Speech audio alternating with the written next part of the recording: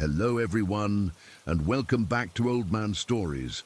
I'm aware that many of you use these videos to fall asleep, so before you doze off, I thought it would be a fun idea if each of you could leave a comment letting me know which part of the world you're listening from. Also, give a like and subscribe to the channel if you're enjoying the episodes, okay? Let's get comfortable, relax, and begin. I still remember that night in 2005 like it happened yesterday. We were on tour with the band, cramped in this beat-up 15-passenger van, pulling a trailer behind us that rattled every time we hit a pothole. The show in Columbus, Ohio got cancelled because of a power outage at the venue, which honestly felt like a blessing at the time. We were all exhausted, and the idea of getting to Erie early to crash at our friend's place sounded perfect. The drive from Columbus to Erie on I-80 is pretty straightforward, just a straight shot across Ohio and into Pennsylvania. Nothing scenic, just endless stretches of highway cutting through farmland and small towns. You forget the names of 5 minutes after you pass them. We'd done this route dozens of times before. It was supposed to be routine. I was sitting by the window on the passenger side, about halfway back in the van.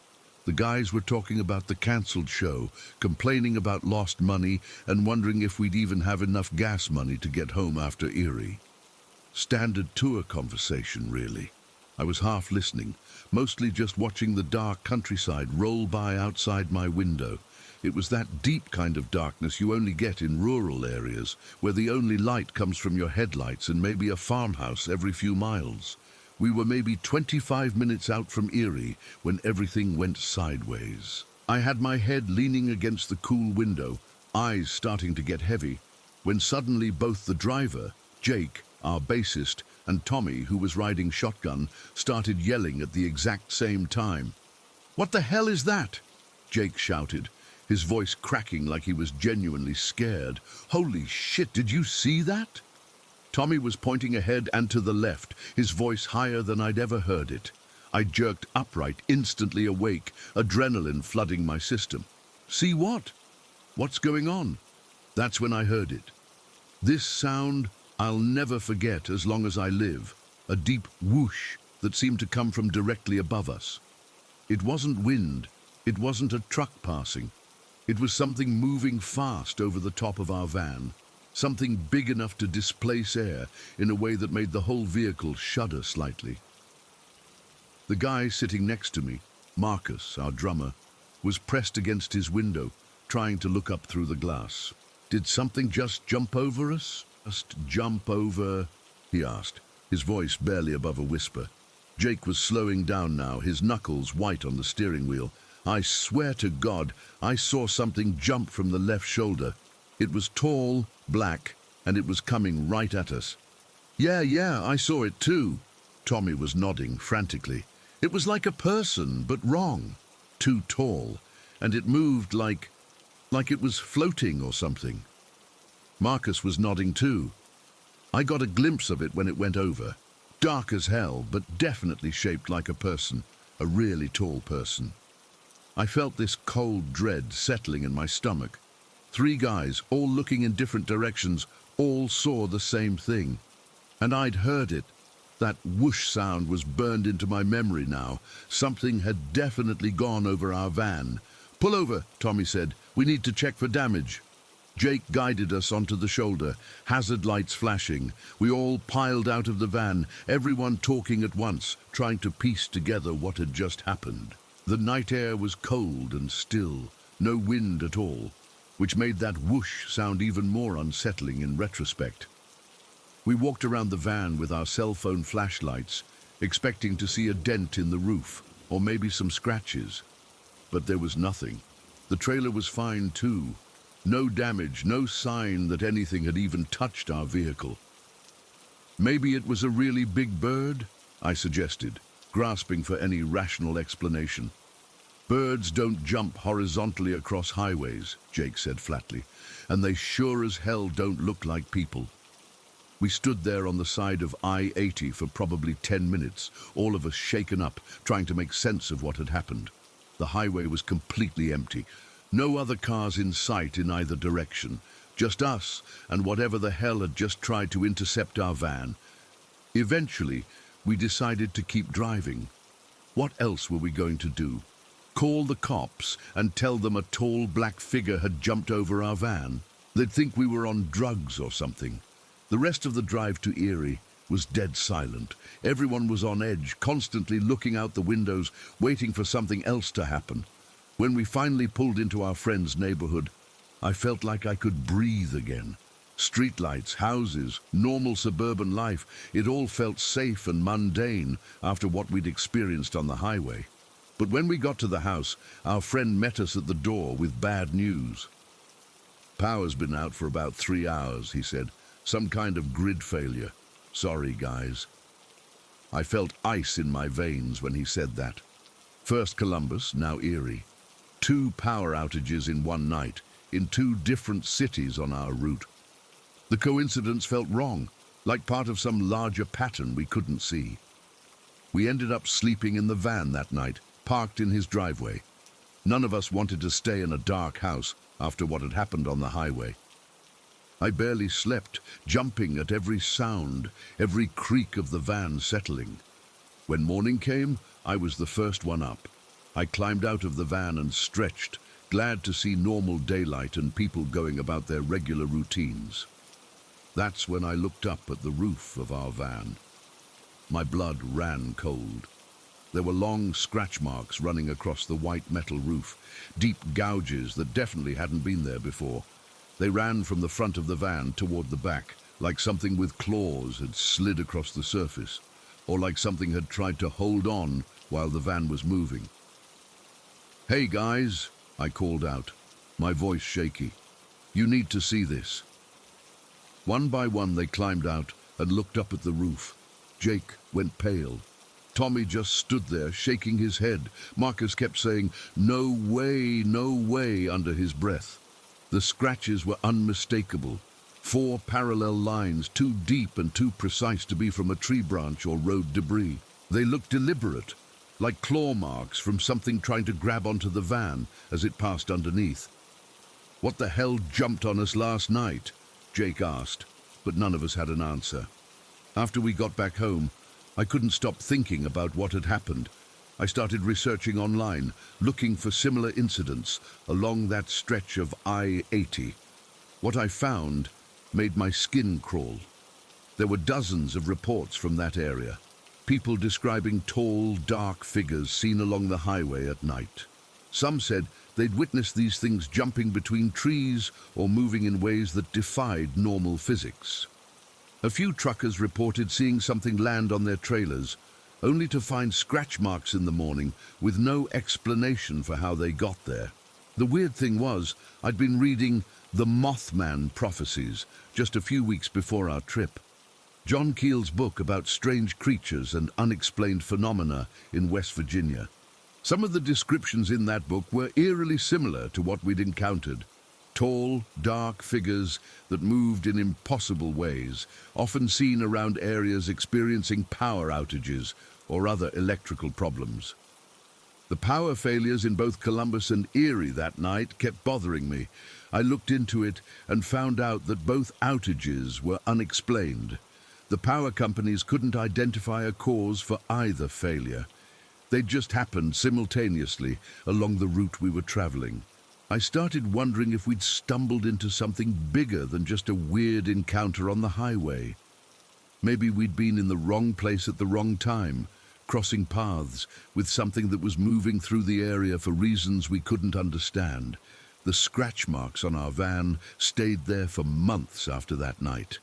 Every time I saw them, I was reminded of that whoosh sound and the absolute terror in my bandmates' voices when they saw that thing jumping toward us. We never talked about it much after that first morning in Erie, but I could tell it had affected all of us. There was an unspoken agreement that we didn't want to dig too deep into what had actually happened, but I couldn't let it go. I kept researching, kept finding more and more reports from that area. The thing that really got to me was how consistent the descriptions were. Different people, different time periods, but they all described the same basic thing: a tall, impossibly dark figure that moved like it wasn't bound by normal physical laws. Some of the reports mentioned that these things seemed to be drawn to vehicles, especially at night. They'd jump onto cars and trucks, sometimes leaving physical evidence of their presence.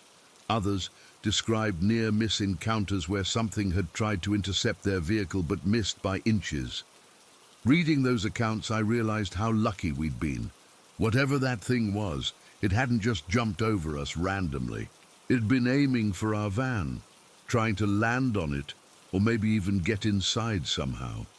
If Jake had been driving just a little faster, or if the thing had timed its jump differently, we might have had a direct collision with something that shouldn't exist.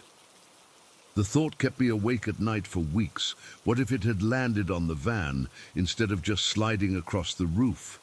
What if it had somehow gotten inside? I'd read accounts of people who claimed these creatures could phase through solid objects or appear inside moving vehicles without warning. I also started thinking about the timing of everything. The power outage in Columbus that cancelled our show, forcing us to leave early. The exact route we'd taken, which wasn't our usual way to Erie. The fact that we'd been driving at that specific time on that specific stretch of highway. It all felt too coordinated to be coincidence. Maybe that thing had been waiting for us, or for someone like us. Maybe the power outages were connected, part of some larger pattern of activity in the area. I'd read that these kinds of creatures were often associated with electrical disturbances, electromagnetic anomalies that could cause unexplained blackouts. The scratches on our van told a story I didn't want to believe. Something had been on top of our vehicle, something with claws sharp enough to gouge metal. It had tried to hold on as we drove away, leaving those marks as evidence of its presence. Even now, almost 20 years later, I get chills thinking about that night. I've driven that same stretch of I-80 dozens of times since then, always during the day, always watching the tree line and the shoulders for any sign of movement. I've never seen anything unusual again, but I know it's out there. Sometimes I wonder what would have happened if we'd stopped the van a few seconds later, or if we'd been driving slower when that thing made its jump. Would it have tried to communicate with us? Would it have been aggressive, or was it just passing through like us, and we happened to be in its path? The band broke up a few years after that tour, but we all stayed in touch.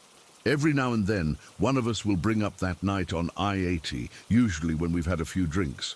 The details never change. Jake and Tommy saw it jump from the left shoulder. Marcus caught a glimpse of it going over the van, and I heard that unmistakable whoosh sound.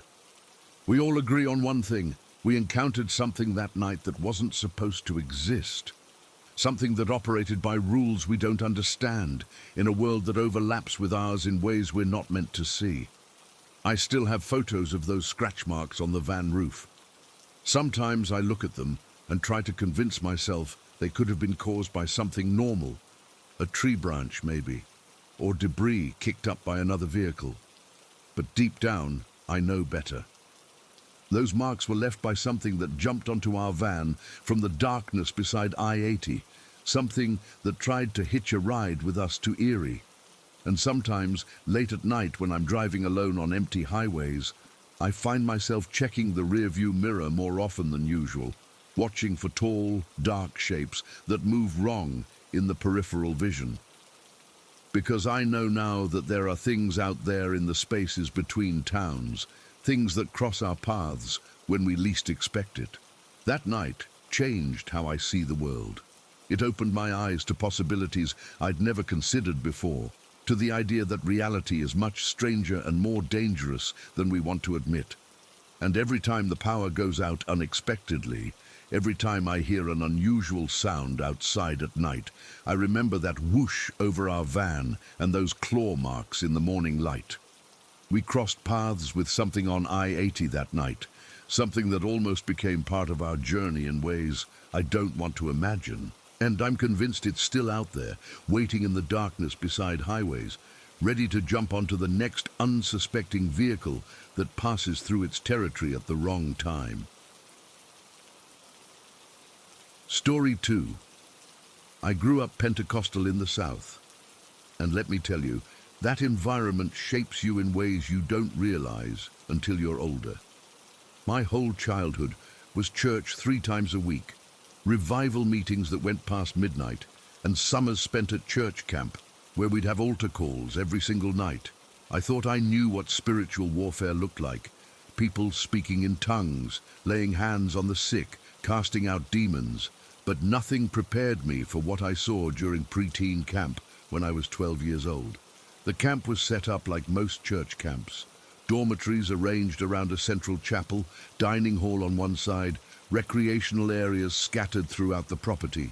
The chapel was this modest building with light-colored walls and old pink carpeting that had probably been there since the 1970s.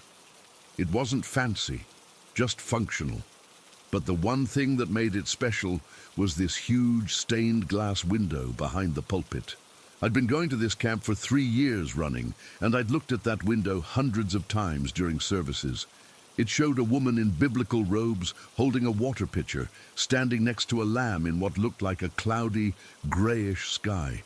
Pretty standard church imagery, nothing that had ever caught my attention as being unusual or unsettling. On the 3rd day of camp, we were having our morning devotional service. I was sitting about halfway back from the stage, same spot I always chose because it gave me a good view of everything without being right up front where the counselors could single me out for participation. The morning light was streaming through that stained glass window, making the colors more vibrant than usual. That's when I noticed something I'd never seen before. In the lower right corner of the window, there was a face. And I mean a face that definitely hadn't been there the day before, or any of the hundreds of times I'd looked at that window over the years. This wasn't some detail I'd simply overlooked. This was something new, something wrong. The face had flesh-colored skin, but it was off somehow, like it was slightly too pink or too waxy. The eyes were huge and bulging, taking up way more space than normal human eyes should, but the worst part was the mouth. This thing had sharp, pointed teeth that were clearly visible even from where I was sitting, and they weren't arranged like human teeth at all. They looked predatory, designed for tearing. And then there were these 2 bumps on the forehead, like horns that were just starting to grow through the skin. I blinked hard and looked again, thinking maybe the morning light was playing tricks on me, or I was seeing shadows where there weren't any. But no. The face was still there, clearer than ever, staring directly out of the glass like it was looking right at me. I elbowed the kid sitting next to me. "Hey, do you see that face in the window?" He squinted toward the front of the chapel. "What face?" "You mean the lady with the pitcher?" "No, in the corner, bottom right. There's this face with big eyes and teeth." He looked again, really studied the window this time. "I don't see anything, man. Just the regular picture." I tried with 2 more kids around me, pointing directly at where the face was. None of them could see it. They all looked at me like I was losing it, which made me start doubting myself. But every time I looked back at that window, the face was there, staring back at me with those impossibly large eyes. The really disturbing part was that I could feel it watching me. This wasn't just a static image in colored glass.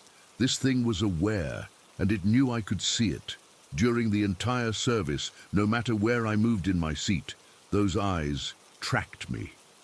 When I looked away and then looked back, the face seemed to have shifted slightly, like it was trying to get a better angle to observe me. By lunchtime, I was convinced I was either going crazy or experiencing some kind of spiritual attack. In Pentecostal churches, they teach you that demons can manifest in all sorts of ways, and that some people have spiritual gifts that allow them to see things others can't. But this felt different from the stories I'd heard. This felt personal and targeted. I spent the afternoon trying to avoid looking at the chapel, but we had to go back for evening service. The moment I walked through those doors, my eyes went straight to the window. The face was still there, but now it seemed more defined, like it was becoming clearer or stronger somehow. The horns on its forehead looked more pronounced, and I swear its mouth was slightly more open. showing more of those sharp teeth. During the service, I couldn't concentrate on anything the preacher was saying. All I could think about was that thing in the glass, watching me, waiting for something.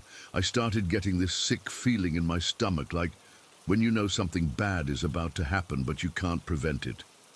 After the service ended, I knew I had to tell someone. My dad was a pastor back home, and he'd always told me that if I ever experienced anything spiritually strange, I should come to him immediately. So I found him where he was talking with some of the other adult chaperones near the back of the chapel. "Dad, I need to talk to you about something." He could tell from my voice that I was serious. We walked outside where we could have some privacy, and I told him everything. About the face in the window, how it seemed to be watching me, how none of the other kids could see it. The reaction I got wasn't what I expected. Instead of the calm, pastoral response I was used to from him, my dad went pale, like seriously pale. His jaw got tight and he looked back toward the chapel with this expression I'd never seen before. Fear mixed with something that looked almost like recognition. "Don't mention this to anyone else," he said, grabbing my shoulder harder than he meant to. "Don't talk about what you saw with the other kids. Don't bring it up with the counselors. Don't even think too hard about it if you can help it." "But Dad, what if it's some kind of demonic—" "Just don't," he cut me off. "Some things are better left alone. Can you do that for me?" The way he said it made it clear this wasn't a request. This was an order. And there was something behind it that scared him more than he was letting on. My dad had dealt with demon possessions, had cast out evil spirits, had seen all sorts of supernatural manifestations throughout his ministry. If something was making him react like this, it had to be serious. I promised I wouldn't talk about it, but that didn't make it go away. For the rest of the camp, every time we went into that chapel, the face was there. Each day, it seemed to become more vivid, more real. By the last day, I could see details that definitely hadn't been there before. Individual teeth, the texture of its skin, even what looked like tiny blood vessels in those bulging eyes. And the worst part was the growing certainty that it wasn't just watching me anymore. It was trying to communicate something, like it was waiting for the right moment to make contact. The camp ended on a Saturday, and we drove home that afternoon. I was relieved to be leaving, thinking that whatever was happening would stay behind at that chapel. But I was wrong. That night, I was at home watching Batman Forever on our old TV in the living room. My parents had gone to bed, and I was stretched out on the couch enjoying the rare treat of staying up late on a weekend. The movie was at the part where Two-Face and the Riddler are working together, and I was totally absorbed in it. Then I felt something touch my hand. It wasn't a brush or an accident. It was a deliberate touch, like someone had reached under the couch and grabbed my fingers. My blood went ice cold. I jerked my hand back and rolled off the couch, landing hard on the floor. Our dog started barking from the kitchen, this frantic, panicked barking like he'd seen an intruder. Our cat came flying down the stairs, fur standing on end, and ran straight out the back door through the pet flap. Both animals were acting like there was immediate danger in the house. I was frozen on the floor, staring at the space under the couch where I'd felt that touch. The TV was still playing, but all I could hear was my heart pounding, and the dogs continued barking from the other room. I wanted to look under the couch, but I was terrified of what I might see. Instead, I backed away toward the stairs, never taking my eyes off the couch. That's when I heard it, a low sound coming from underneath the furniture, like someone breathing very slowly and deliberately. Not trying to hide it, but making sure I could hear it. I ran upstairs and dove into my bed, pulling the covers over my head like I was 6 years old again. I stayed awake for hours, listening for any sound from downstairs, but the house had gone completely quiet. Even the dog had stopped barking. The next morning was Sunday, and we went to church like always. During the service, I kept thinking about what had happened the night before, and wondering if it was connected to what I'd seen at camp. My dad was preaching that morning, but I could barely pay attention because I kept getting the feeling that something was watching me from somewhere in the sanctuary. After church, we were standing around talking with other families when this woman I'd known my whole life, Mrs. Henderson, who taught Sunday school and helped with the church potlucks, started acting strange. She was talking to my mom about something normal, maybe the upcoming church picnic, when suddenly she stopped mid-sentence. Her whole face changed, the friendly, familiar expression disappeared, and something else took its place. Her eyes went cold and distant, and when she looked at me, I felt like I was back at camp, staring at that face in the window. Then she started shaking, not like she was cold, but like something was fighting to get out of her body. Other people started noticing, gathering around her, asking if she was okay. But Mrs. Henderson wasn't responding to them at all. She was just staring at me with those changed eyes, shaking harder and harder. My dad moved toward her, probably thinking this was the beginning of a demonic manifestation that he'd need to deal with. But before he could get close, Mrs. Henderson opened her mouth and started cursing. And I don't mean using bad language. I mean cursing in the biblical sense, speaking words that felt like they had power behind them, directed specifically at me. The words weren't in English. They were in some language I didn't recognize, but somehow I understood their intent. They were meant to hurt me, to bind me to something, to mark me as belonging to whatever was speaking through her. Then she started vomiting. But it wasn't normal vomit. It was this thick, black substance that looked like tar mixed with blood. Someone had grabbed a bucket from the church kitchen, and she kept heaving up this horrible dark mass while the adults around her prayed and tried to help. The whole time, even while she was throwing up this disgusting stuff, she kept looking at me with those cold eyes. And right before she finally stopped, right before whatever was controlling her let go, she spoke one clear sentence in English. "We'll see each other again." Her voice, when she said it, wasn't her own. It was deeper, rougher, like it was coming from somewhere else and just using her throat to make the sounds. And the way she said, "we," like she was speaking for more than one entity. After that, Mrs. Henderson collapsed and had to be taken to the hospital. She recovered physically, but she never remembered what had happened. According to her, 1 minute she was talking to my mom about the church picnic, and the next minute she was waking up in the hospital with no idea how she'd gotten there. But I remembered every detail, and I knew it wasn't random. Something had used her to deliver a message to me, something that had followed me home from that camp. Over the next few weeks, things in our house started happening that couldn't be explained. Objects would be upside down in the morning, not knocked over, but carefully turned upside down like someone had done it on purpose. Picture frames, books on shelves, even heavy items that would have made noise if they'd fallen. My mom started finding long strands of hair in weird places. Not regular human hair, but something coarser and darker, almost black. She'd find it wrapped around doorknobs, woven through the slats of chairs, even braided into the fringe of our living room curtains. None of us in the family had hair like that, and we couldn't figure out where it was coming from. The strangest part was that it seemed to appear overnight. Mom would clean a room thoroughly, and the next morning there would be more of that dark hair in places she'd just cleaned.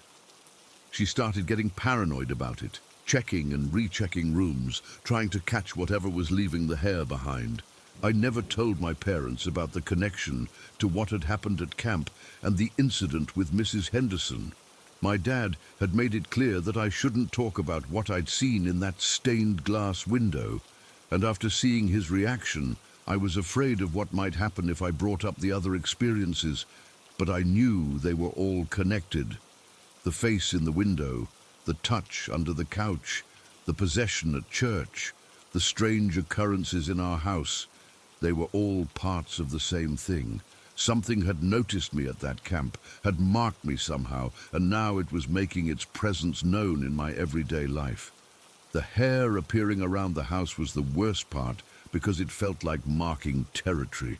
like something was claiming our space, leaving evidence of its presence in places we'd have to see it every day.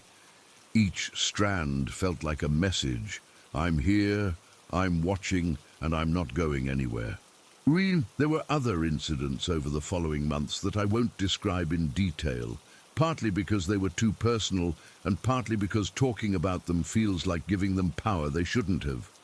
But I will say that the entity, or entities, that had first appeared in that stained glass window continued to make contact in ways that became increasingly intrusive and frightening. What bothers me most about the whole experience is how it started with something that should have been holy and safe, a church window depicting a biblical scene. In the environment I grew up in, the church was supposed to be protected ground, a place where evil couldn't gain a foothold. But somehow, something had found a way to manifest there, right in the middle of our sacred space. I've thought about that window thousands of times over the years. Was the face always there, hidden in the glass until the right person, with the right kind of spiritual sensitivity, came along to see it? Or did something create it, using the existing image as a foundation to build its own presence? The fact that only I could see it still haunts me.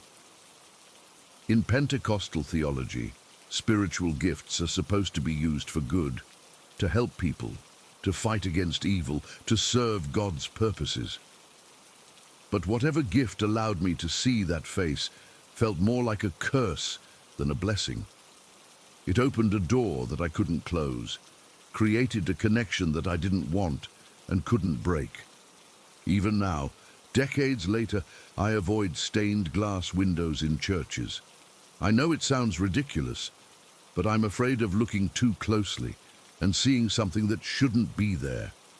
Because once you see something like that, once you make that kind of contact with whatever exists in the spaces between our world and others, you can never go back to the simple faith that everything holy is safe and everything evil is obvious. That face in the window was my introduction to the idea that spiritual warfare is more complex and more personal than I'd been taught. It's not always dramatic exorcisms and obvious demon possessions. Sometimes it's subtle, patient, and targeted.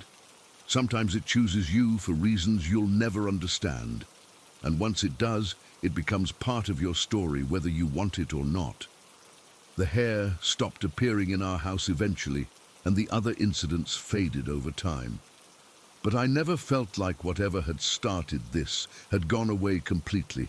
I felt like it had just become more patient, more subtle in its approach. Like it was playing a longer game than I could comprehend. That's the most terrifying part of the whole experience. Not the dramatic moments of contact, but the quiet certainty that something inhuman knows who you are and where to find you. Something that first appeared in a church window, in a place where I should have been completely safe, and has been part of my life ever since. Story 3. I used to date this girl from college who lived about 3 hours away from my campus. We'd been together for almost 2 years, and we had this routine worked out where we'd alternate weekends. One weekend I'd drive to her place, the next she'd come to mine. It wasn't perfect, but it worked for us. We were young and thought we had all the time in the world to figure out the distance thing. Her name was Sarah, and she was studying psychology at this small liberal arts college that I'd never heard of before I met her. The campus was in this tiny town surrounded by farmland, the kind of place where everyone knew everyone and nothing much happened except during the semester when the students were around. She lived in an off-campus apartment with 3 roommates, all psychology majors like her, and they'd become really close over the 2 years they'd been living together. The weekend this all happened was supposed to be my turn to go see her, but I'd gotten roped into this study group for my organic chemistry class. The exam was worth 40% of our grade, and I was struggling bad. I'd told Sarah about it the week before, explained that I might need to skip that weekend to catch up, and she'd seemed understanding about it.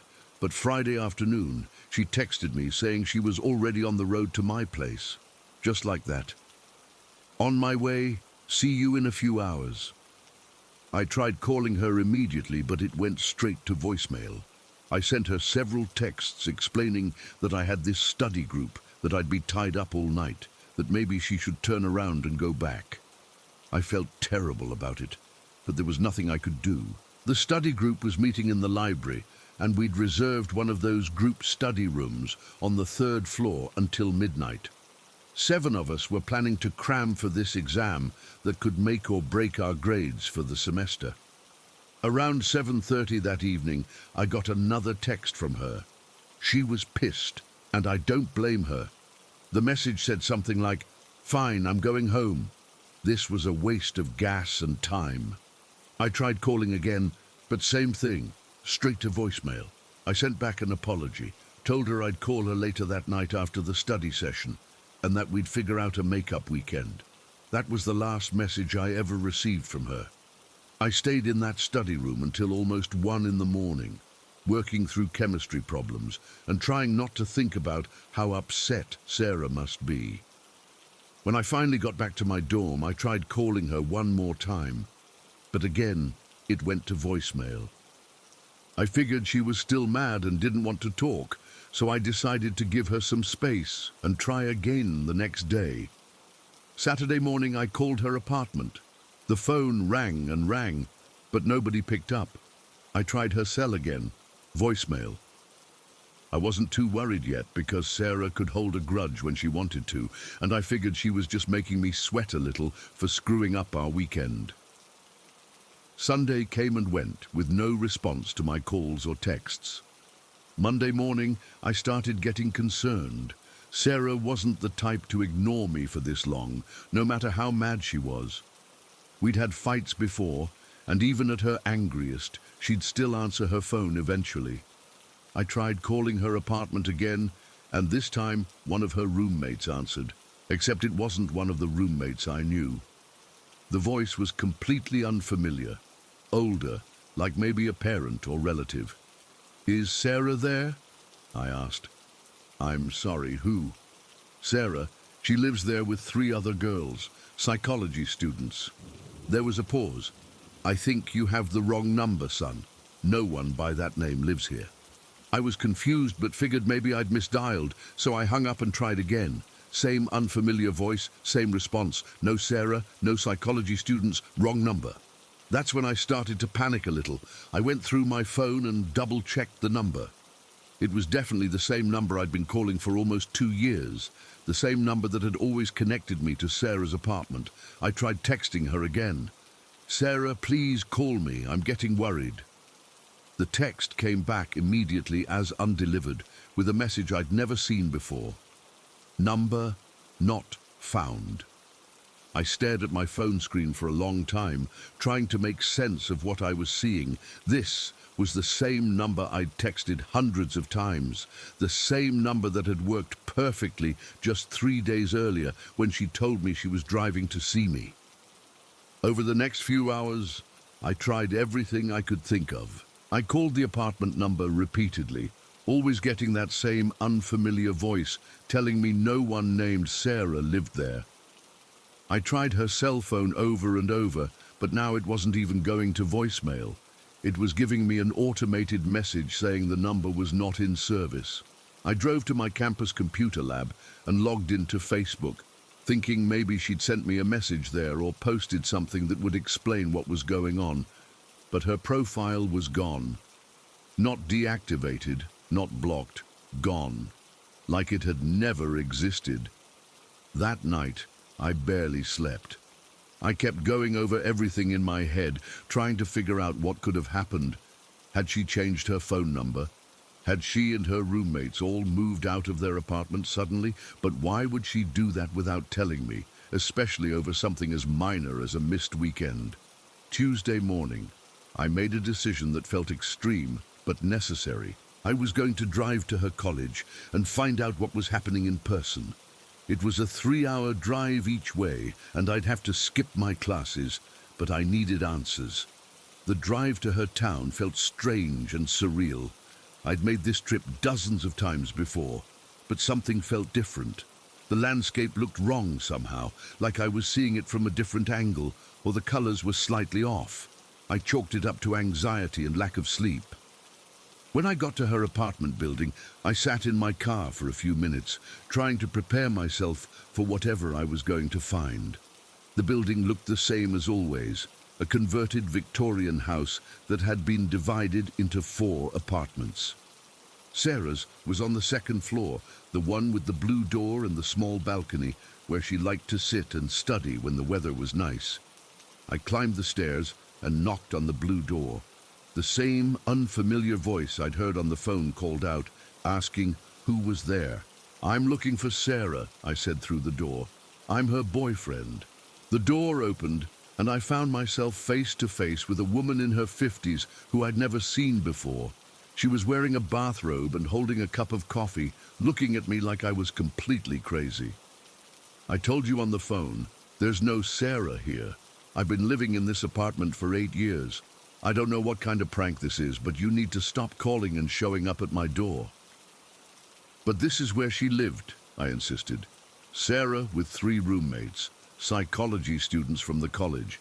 They've been here for 2 years. The woman shook her head. "Son, I've been the only tenant in this apartment since 2003. There haven't been any college students living here, and definitely no one named Sarah." I pulled out my phone and showed her photos of Sarah and me together on her balcony, taken just a few weeks earlier. The woman looked at the pictures, then looked at me with something that might have been pity. "I don't know where these were taken, but it wasn't here. That's not my balcony." I looked past her into the apartment, and my blood went cold. The layout was completely different from what I remembered. Where Sarah's living room should have been, there was a small office with a desk and filing cabinets. The walls were painted beige, instead of the light blue that Sarah and her roommates had chosen. "Can I just look around for a minute?" I asked desperately. "Maybe I'm confused about which apartment." "No, you cannot look around my home," the woman said firmly. "And if you don't leave right now, I'm calling the police." I apologized and backed away from her door, but I didn't leave the building. Instead, I knocked on the other 3 apartments. 2 of them were empty, and the 3rd was occupied by an elderly man who'd lived there for 15 years. None of them had ever heard of Sarah or her roommates. I drove to the college campus next, thinking maybe I could find her there, or at least get some information from the registrar's office. The campus was small enough that I'd been there many times and knew my way around pretty well. But when I tried to find the psychology building where Sarah had most of her classes, I couldn't locate it. There was a different building in the spot where I remembered it being, and when I asked a student for directions to the psychology department, she told me the college didn't have a psychology program. "Never has, as far as I know," she said. "We're mostly focused on business and education. Are you thinking of a different school, maybe?" I went to the registrar's office anyway, hoping they could at least confirm that Sarah had been enrolled there. The woman behind the desk was polite but firm. She couldn't give out information about students to non-family members, even if she wanted to help. "But I can tell you that we don't have a psychology program here," she added. "We never have. So if your girlfriend was studying psychology, she definitely wasn't doing it at this college." I left campus feeling like I was losing my mind. Either I was having some kind of breakdown and misremembering everything about my 2-year relationship, or something impossible was happening. I tried one more thing before giving up for the day. I drove to the gas station where Sarah always stopped to fill up before making the drive to see me. The same station where I'd met her roommates a few times when they'd come along for the trip. The older man behind the counter looked familiar, so I approached him with my phone out, ready to show him Sarah's picture. "Excuse me, do you recognize this girl? She comes in here pretty regularly, usually on Friday afternoons." He looked at the photo for a long time, really studying it. Then he looked up at me with a confused expression. "Son, I've been working here for 12 years, and I've never seen this girl in my life. Pretty sure I'd remember her too. Not many young folks come through here regularly." I drove home in a daze, my mind racing with possibilities that all seemed impossible. When I got back to my dorm, I went through everything Sarah had left in my room over the past 2 years. Clothes, books, a toothbrush, some jewelry, physical proof that she existed, that our relationship was real. I gathered it all up and drove to the post office. If her phone number was disconnected and her apartment was occupied by someone else, maybe I could reach her by mailing her things to her parents' house. I'd been there once for Thanksgiving, and I remembered the address. I packaged everything carefully and sent it priority mail with tracking, addressed to Sarah at her childhood home. 3 days later, the package came back marked, "Return to sender." No such address. I looked up the address online. The street existed, but the house number I remembered didn't. The street numbers in that area jumped from 412 to 416. There was no 414 where Sarah's family home should have been. That's when I started to really panic. I called in sick to work and spent the entire day trying to find any trace of Sarah online. I searched for her name in combination with her college, her hometown, her parents' names that I remembered. Nothing. It was like she had never existed. I checked my phone records, thinking maybe I could trace the calls I'd made to her number. But when I looked at my bill, there were no calls listed to her number for the past 3 months. According to my phone company, I hadn't called that number once, even though I knew I'd talked to her multiple times per week. I went through my social media accounts looking for posts where I'd mentioned her or photos we'd taken together. They were all gone, not deleted, gone, like they'd never been posted in the first place. My friends' comments on photos that should have included Sarah now made no sense, because they were commenting on pictures of just me standing alone. I started asking my friends about her, casual questions at first, then more direct ones. Every single person I talked to gave me the same response. They'd never heard me mention a girlfriend named Sarah. According to them, I'd been single for the entire 2 years I thought I'd been dating her. "Dude, are you feeling okay?" My roommate asked after I'd spent an hour grilling him about whether he remembered meeting Sarah. "You've never brought any girl back to the room. Trust me, I'd remember if you had a girlfriend." But I knew he was wrong. I had clear memories of Sarah staying over, of him complaining about having to find somewhere else to sleep on the nights she visited. I remembered conversations we'd all had together, movies we'd watched as a group. Those memories felt completely real and vivid. I made an appointment with a counselor at the campus health center, thinking maybe I was having some kind of psychological break. The counselor was kind and patient, but she seemed convinced that I'd created an elaborate fantasy relationship in my mind as a way of coping with loneliness or stress. "Sometimes our minds create very vivid false memories," she explained, "especially when we're dealing with isolation or pressure from school. These memories can feel absolutely real, complete with sensory details and emotions." I wanted to believe her explanation because it was rational and made more sense than the alternative. But there were too many specific details, too many physical interactions I remembered. The way Sarah laughed at stupid movies, the sound of her key in my door, the smell of her shampoo on my pillow. These weren't vague fantasy memories. They were sharp and detailed and real. I tried calling the police, thinking maybe there had been an accident or something had happened to her on the drive home that Friday night.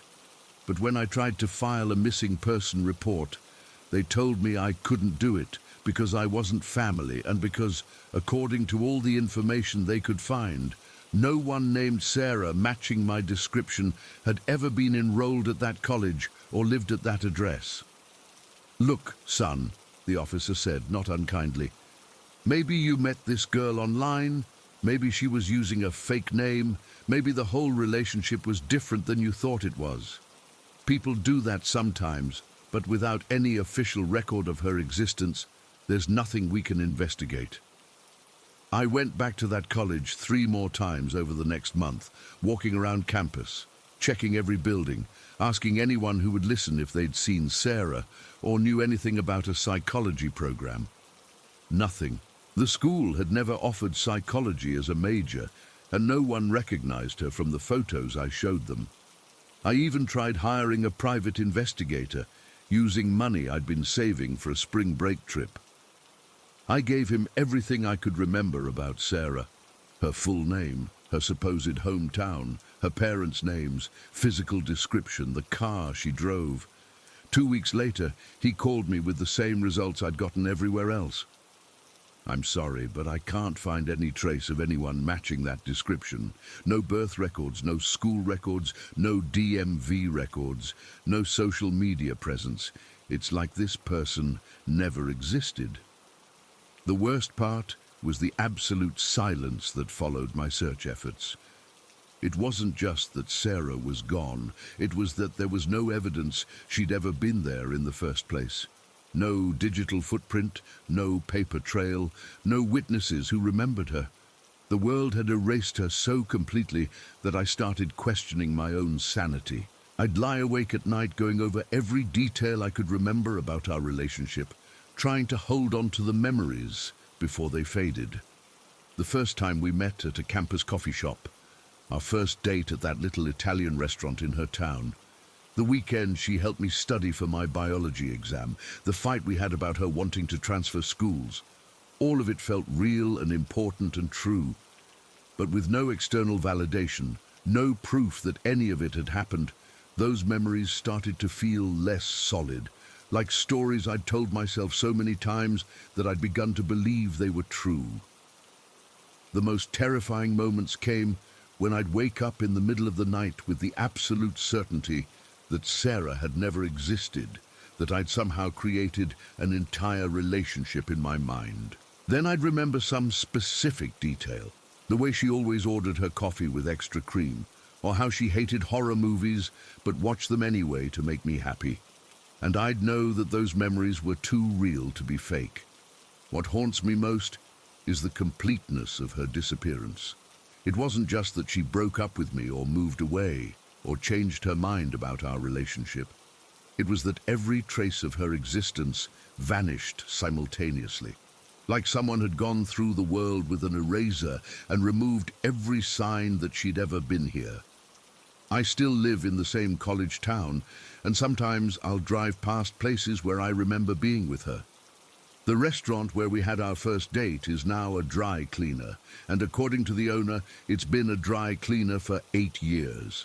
The coffee shop where we met is still there, but when I asked the longtime employees if they remembered seeing us together, none of them did. It's been over a year now since that Friday when she texted me about driving to my campus. I've stopped actively searching for her or trying to prove that our relationship existed, but I haven't stopped remembering, and I haven't stopped feeling like I'm the only person in the world who knows that someone named Sarah existed and that we loved each other for 2 years.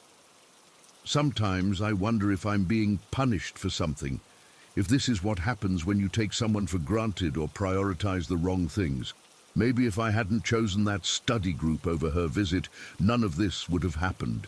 Maybe she'd still be here, still be real, still be part of my life. But then I remember that according to everyone else, she was never here to begin with.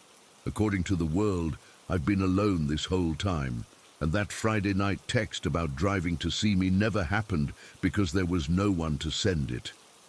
The silence is the worst part. Not knowing if she's okay, if she remembers me, if she even exists somewhere beyond my memories. Living with the knowledge that I loved someone who has been completely erased from reality, and I'm the only witness to prove that love was real. Story 4. Last July, my boyfriend and I were house-sitting in the West Midlands, and I swear what happened that night changed how I see the world. We'd done house-sitting gigs before. It was a good way to get free accommodation while traveling, but this place was different from anything we'd experienced. The property was this massive estate sitting on top of a hill, surrounded by dense forests and limestone peaks. You could see for miles in every direction during the day, but at night it felt completely isolated from civilization. The main house was huge, like something you'd see in a period drama, but we were staying in the guest house, a smaller building about 50 meters from the main residence. What made this place special, and honestly a bit overwhelming, were all the animals. The owners had 6 horses in the paddock behind the guest house, 5 geese that wandered around the property like they owned it, and 2 farm cats named Harry and Jack. These weren't pampered house cats. They were working cats, tough and independent, the kind that kept the mouse population under control and generally minded their own business. The horses were beautiful, especially this stallion named Saxon. He was this massive black horse, probably 17 hands high, with an attitude to match his size. In all the days we'd been there, I'd never seen Saxon back down from anything. He was clearly the alpha of the herd, the one the other horses looked to when something spooked them. Our job was pretty straightforward. Feed the animals twice a day, make sure the horses had fresh water, keep an eye on the property. The owners had left detailed instructions and their contact information, but they were somewhere in southern France and wouldn't be back for 2 weeks. The day everything went wrong started normal enough. It was a Wednesday, I think, and the weather had been building all afternoon. You know how it gets in the English countryside when a storm's coming. The air gets heavy and still, and everything feels like it's waiting for something to happen. My boyfriend had gone into town to pick up supplies, leaving me alone with the animals. I was sitting in the guest house around 4 in the afternoon when I first noticed something was off.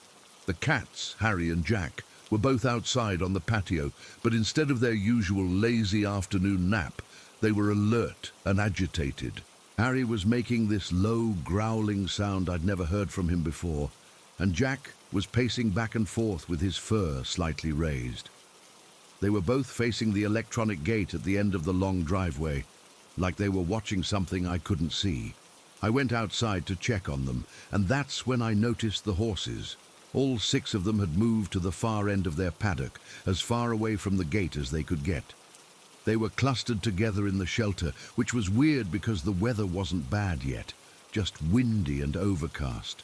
But Saxon, this horse who never showed fear of anything, was pressed against the back wall of the shelter with the other horses. I'd never seen him act submissive or scared before.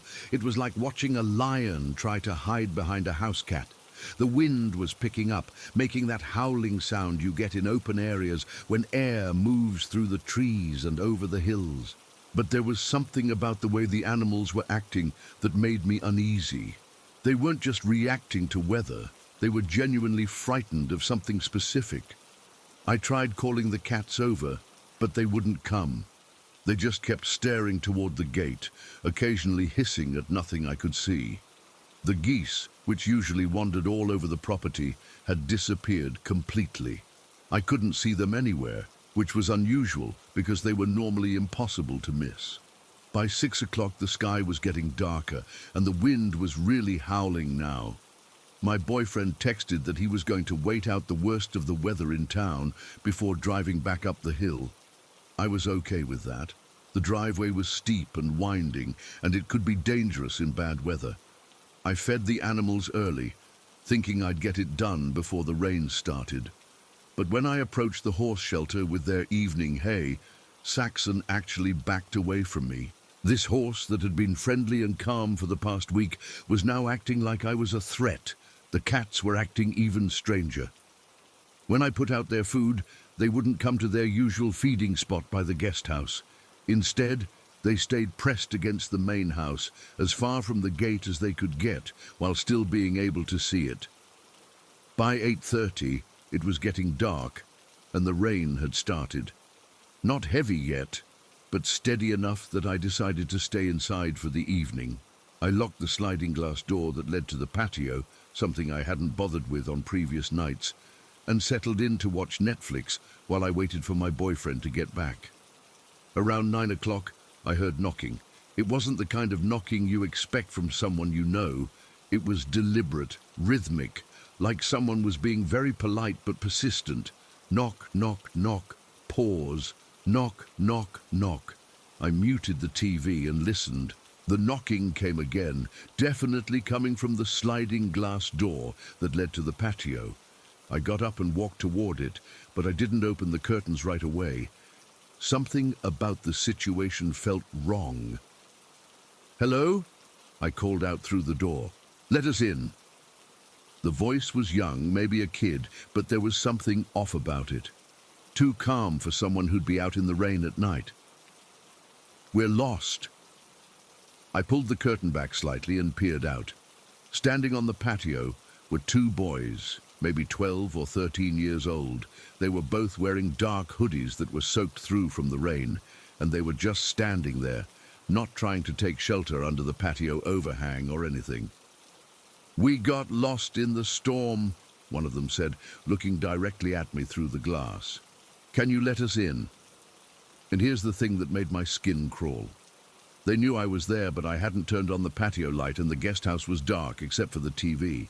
There was no way they should have been able to see me clearly through the rain and darkness. "How do you know someone's here?" I asked. "We can see you," the other boy said. "We know you're alone. Just let us in until the storm passes." The way he said, "We know you're alone," made every alarm bell in my head start ringing. These weren't lost kids. No lost kid would know details about who was in the house or act this calm and persistent. "I can't let strangers in," I said through the door, "but I can call someone to help you." "We don't need help from anyone else," the first boy said. "We just need you to let us in." I noticed something else that made my blood run cold. Despite the heavy rain, I could see them clearly through the glass door, but there weren't any puddles forming around their feet. The rain was hitting them, their clothes were soaked, but the water wasn't dripping off them the way it should. "Please," the second boy said, "we can't come in unless you invite us." That phrase, "we can't come in unless you invite us," hit me like a punch in the stomach. That's not how normal people talk. That's not how lost kids ask for help. I backed away from the door without answering and went to find my phone. My hands were shaking as I tried to call my boyfriend, but there was no signal. The storm must have taken out the cell tower. When I looked back at the door, there were 3 of them. The third one was taller and thinner than the other 2, standing slightly behind them.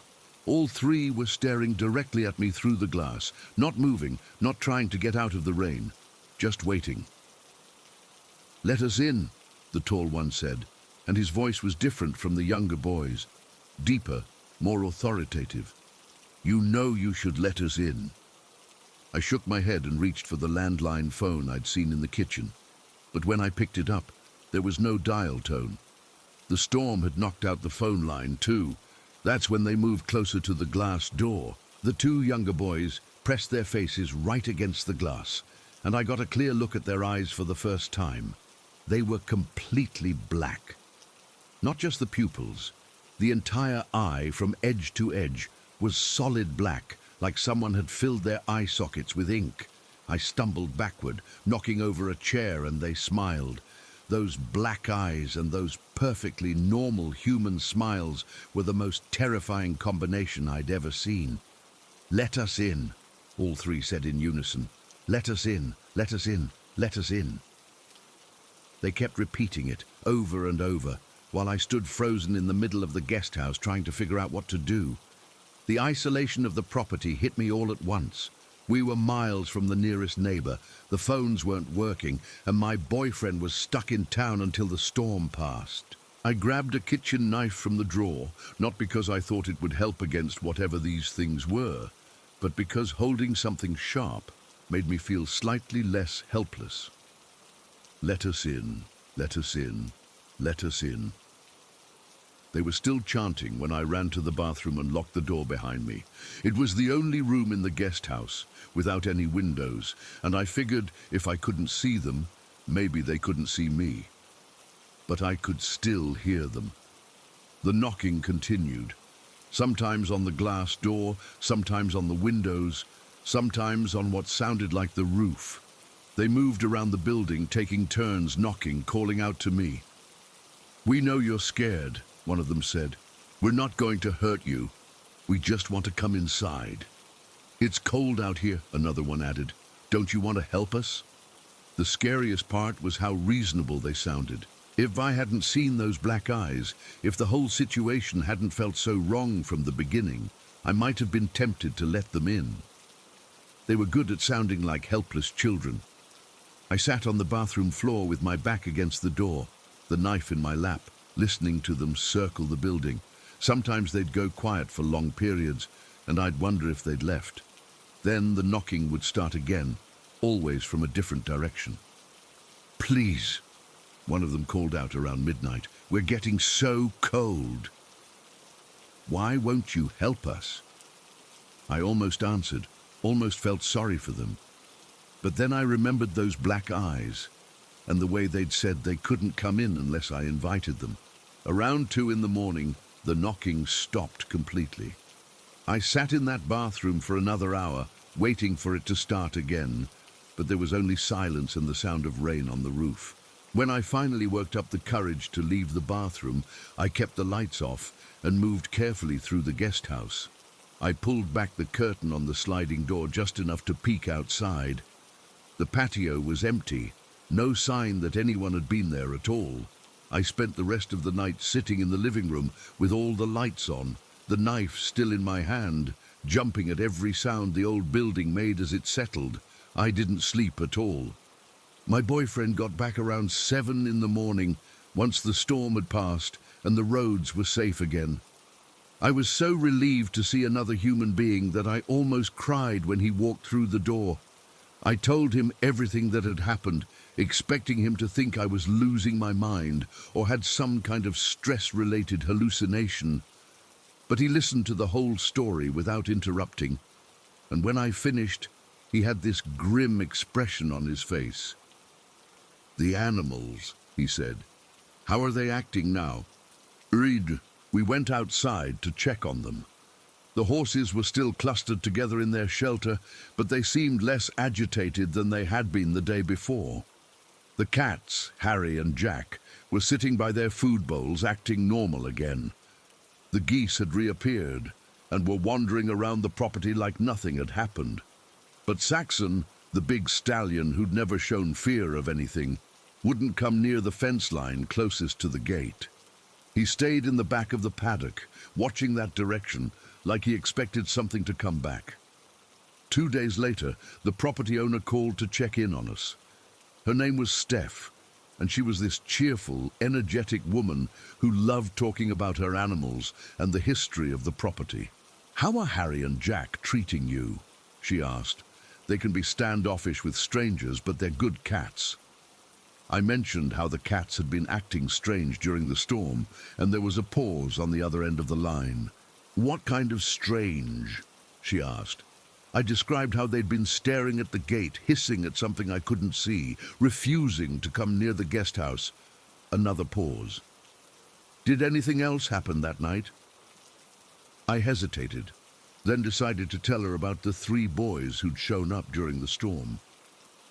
I left out the part about their black eyes, just said that some kids had come to the door asking to be let in, and that something about the situation had felt off. "Jesus," Steph said quietly, "that's the 4th time." "4th time what?" "I have security cameras set up around the property," she explained. "Motion activated. Over the past 2 years, I've had 3 different house sitters report the same thing, kids showing up during storms, asking to be let in.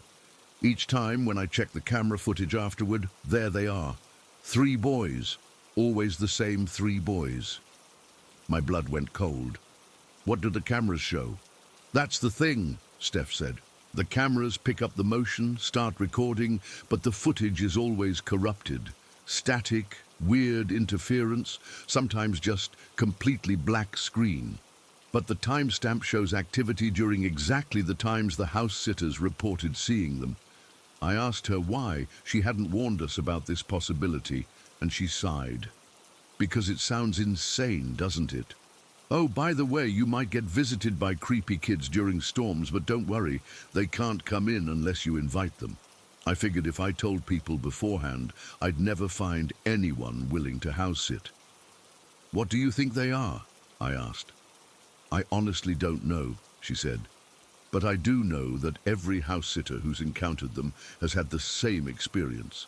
They ask to be let in, they seem to know things they shouldn't know, and the animals go absolutely mental until they leave."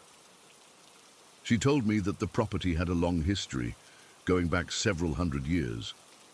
There had been deaths on the land over the centuries, accidents, illness, a few unexplained disappearances, but she'd never been able to find any historical connection to 3 boys. The important thing, she said, is that you didn't let them in. Whatever they are, whatever they want, they seem to need permission to enter the building. I asked her if she thought they'd come back, and she was quiet for a long moment. I don't think they're done with the property, she said finally, but I think they only show up during major storms when people are isolated and vulnerable, and they only target the guest house, never the main residence. We stayed for the rest of our scheduled time, but I have to admit that every night I was terrified the weather would turn bad. I kept the kitchen knife next to the bed, and I never opened the curtains after dark. The animals gradually returned to normal behavior, except for Saxon. That horse remained skittish around the gate area for the rest of our stay. Sometimes I'd catch him staring in that direction, ears forward, like he was listening for something the rest of us couldn't hear. On our last day, Steph called again to thank us for staying, despite what had happened. She mentioned that she'd been thinking about selling the property because of the recurring incidents with house sitters. It's not that I'm scared, she said. It's that I can't keep putting people in that situation. What if someday someone does let them in? What if someone doesn't have the instincts to refuse? I told her I understood, but I also said that maybe she shouldn't sell. Maybe having people there who knew about the boys and knew not to let them in was better than leaving the property empty or having it sold to someone who wouldn't be prepared. Maybe, she said, but I keep thinking about that phrase you said they used. We can't come in unless you invite us. Well, that suggests they want to come in very badly. And if they're willing to keep trying, storm after storm, year after year, eventually they might find someone who says yes. I never found out what Steph decided to do about the property. We left the West Midlands the next day and continued our travels. But I've thought about those 3 boys almost every day since then. The thing that bothers me most isn't what they were or where they came from. It's how normal they looked, apart from the eyes. If I'd opened that door in the first 30 seconds before I'd had time to notice the details that were wrong, I might have let them in without question.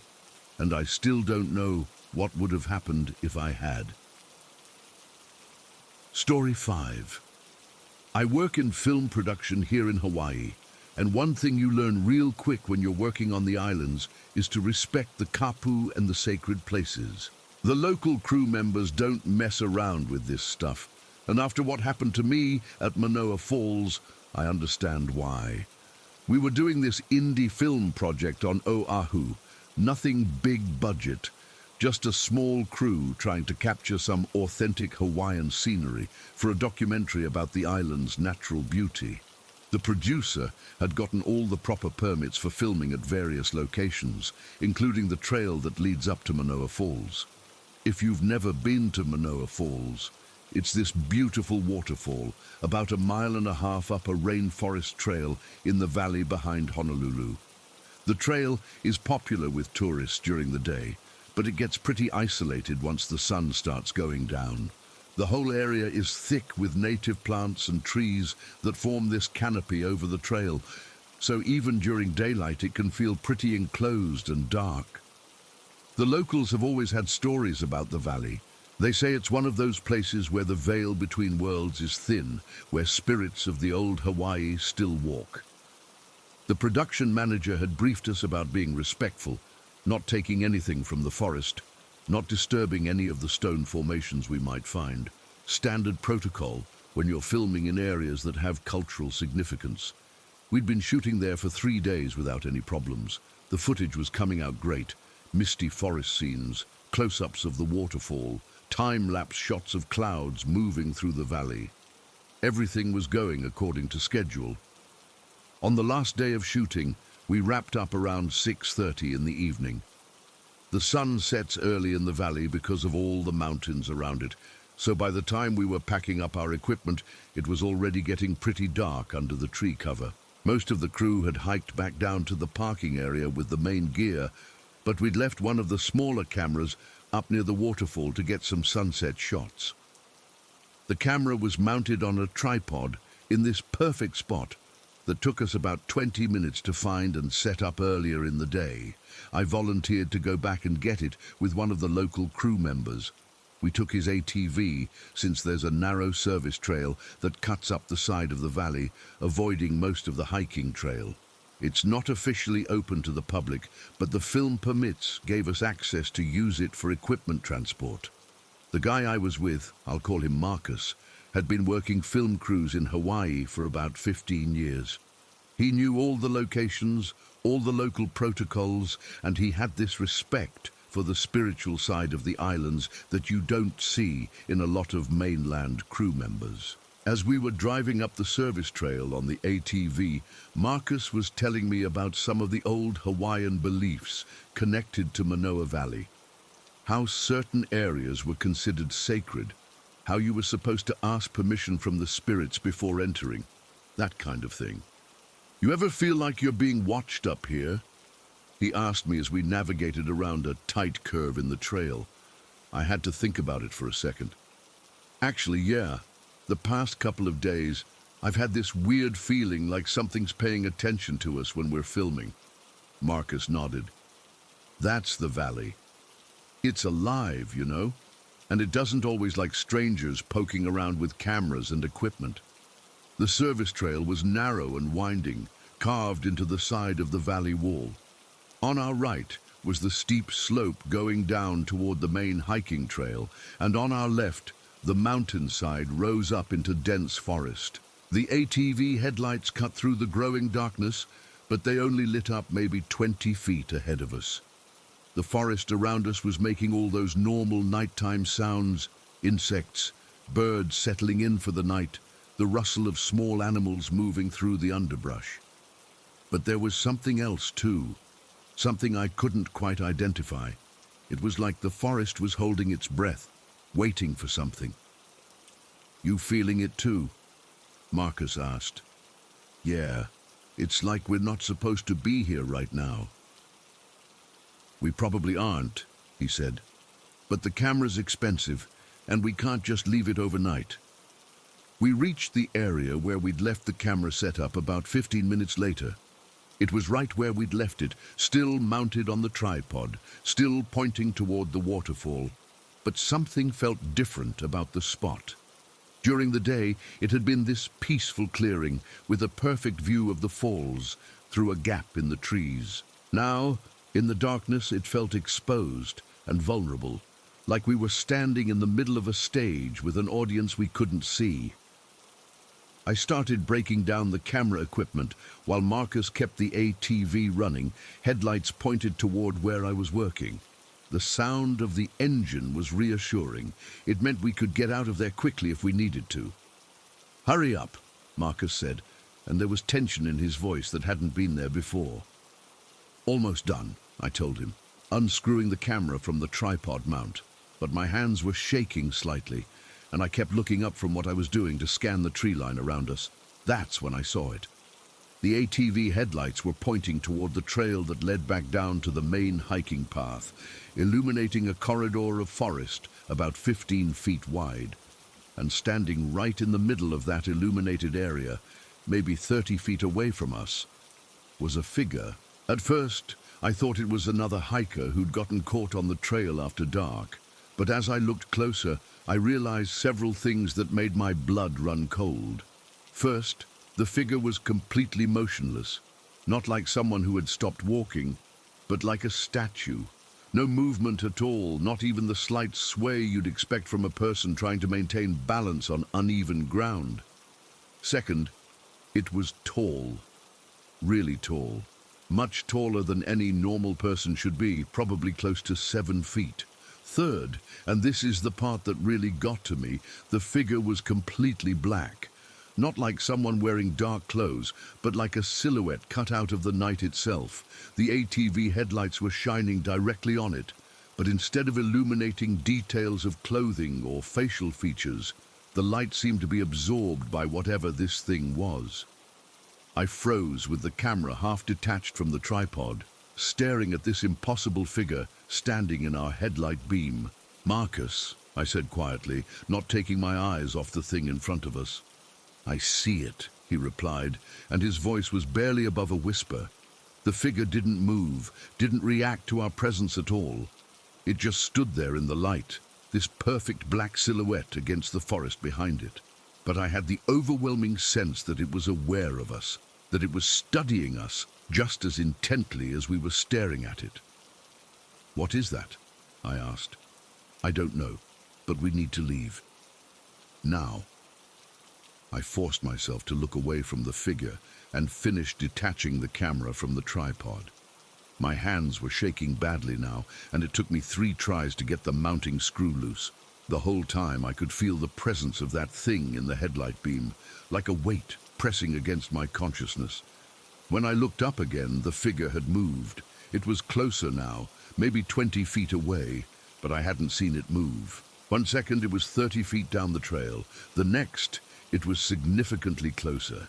Still completely motionless, still that perfect black silhouette, but now close enough that I could make out more details about its shape. It was definitely humanoid, but wrong in ways I couldn't quite define. The proportions were off, arms too long, torso too narrow, head slightly too large, and it was still absorbing light rather than reflecting it, like looking at a person-shaped hole cut out of reality. "Get on the ATV," Marcus said, his voice tight with fear. "Right now!" I grabbed the camera and tripod and threw them into the storage box on the back of the ATV. As I was climbing onto the passenger seat, I made the mistake of looking toward the figure again. It was even closer, maybe 10 feet away now. And although it was still perfectly motionless, I got the distinct impression that it was leaning forward slightly, like it was trying to get a better look at us. Marcus gunned the ATV engine, and we took off down the service trail, headlights sweeping wildly as we navigated the narrow, winding path. I twisted around in my seat to look behind us, but the area where we'd seen the figure was already swallowed by darkness. "What the hell was that thing?" I asked Marcus as we bounced along the rough trail. "I don't know," he said. "I've been working in these mountains for 15 years, and I've never seen anything like that." "But you believed what we were seeing, right? I mean, we both saw the same thing." "Oh yeah, we both saw it. Question is, what did we see?" We made it back to the parking area without any other incidents, but I was still shaking when we loaded the camera equipment into the production truck. The feeling of being watched had followed us down the mountain, and even in the relative safety of the paved parking lot, I couldn't shake the sensation that something was still paying attention to us. Marcus was quiet as we secured the equipment, but I could tell he was as rattled as I was. Finally, as we were getting ready to leave, he turned to me with a serious expression. "Look, I need to ask you something, and I need you to be honest with me. Did you take anything from up there? Anything at all?" "What do you mean?" "I mean, did you pick up a rock, break off a piece of plant, even move something that was in your way? Anything that could be seen as taking from the forest or disturbing the natural order?" I thought about it carefully. "No, nothing like that. I was careful to follow all the protocols you guys taught us about respecting the sacred sites." Marcus nodded, but he still looked troubled. "Then I don't know why it was interested in us. Usually, when the spirits make themselves known like that, it's because someone has crossed a line or shown disrespect. You think that was a spirit? I think it was something that belongs to this place, something that's been here a lot longer than we have, and I think we got a warning to stay away." On the drive back to the hotel, I couldn't stop thinking about that figure standing in our headlight beam. The way it had moved closer without actually moving, the way it seemed to absorb light instead of reflecting it, the overwhelming sense of ancient intelligence behind that featureless silhouette. I tried to rationalize what we'd seen. Maybe it had been a trick of light and shadow. Maybe the stress of working in an unfamiliar environment had made us both see things that weren't there. But deep down, I knew that wasn't true. We'd encountered something real, something that didn't belong to the modern world. That night, I barely slept. Every time I closed my eyes, I saw that perfect black silhouette standing motionless in the forest, studying us with an attention that felt both ancient and deeply personal. The next morning, I was scheduled to fly back to the mainland, but before I left, I wanted to do some research about Manoa Valley and the kinds of spiritual encounters people had reported there. What I found made my skin crawl. There were dozens of accounts from hikers, photographers, and film crews who'd had similar experiences in the valley. Most described seeing tall, dark figures that seemed to appear and disappear without warning. Some reported feeling watched or followed on the trails. A few mentioned figures that absorbed light rather than reflecting it. But the detail that really got to me was something I found in an older account from the 1980s. A nature photographer had been shooting in the valley at dusk when he encountered what he described as a shadow person that stood perfectly still in his camera flash, but moved closer each time he looked away, just like what had happened to us. The photographer's account included a conversation with a native Hawaiian elder who explained that certain areas of the valley were patrolled by guardians, spiritual beings whose job it was to protect the sacred sites from intrusion or disrespect. They usually don't show themselves to humans, the elder had said, but sometimes when they want to send a message, they'll let you see them. It's a warning. You're being watched, and you should leave. Reading that, I felt this wave of relief mixed with terror. Relief because it meant Marcus and I hadn't imagined the whole thing, that there was a cultural context for what we'd experienced. Terror because it meant we'd actually encountered something supernatural, something beyond normal human understanding. But there was one more detail in the photographer's account that made my blood run cold. The elder had mentioned that these guardian spirits were generally peaceful, content to observe and occasionally warn off intruders. But if someone persisted in disrespecting the sacred areas, if they ignored the warnings, the guardians could become more direct in their approach. They have ways of making sure people don't come back, the elder had said. I thought about that as I was packing my bags to leave Hawaii.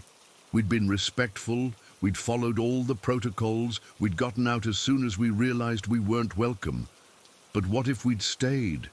What if we'd tried to approach the figure or continued filming despite the obvious warning? On the flight back to the mainland, I kept thinking about the moment when I'd looked back and seen that figure leaning forward, like it was getting a better look at us.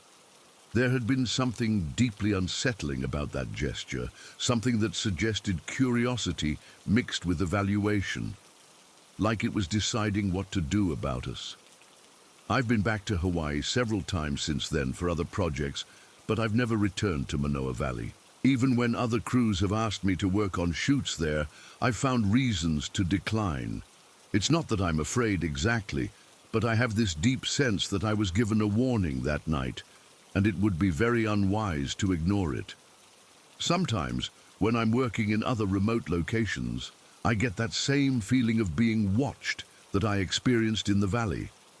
That sense of invisible eyes studying me, evaluating my presence, deciding whether I belong.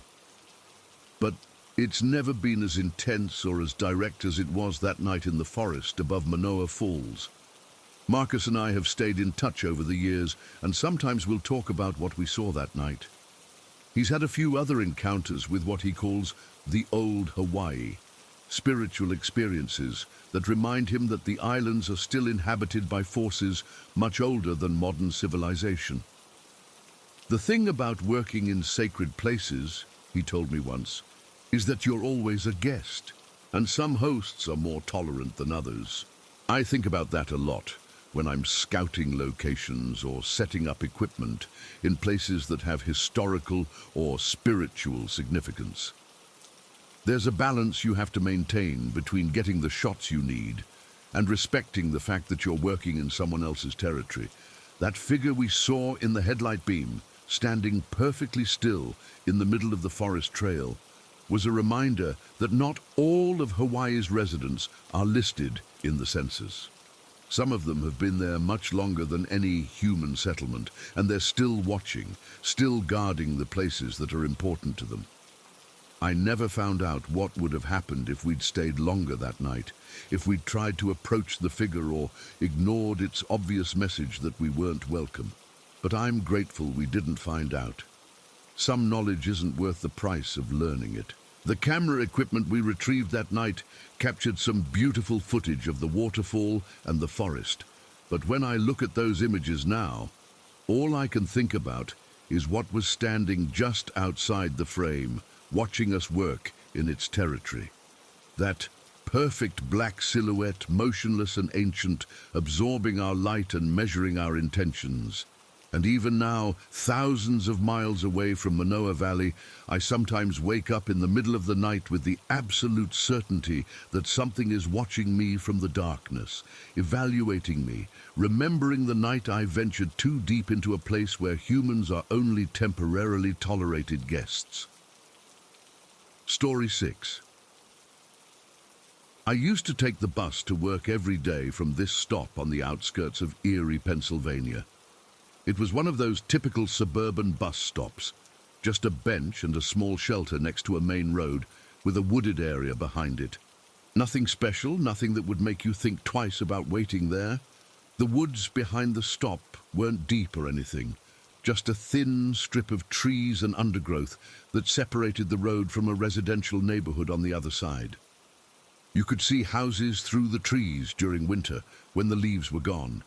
It was the kind of place where kids probably built forts and teenagers went to smoke cigarettes after school.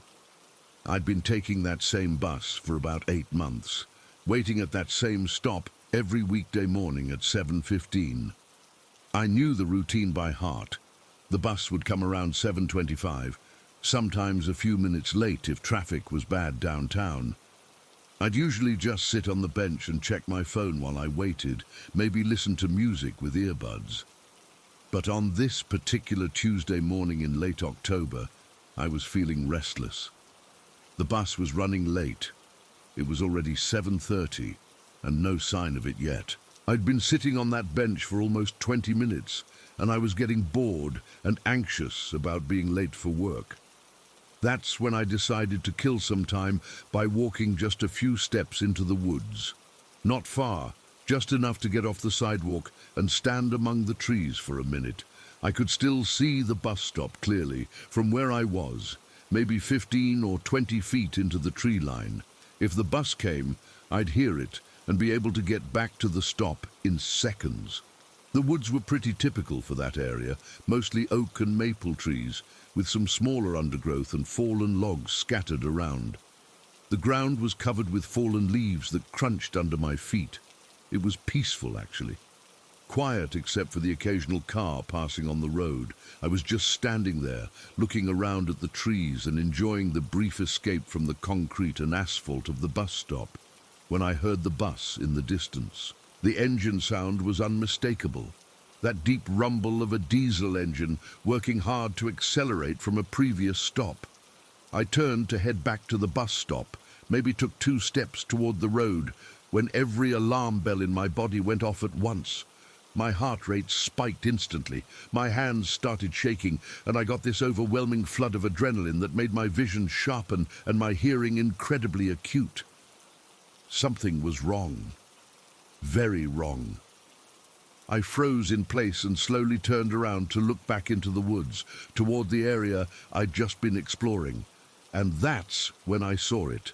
Something was coming out of what looked like a hole in the ground, about 30 feet away from me. At first, I thought it might be an animal burrow, or maybe a natural depression in the earth that I hadn't noticed before. But as I watched, I realized it was much larger than any animal burrow should be. The thing that emerged from that hole was like nothing I'd ever seen before. It was completely black, so black it seemed to absorb light rather than reflect it. Not like someone wearing dark clothing, but like a living shadow that had somehow gained physical form. As it pulled itself out of the ground, I could see that it was roughly humanoid in shape, but wrong in every possible way. The arms were way too long for the body, probably about half again as long as normal human arms would be.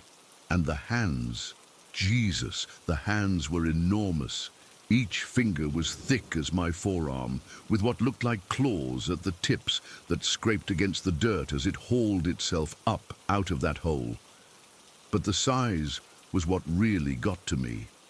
As more of this thing emerged from the ground, I realized it was huge. When it finally stood upright, it had to be at least 8 feet tall, maybe closer to 9. The proportions were all wrong. Too tall, too thin in some places, too wide in others. The head was the worst part. It wasn't shaped like a human head at all. It was more like a large, smooth oval, like someone had taken a human head and stretched it vertically while squashing it from the sides. There were no visible features, no eyes, no nose, no mouth. Just that smooth black surface that seemed to eat light. I stood there, frozen, watching this impossible thing pull itself completely out of the ground and rise to its full height. Every instinct I had was screaming at me to run, but I couldn't move. My legs felt like they'd been filled with concrete. The thing stood there for what felt like hours, but was probably only a few seconds. It didn't move, didn't make any sound. It just stood there among the trees, like some nightmare sculpture that had been placed there specifically to terrify anyone unlucky enough to stumble across it. Then, slowly, it began to turn in my direction. I knew with absolute certainty that if I ran, it would catch me. Those impossibly long arms and legs would cover ground faster than any human could move. The thing was built for chasing, for pursuing, for catching things that tried to escape. So I stayed perfectly still, barely breathing, hoping that maybe it wouldn't notice me if I didn't move. My heart was pounding so hard I was sure it could hear it. But I fought every instinct that was telling me to bolt for the road. The thing completed its turn and was now facing directly toward me. Even though I couldn't see any eyes or facial features, I knew it was looking at me. I could feel its attention like a physical weight pressing against my consciousness. We stared at each other across that small patch of woods, me trembling with terror, trying not to make a sound, and this impossible black thing standing motionless among the trees, like it had all the time in the world to decide what to do with me. That's when I heard the bus. The diesel engine was much closer now, and I could hear the hydraulic brakes as it slowed down for my stop. The sound seemed to break whatever spell had been holding me frozen, and I managed to turn my head slightly toward the road without moving the rest of my body. I could see the front of the bus through the trees, its headlights and destination sign visible as it approached the stop. It was my salvation, my escape route, if I could just get to it without triggering whatever predatory instincts this thing might have. Moving as slowly and carefully as I could, I began to back toward the road, never taking my eyes off the creature. It remained perfectly still, that featureless black head tracking my movement, but making no move to follow. The bus doors opened with their familiar pneumatic hiss, and I knew the driver would only wait about 30 seconds before moving on to the next stop. If I was going to make it, I had to move now. I turned my back on the creature and walked as quickly as I dared toward the bus stop, expecting at any second to hear the sound of those clawed hands scraping against trees as it came after me. But there was only silence behind me. I reached the bus stop and climbed aboard, my hands still shaking as I fumbled for my transit pass. The driver gave me a look like he was about to comment on my appearance. I probably looked like I'd seen a ghost, but I just nodded and found a seat near the front. As the bus pulled away from the stop, I looked back toward the woods where I'd encountered that thing. The trees looked normal again, peaceful, like nothing had happened. But I knew what I'd seen, and I knew it was still back there somewhere, The rest of the ride to work was a blur. I couldn't stop thinking about that creature, trying to make sense of what I'd witnessed. Was it some kind of animal I'd never seen before, some kind of person in a costume? But nothing about it had seemed natural or explainable. The size alone ruled out most possibilities. Nothing that tall and thin should have been able to move or support its own weight. And the way it had emerged from that hole in the ground, like it lived down there, like it belonged in some underground realm that occasionally intersected with our world.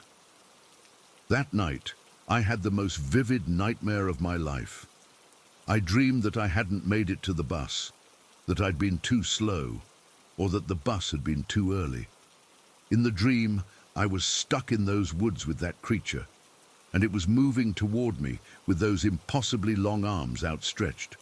But the worst part of the dream was that the bus never came at all.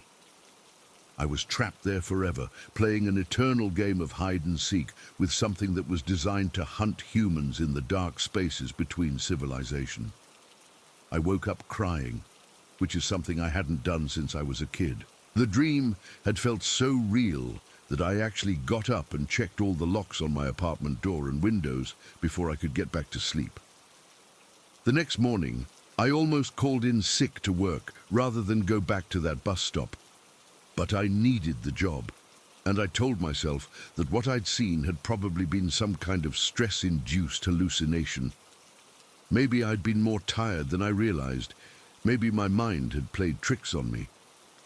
But when I got to the bus stop and looked toward the woods, I knew it hadn't been a hallucination. The area where I'd seen the creature emerge from the ground was different now. The fallen leaves had been disturbed in a perfect circle about 6 feet across, like something large had been moving around there recently. And right in the center of that circle, there was a depression in the earth that definitely hadn't been there before. It looked exactly like the hole I'd seen that thing crawl out of. I stayed on the sidewalk that morning, as far from the woods as I could get, while still being at the bus stop. When the bus arrived, I was the first one on, and I spent the entire ride trying not to look back toward those trees. Over the next week, I started noticing other changes in the wooded area behind the bus stop.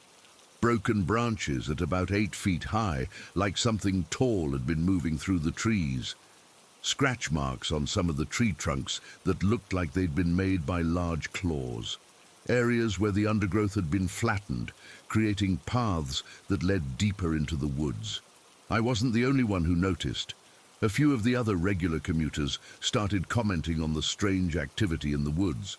One woman mentioned that she'd heard weird sounds coming from the trees early in the morning before the buses started running. Another guy said he'd seen what looked like a large animal moving around back there at dusk. But none of them had seen what I'd seen. None of them had come face to face with that impossible black creature that had emerged from underground like something out of a nightmare. I started taking an earlier bus from a stop 3 blocks away, just to avoid that particular patch of woods. The walk was longer, and the schedule was less convenient, but it was worth it to not have to stand next to whatever territory that thing had claimed. But even from the new bus stop, I could see the wooded area in the distance. And sometimes, if the lighting was just right and I squinted toward the trees, I thought I could make out a tall, dark shape standing motionless among the branches, watching, waiting. About 2 weeks after my encounter, there was a story in the local paper about a jogger who'd gone missing while running on the trails that connected to the wooded area behind my old bus stop. The police found her running shoes and water bottle, but no other trace of her. The search teams combed through those woods for days without finding anything else. I wanted to tell them what I'd seen, wanted to warn them that there was something in those woods that didn't belong in our world. But who would believe a story about a 9-foot-tall shadow creature that lived underground and hunted people who wandered too far from the safety of the road? Instead, I kept quiet and watched the news reports about the expanded search efforts and the theories about what might have happened to the missing jogger, They talked about the possibility of wild animals, of human predators, of accidents that could have resulted in a body being hidden by natural features of the landscape. But I knew what had really happened to her. She'd encountered the same thing I had, but she hadn't been lucky enough to have a bus arrive at just the right moment to provide an escape route. 3 weeks later, they called off the search. The missing jogger was presumed dead, though her body was never found. The wooded area was temporarily closed to the public, while Park Services conducted a survey to identify any hazards that might pose a threat to visitors. When they reopened the area a month later, they'd installed new lighting along the trails and put up signs warning people not to venture off the marked paths. But I knew that lights and signs wouldn't stop something like what I'd seen. If anything, the increased human activity might just make it more aggressive. I never went back to that bus stop. Even now, almost a year later, I take the longer route to work, rather than risk another encounter with whatever lives in those woods. Sometimes I drive past that area on my way to other places, and I always slow down to look toward the trees. And sometimes, just sometimes, I see a tall, dark shape standing perfectly still among the branches, like it's still waiting for someone else to wander just a little too far from the safety of the road. I've tried to research similar encounters online, looking for other people who might have seen creatures like the one I encountered. There are stories out there, urban legends about shadow people and underground dwellers, but nothing that exactly matches what I experienced. Most of the accounts describe shadow figures that are human-sized or smaller, that appear and disappear quickly, that seem more like glimpses of something otherworldly than physical beings. But what I saw was solid, massive, and undeniably real. It had weight and presence and the clear capability for violence. The thing that haunts me most isn't the memory of seeing it, though that's bad enough. It's the knowledge that it's still out there, still waiting in those woods for the next person who decides to step off the beaten path for just a few minutes. And the terrible certainty that if the bus had been just 30 seconds later that morning, if I'd wandered just a little deeper into the trees, or if I'd made any sound that attracted its attention, I would have disappeared just like that jogger. They would have found my shoes and maybe my phone, but nothing else. Because some things that live in the spaces between our civilized world don't leave bodies behind. They just leave empty holes in the ground and the lingering sense that something ancient and hungry is still out there, waiting for the next opportunity to feed. Story 7. I was 11 years old when this happened, and even now, more than 15 years later, I still can't sleep properly without checking every door in my house. What I saw that day changed everything for me, turned me from a normal kid who believed in rational explanations into someone who knows there are things moving around in our homes that we're not supposed to see. We lived in this typical suburban house, nothing special about it. 2 stories, 3 bedrooms upstairs, living room and kitchen downstairs. My bedroom was on the 2nd floor, and it connected to my sister's room through a shared bathroom. That bathroom had 2 doors, one from my room and one from hers, and that's where everything went wrong. My sister was 15 at the time, and like most teenage girls, she was obsessed with keeping her room private. She'd get mad if any of us even walked past her door too loudly. The bathroom doors were always a source of drama because she wanted them locked from her side. But my parents said that wasn't fair to me, since it was supposed to be a shared bathroom. The setup was simple enough. The bathroom had 2 regular doors with basic locks, the kind you could unlock from either side with a coin or a screwdriver if you really needed to. My sister's door opened into her bedroom, and my door opened into mine. Most of the time, we'd just knock if the bathroom was occupied, but my sister preferred to keep both doors locked whenever she wasn't using it. That day, I was in my room with my 2 younger brothers playing Halo on the original Xbox. It was a Saturday afternoon in late summer, hot enough that we had the air conditioning running and all the windows closed. The house was quiet, except for the sound of our game and the low hum of the AC unit. My brothers were probably 8 and 6 years old then, and they were terrible at Halo, but they loved watching me play and occasionally taking turns with the controller. We'd been at it for maybe 2 hours, sitting on my bed with the TV on the dresser across the room. The bathroom door was directly to my right as I sat on the bed, maybe 6 feet away from where we were playing. I'd been keeping an eye on it all afternoon because it had been bothering me. See, I had this thing about doors being open when they should be closed, or closed when they should be open. It made me paranoid, like I couldn't concentrate on anything else until the door situation was fixed. That bathroom door connecting to my sister's room was supposed to stay locked from her side when she wasn't home, which she wasn't. She was at a friend's house and wouldn't be back until dinner. But twice that afternoon, I'd noticed the door standing open about halfway. The first time, I got up and closed it, figuring one of my brothers had opened it to use the bathroom and forgot to close it properly. The second time, about an hour later, I found it open again. I asked my brothers if they'd been messing with it, and they both said no, they'd been sitting on my bed the whole time. So I closed it again, harder this time, making sure it clicked shut properly. Then I sat back down and tried to focus on the game, but I kept glancing over at that door every few minutes, waiting for it to open again. My brothers were arguing about whose turn it was with the controller when I decided to just stare at the door for a while. I figured if it was going to open on its own again, I wanted to see how it was happening. Maybe the house was settling, or there was a draft I hadn't noticed, something normal that would explain why the door kept coming open. So I kept playing Halo, but most of my attention was on that bathroom door. My brothers didn't notice.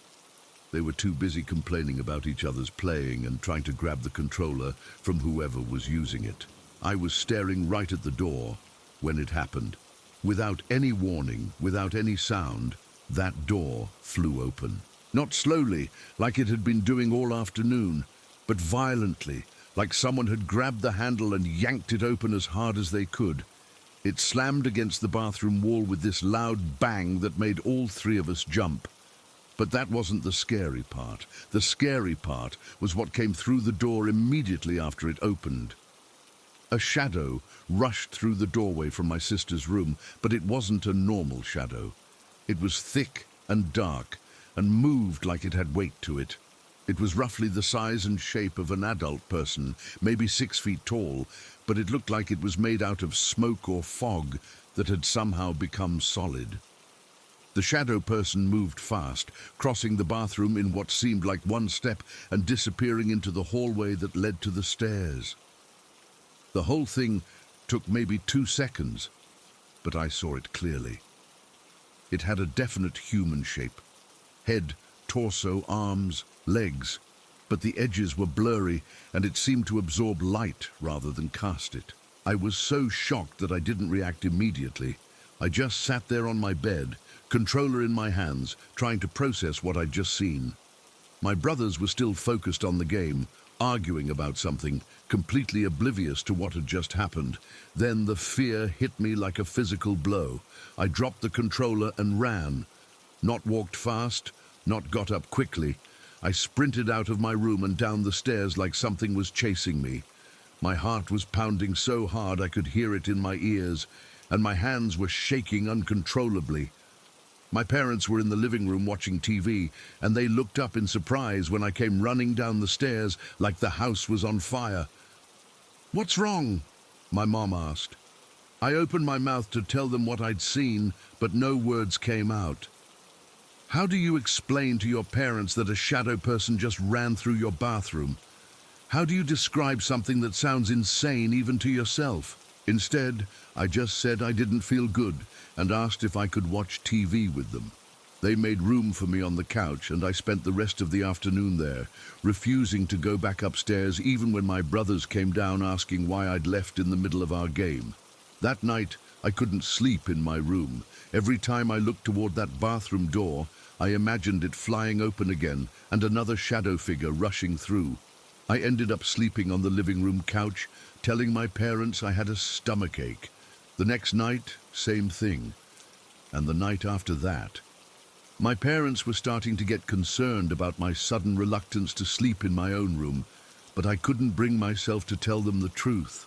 I was 11 years old, and I knew how crazy it would sound. They'd think I was having nightmares or going through some kind of phase. After about a week of me sleeping on the couch, my dad sat me down and asked what was really going on. I tried to explain about the door opening by itself and seeing something move through the bathroom, but I could tell he thought I was just being imaginative. Sometimes old houses make noises and doors don't hang quite right, he said. And sometimes when we're scared or tired, we think we see things that aren't really there. But I knew what I'd seen wasn't my imagination. The image of that shadow figure rushing through my bathroom was burned into my memory, the way it moved, the way it seemed solid and purposeful, the way the door had slammed open right before it appeared. I ended up sleeping on the living room couch for 2 months. My parents tried everything to get me back into my room, leaving lights on, checking for drafts, even having a contractor look at the door to make sure it was hanging properly. Nothing helped, because I knew the problem wasn't mechanical. Eventually, my parents got frustrated with the situation and told me I had to sleep in my room whether I was scared or not. They said I was too old to be afraid of imaginary monsters, and that sleeping on the couch was disrupting the whole family's routine. So I went back to my room, but I pushed my dresser in front of the bathroom door every night before bed. It was heavy enough that nothing could open the door without making a lot of noise, and that made me feel slightly safer. The dresser trick worked for a while. No more doors flying open, no more shadow figures rushing through my bathroom. I started to relax a little, thinking maybe whatever I'd seen was gone or had lost interest in bothering me. But then other things started happening. My mom began mentioning that she heard footsteps upstairs when everyone was downstairs. She'd be in the kitchen making dinner, and she'd hear what sounded like someone walking around in the bedrooms above. When she'd go check, there was never anyone there. She also started finding things knocked over in my room when I wasn't home. Books that had been on my desk would be on the floor, or my chair would be turned around, facing the wrong direction. Small things, but enough to make her ask if I'd been messing around up there before leaving for school. I hadn't been, but I wasn't surprised that weird things were happening in my room. Whatever I'd seen that day wasn't gone. It was still there, still active, just being more subtle about it. My dad started having his own experiences too, though he didn't talk about them much. I overheard him telling my mum that he'd woken up one night feeling like someone was standing over the bed watching him. When he opened his eyes, he saw what looked like a person leaning over him, but when he sat up quickly, there was nothing there. "Just a dream," my mom had said, but I could tell from my dad's voice that he wasn't entirely convinced. My sister never reported seeing anything unusual, but her room was on the other side of that bathroom, and I wondered if she was having experiences she wasn't talking about. She'd always been more skeptical about supernatural stuff than the rest of us, and she might have just rationalized away anything strange she encountered. The weirdest part was that my younger brothers seemed completely unaffected. They'd been right there in the room with me when I saw the shadow figure, but they hadn't noticed anything at all. They continued sleeping in their shared bedroom without any problems, never complained about strange noises or feelings of being watched. It was like whatever was in our house was specifically focused on the adults, or maybe just on people who were old enough to understand that what they were seeing wasn't normal. About 6 months after my initial sighting, I finally worked up the courage to sleep in my room without the dresser blocking the bathroom door.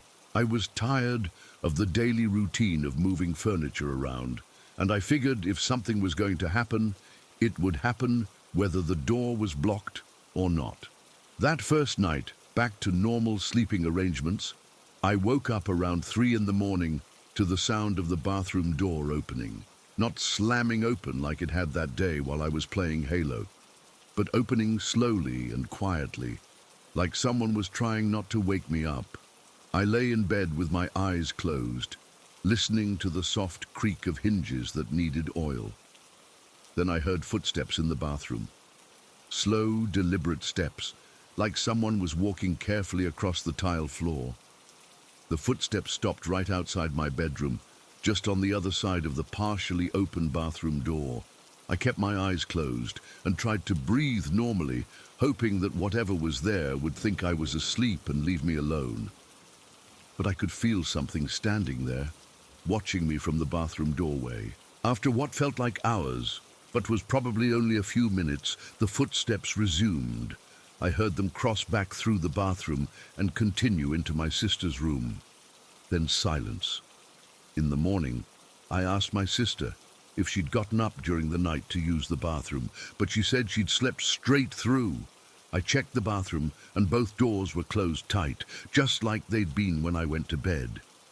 That experience convinced me that whatever I'd seen that first day wasn't a one-time thing. Something was living in our house, moving through the rooms at night, watching us while we slept. And for some reason, it seemed particularly interested in that bathroom that connected my room to my sister's. I never saw the shadow figure again as clearly as I had that first time, but I continued to have experiences throughout the rest of my childhood, doors opening on their own, footsteps in empty rooms, the feeling of being watched from dark corners. My parents eventually started acknowledging that there was something unusual about the house, though they never fully admitted to believing in ghosts or supernatural activity. They'd make comments about the house being old, about settling sounds and drafts, but I could tell they were having their own encounters that they couldn't explain away. When I was 16, we moved to a different house across town. My parents said it was because they wanted a bigger place with a better school district, but I always suspected they were as ready to get away from whatever was in that house as I was. The new house felt completely different from day one. Normal sounds, normal feelings, no sense of invisible presences watching from doorways or moving through rooms at night. I was able to sleep normally for the first time in years, but the memory of that shadow figure rushing through my bathroom has never left me. Even now, living in my own apartment as an adult, I'm obsessive about keeping doors closed and checking locks before bed. I can't stand having bathroom doors open, and I always feel uneasy in houses with connecting rooms. Sometimes I wonder what would have happened if I hadn't run that day, if I'd stayed in my room and tried to confront whatever I'd seen. Would it have tried to communicate with me? Would it have been hostile? Or was it just passing through, as unaware of me as I initially was of it?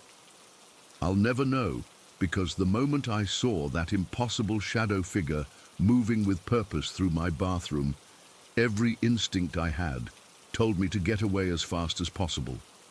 And I'm still not sure, all these years later, whether that was the right choice or whether I missed an opportunity to understand something extraordinary. But I do know that whatever I saw that day was real, was intentional, and was far more aware of our family than we were of it. And that knowledge has shaped how I see the world ever since, always watching for shadows that move wrong, always listening for footsteps in empty rooms, always ready for the next impossible thing to walk through a door that should be closed. Story 8. I live in Mexico in this house that my family has owned for generations. It's a typical Mexican home, concrete walls, tile floors, iron bars on the windows. We have a main house where my wife and I sleep, and then there's a separate room that we converted into a home gym. The gym is about 30 feet from the main house, connected by a small courtyard with its own door that leads directly outside to the backyard. The setup is pretty simple. We have weights, a treadmill, some basic equipment. Nothing fancy, but it's enough for us to stay in shape without having to pay for a gym membership. The room has one window that looks out toward the back of our property, and the door is solid wood with a good lock on it. We have 3 dogs, 2 medium-sized mutts, and 1 smaller terrier mix. They're not guard dogs exactly, but they're good at letting us know when something's not right around the property. They sleep outside in the courtyard most nights, and they'll bark at anything unusual. Strangers walking by, cats jumping over the fence, even unusual sounds from the neighbors.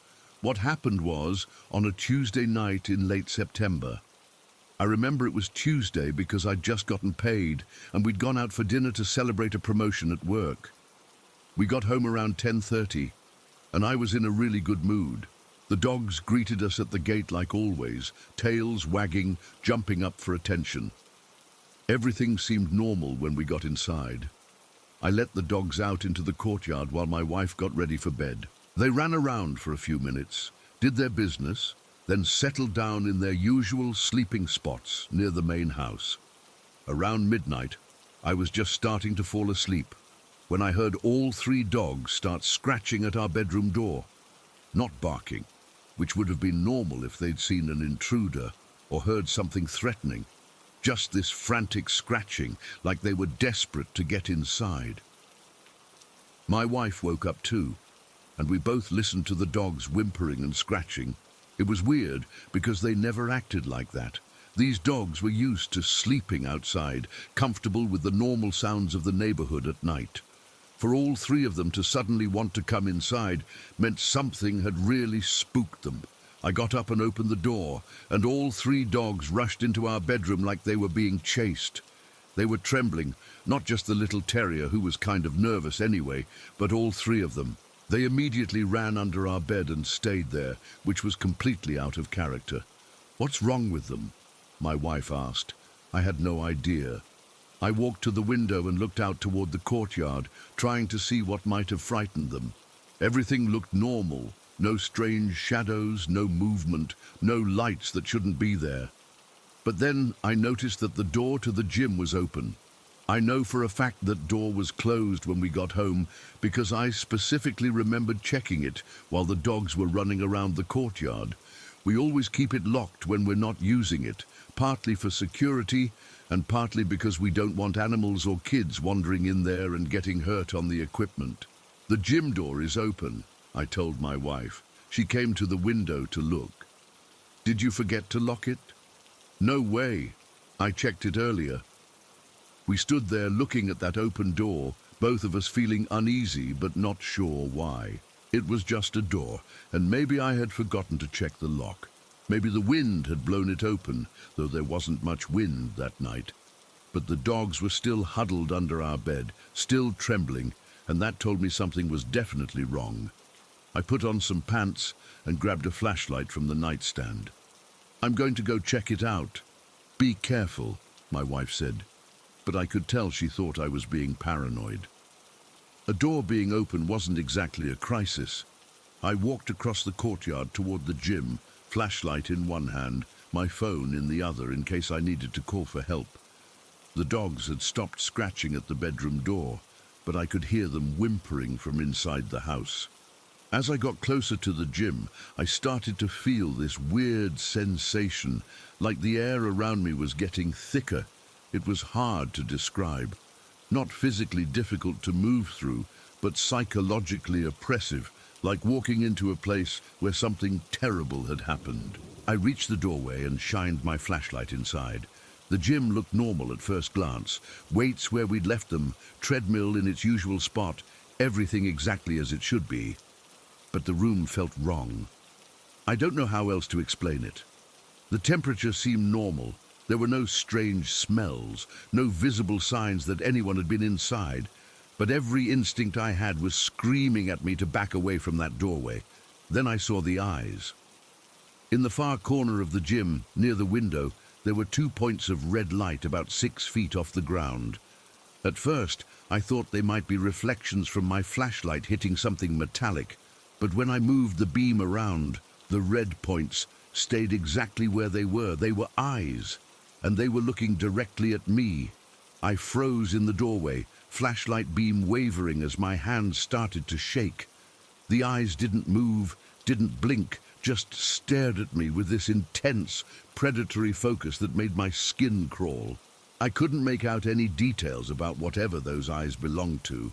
The flashlight seemed to illuminate everything in the room except for that corner where the eyes were. It was like there was a void there, a space where light just disappeared, with only those two red points visible in the darkness. But I could sense the presence behind those eyes, something massive and hostile, something that didn't belong in our world.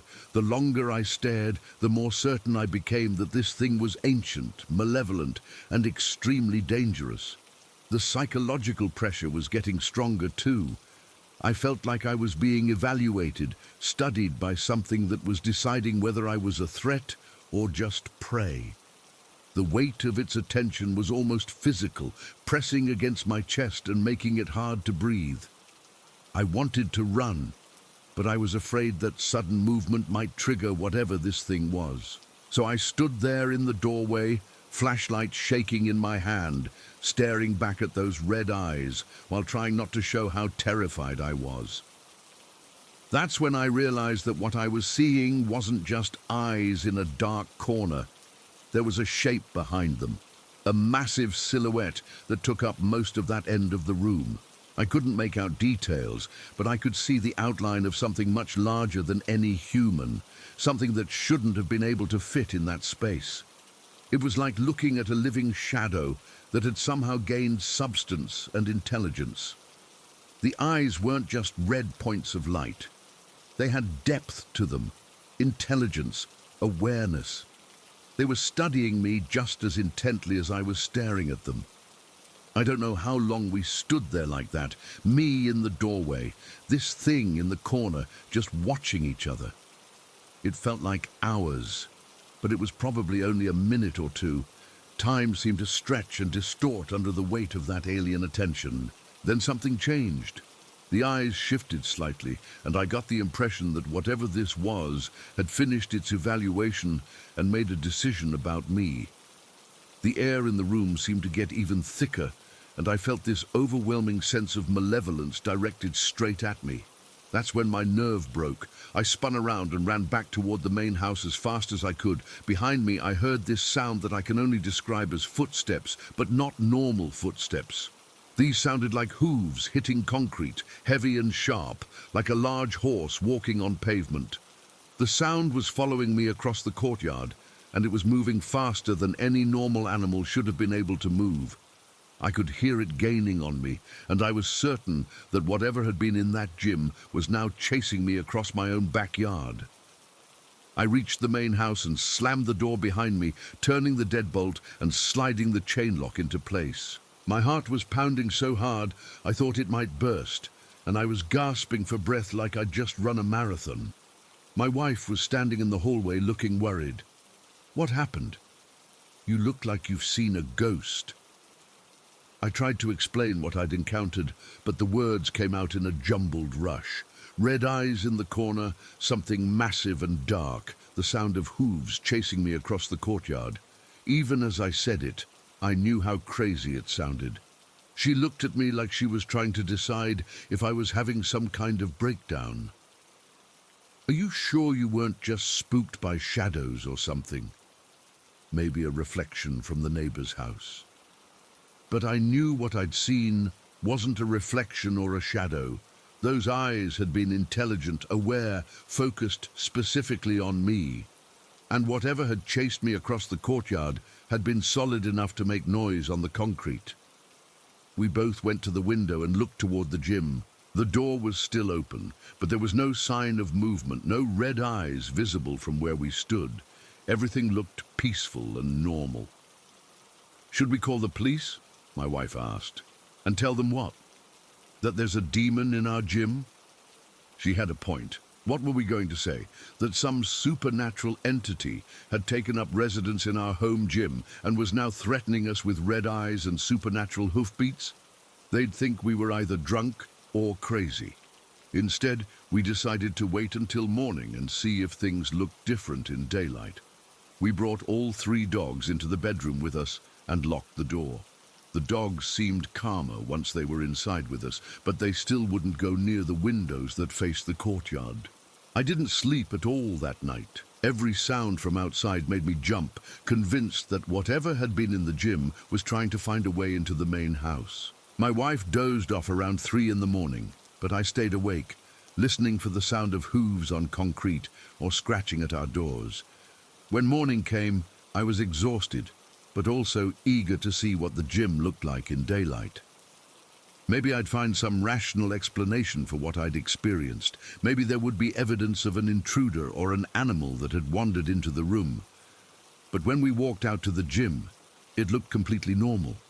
No signs of disturbance, no tracks or footprints, nothing out of place. Even the door, which I was certain had been open when I ran away, was now closed and locked. "See," my wife said, "everything's fine. You probably just had a nightmare or something." But the dogs told a different story. All 3 of them refused to go anywhere near the gym. When we tried to coax them over to investigate, they backed away and started whimpering. Even now, weeks later, they won't walk past that door without showing signs of fear. I started asking around the neighborhood, very carefully, about whether anyone else had experienced anything unusual lately. Most people just looked at me like I was crazy. But one older woman who lived 2 houses down had an interesting story. She told me that her cats had been acting strange for the past month, refusing to go into her backyard after dark. She'd also heard what she described as heavy footsteps in her courtyard on several nights. But when she'd looked outside, there was never anyone there. "Animals know things we don't," she said. "If your dogs are scared of that room, there's probably a good reason." I've done some research into the history of our property, trying to find out if anything traumatic had happened here that might explain a supernatural presence. The house has been in my family for 3 generations, and as far as I know, no one has ever died here or reported any kind of paranormal activity. But the land itself is much older than our house. This whole area was settled centuries ago, and there are probably layers of history that we don't know about. Maybe something happened here long before any modern houses were built, something that left a mark on the place that occasionally makes itself known. I haven't been in the gym since that night. I keep telling my wife that I'm going to start working out there again, but every time I think about opening that door and stepping inside, I remember those red eyes studying me from the dark corner. Sometimes, late at night when I'm having trouble sleeping, I'll look out the bedroom window toward the gym. Most of the time it looks normal, just a dark building in our backyard. But occasionally, I swear I can see a faint red glow coming from the window. Not bright enough to illuminate anything, just 2 small points of light that seem to be looking back toward the main house. Watching, waiting. The dogs still won't go near that room, and I've stopped trying to convince them. Animals have better instincts about these things than humans do. They can sense danger that we can't see or understand. My wife thinks I'm being ridiculous, that I'm letting one scary experience turn me into a paranoid person. She keeps suggesting that we start using the gym again, that I need to face my fears and get over whatever psychological block is preventing me from going back in there. But I know what I saw that night, and I know what chased me across our courtyard. Whatever was in that room wasn't human, wasn't natural, and definitely wasn't something I want to encounter again. The worst part is the certainty that it's still there. Not just visiting, not just passing through, but living in that space like it belongs there, making itself at home in our property, claiming territory that used to be ours. Sometimes I think about moving, finding a different house where we can start fresh without any supernatural residents. But this house has been in my family for so long, and moving is expensive and complicated. So instead, I just avoid the gym and try to pretend that everything is normal. I tell people I've been too busy to work out lately, that I'm thinking about joining a commercial gym instead. But late at night, when the house is quiet and the dogs are sleeping peacefully inside with us, I sometimes hear sounds from the direction of the gym. Not every night, but often enough to remind me that we're sharing this property with something that doesn't belong in our world. heavy footsteps, the creak of exercise equipment being moved, and occasionally, just barely audible through the walls, a sound that makes my blood run cold every time I hear it. Breathing, slow, deliberate, and definitely not human. Story 9. I need to tell you about my friend. His name was Jean, and what happened to him still keeps me awake at night. I've never talked about this publicly before because, honestly, I'm scared, but it's been eating at me for months, and I can't carry this alone anymore. Jean was this guy I'd known since we were kids. We grew up in the same neighborhood in Columbus, went to the same elementary school, played on the same little league team. He was an only child, and his parents were immigrants from Eastern Europe, I think Poland or maybe Czech Republic. They were super protective of him, kept him on this tight leash that most of us thought was kind of weird. While the rest of us were learning to ride bikes and getting into trouble, Jean was always inside studying or helping his parents with their small grocery store. His mom would walk him to school until he was like 14 years old, which got him teased pretty mercilessly. But Jean never seemed to mind. He was just this quiet, gentle kid who was happy to let his parents make all his decisions for him. The thing about Jean was that he never really learned how to navigate the world on his own. His parents handled everything, his finances, his social life, even choosing his clothes. When we were teenagers, the rest of us were dating and going to parties, but Jean would be at home with his family, playing board games or watching old movies. Don't get me wrong, he wasn't unhappy. Jean seemed content with his sheltered life. But looking back now, I realize how unprepared he was for what came later.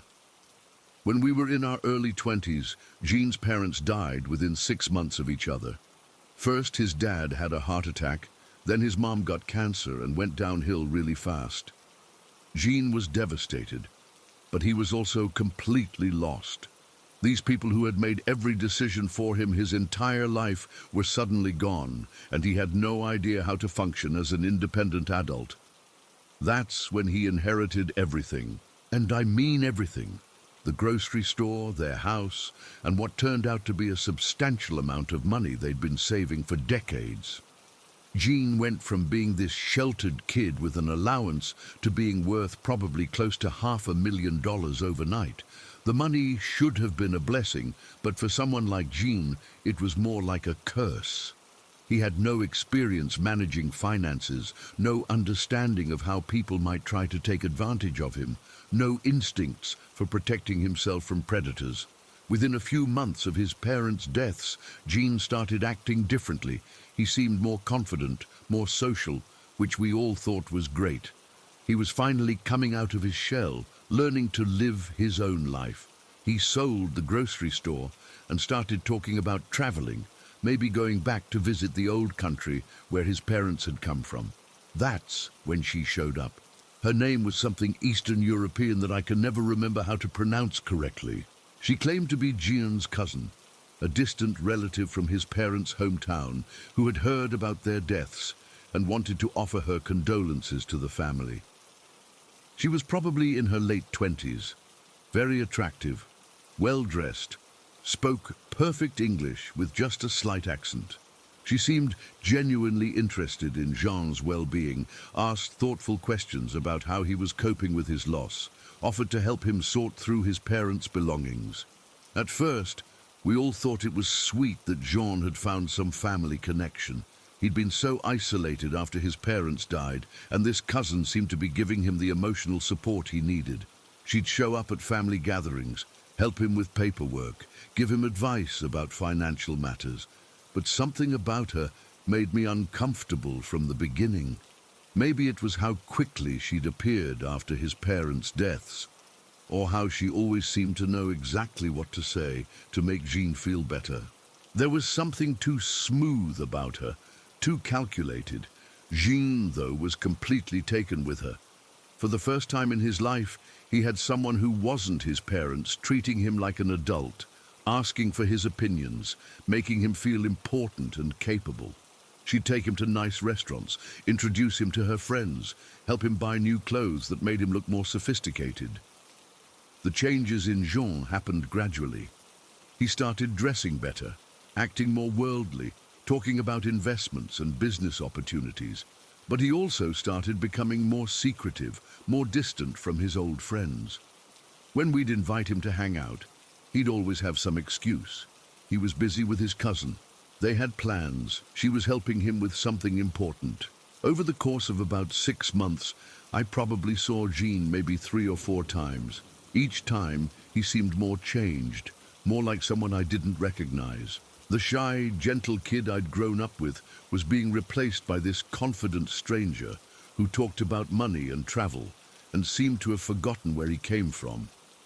The last time I saw Jean was at a coffee shop downtown. I'd run into him by accident. He was sitting with his cousin, and they both looked startled when I approached their table. The cousin was polite but cold, clearly not happy about the interruption. Jean seemed nervous, fidgety, like he was anxious for me to leave. We made small talk for a few minutes, but it felt forced and awkward.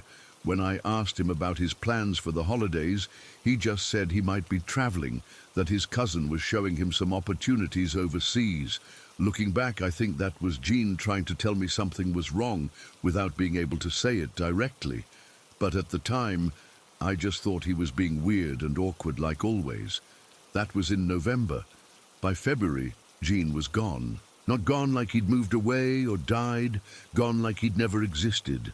One day he was there, living in his parents' old house, managing his inheritance, and the next day it was like he'd vanished from the face of the earth.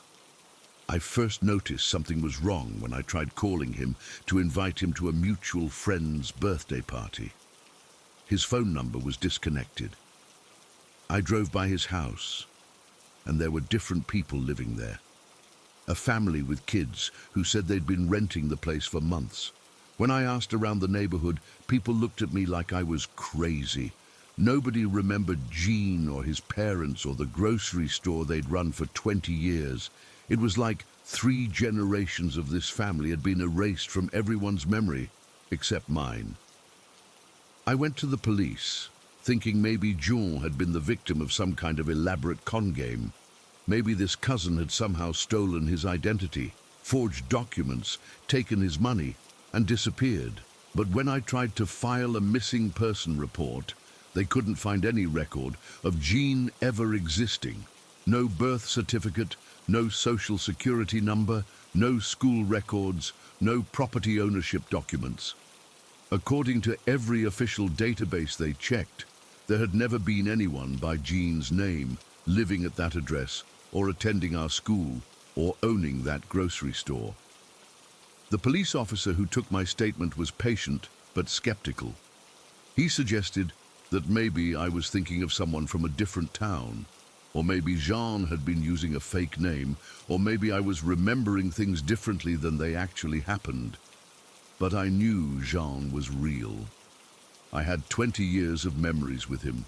Birthday parties, school projects, conversations about everything from baseball to girls to what we wanted to do with our lives. You don't imagine that kind of detailed, consistent relationship with someone. That's when I started talking to other people who should have remembered John. Our old teachers, neighbors, people who had shopped at his parents' store. Every single person I talked to gave me the same blank look, the same polite confusion about who I was asking about. It was like Jean and his entire family had been systematically deleted from the world, and I was the only person who remembered they'd ever existed. The worst part came when I tried to find that cousin of his. I went back to the coffee shop where I'd last seen them together, hoping maybe the staff would remember her or have some information about how to contact her. But when I described her to the manager, he looked at me with this expression I'll never forget. It wasn't confusion or blank recognition like I'd been getting from everyone else. It was fear. He asked me to step outside, away from the other customers, and then he told me something that made my blood run cold. Look, I don't know who you are or what you're mixed up in, but you need to stop asking questions about this. There are people who don't want these questions being asked, and you're putting yourself in danger by continuing to look for answers. I asked him what he meant, what kind of danger, but he just shook his head and walked away. The message was clear. Drop it. Forget about Jean. Stop digging into what had happened to him. But I couldn't let it go. Jean had been my friend, and whatever had happened to him wasn't natural or normal. Someone had made him disappear, not just physically, but from all records, all memories, all evidence that he'd ever lived. I started researching the cousin, trying to find any information about her background or where she might have come from. But it was like trying to investigate a ghost. No online presence, no official records, no trail of any kind that I could follow. The only thing I found was a pattern. When I dug deep enough into missing persons cases and unsolved disappearances, I started seeing similar stories. Isolated people, often with significant inheritances or assets, who had been befriended by mysterious relatives or romantic partners shortly before vanishing without a trace. But these weren't just disappearances.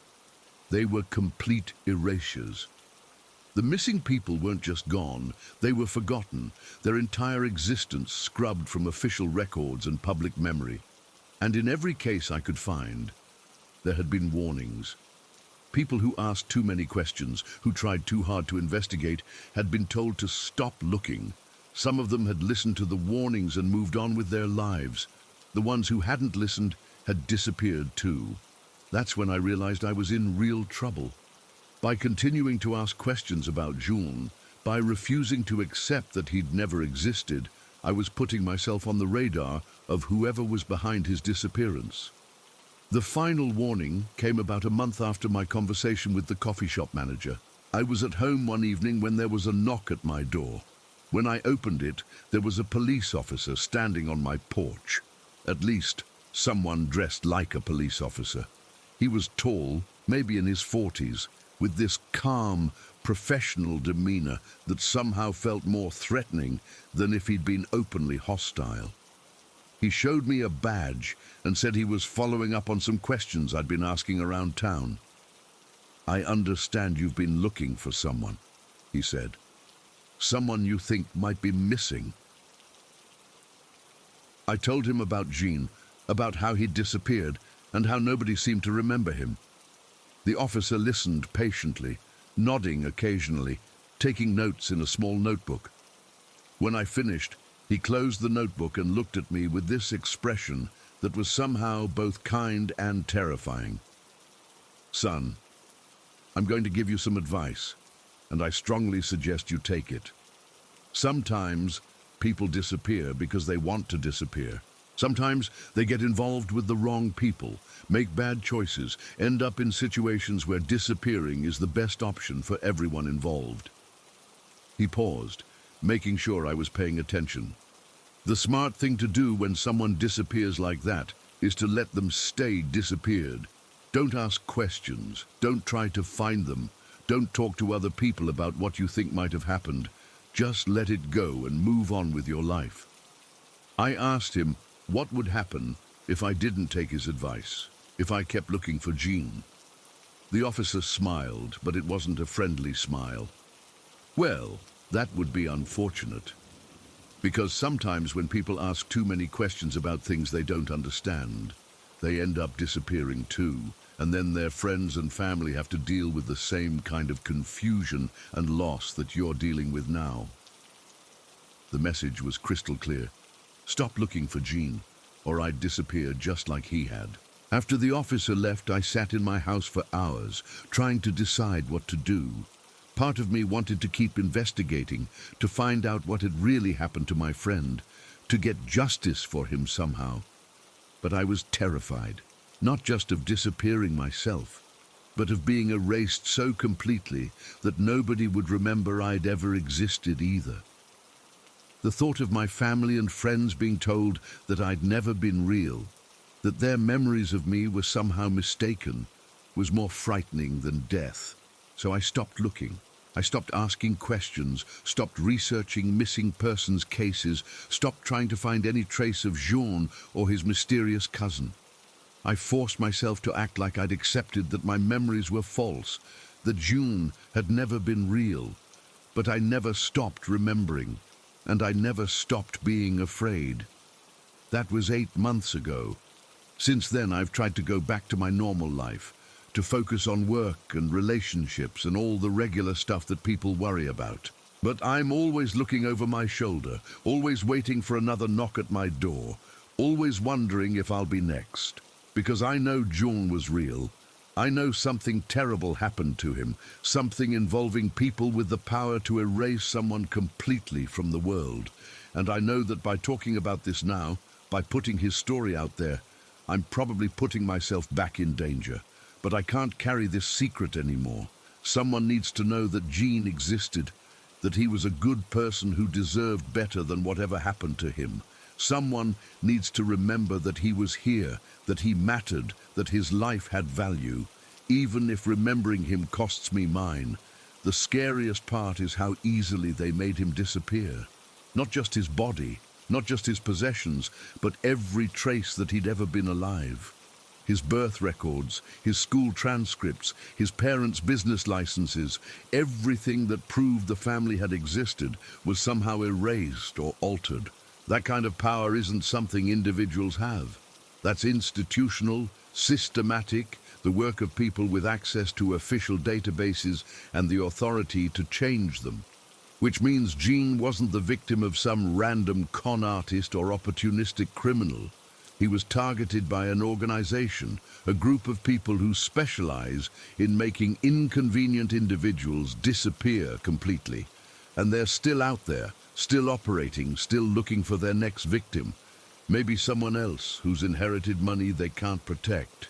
Maybe someone who's seen something they shouldn't have seen, or knows something they shouldn't know. Maybe someone who asks too many questions about people who've already disappeared. Someone like me. Story 10. I live right on the edge of Cannock Chase, practically in the shadow of Cavan Woods. If you're not familiar with the area, it's this place in rural Pennsylvania that's got a reputation for weird stuff. People around here have been reporting strange sightings for decades. The pigman legends, black-eyed children, all sorts of things that make most folks nervous about walking alone after dark.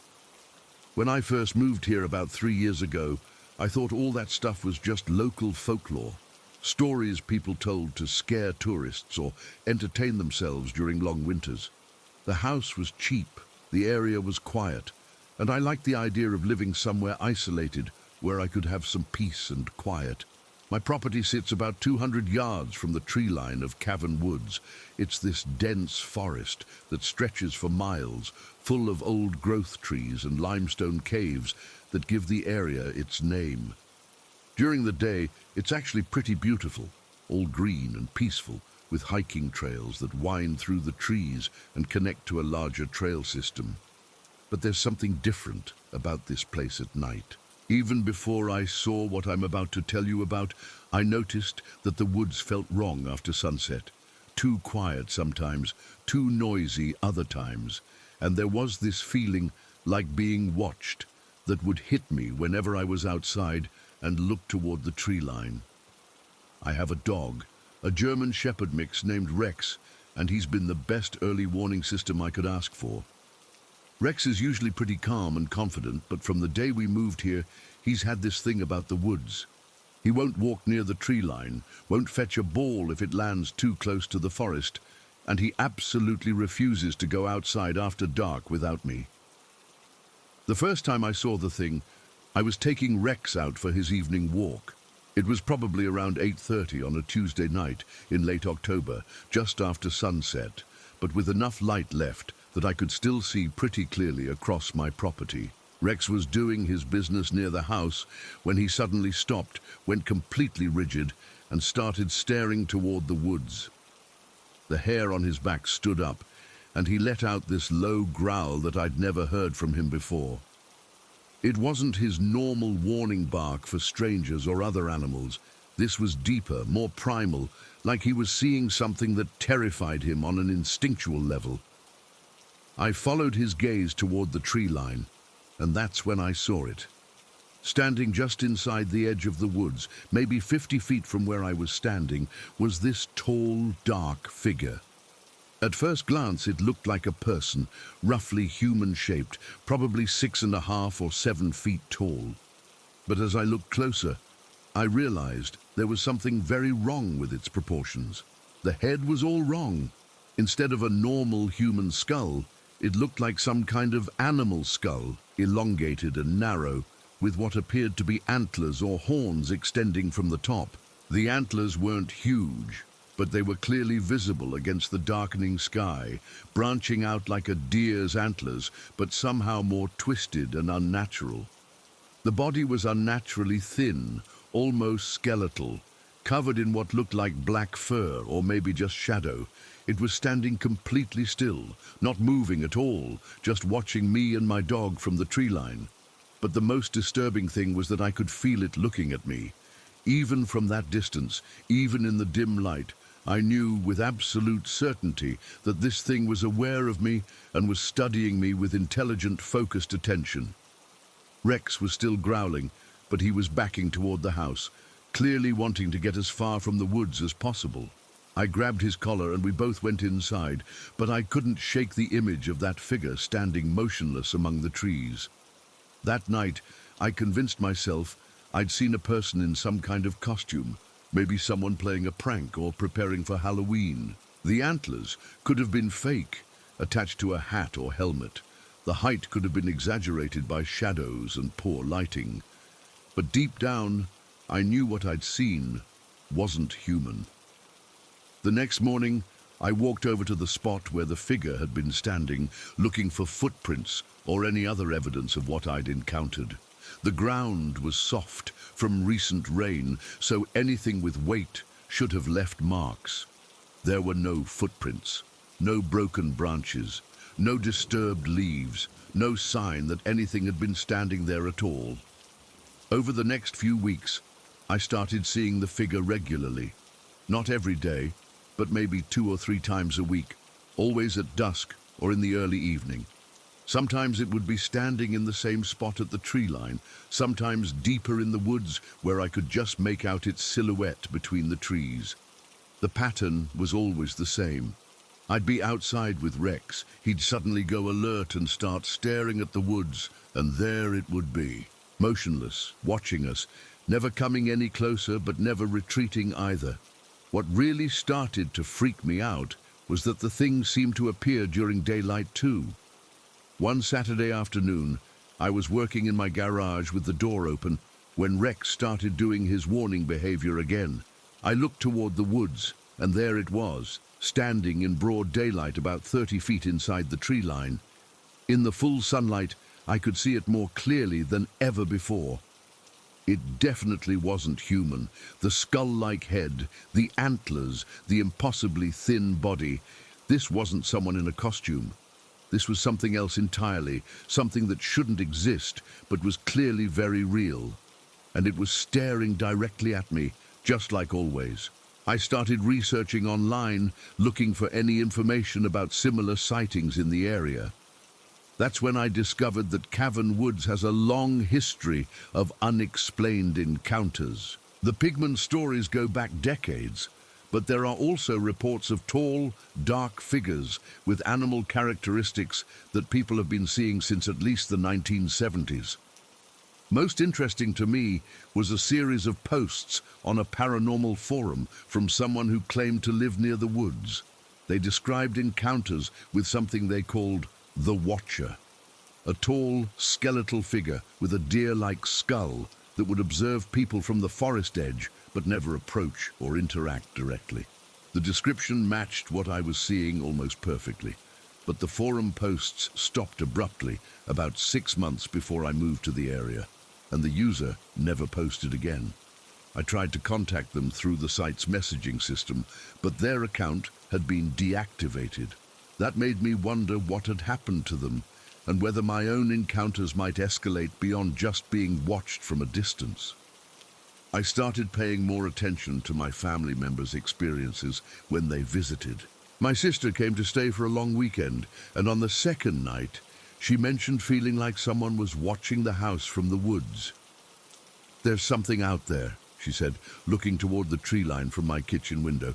"I can feel it staring at us." I asked her if she could see anything specific, but she just shook her head and said it was more of a feeling than anything visual.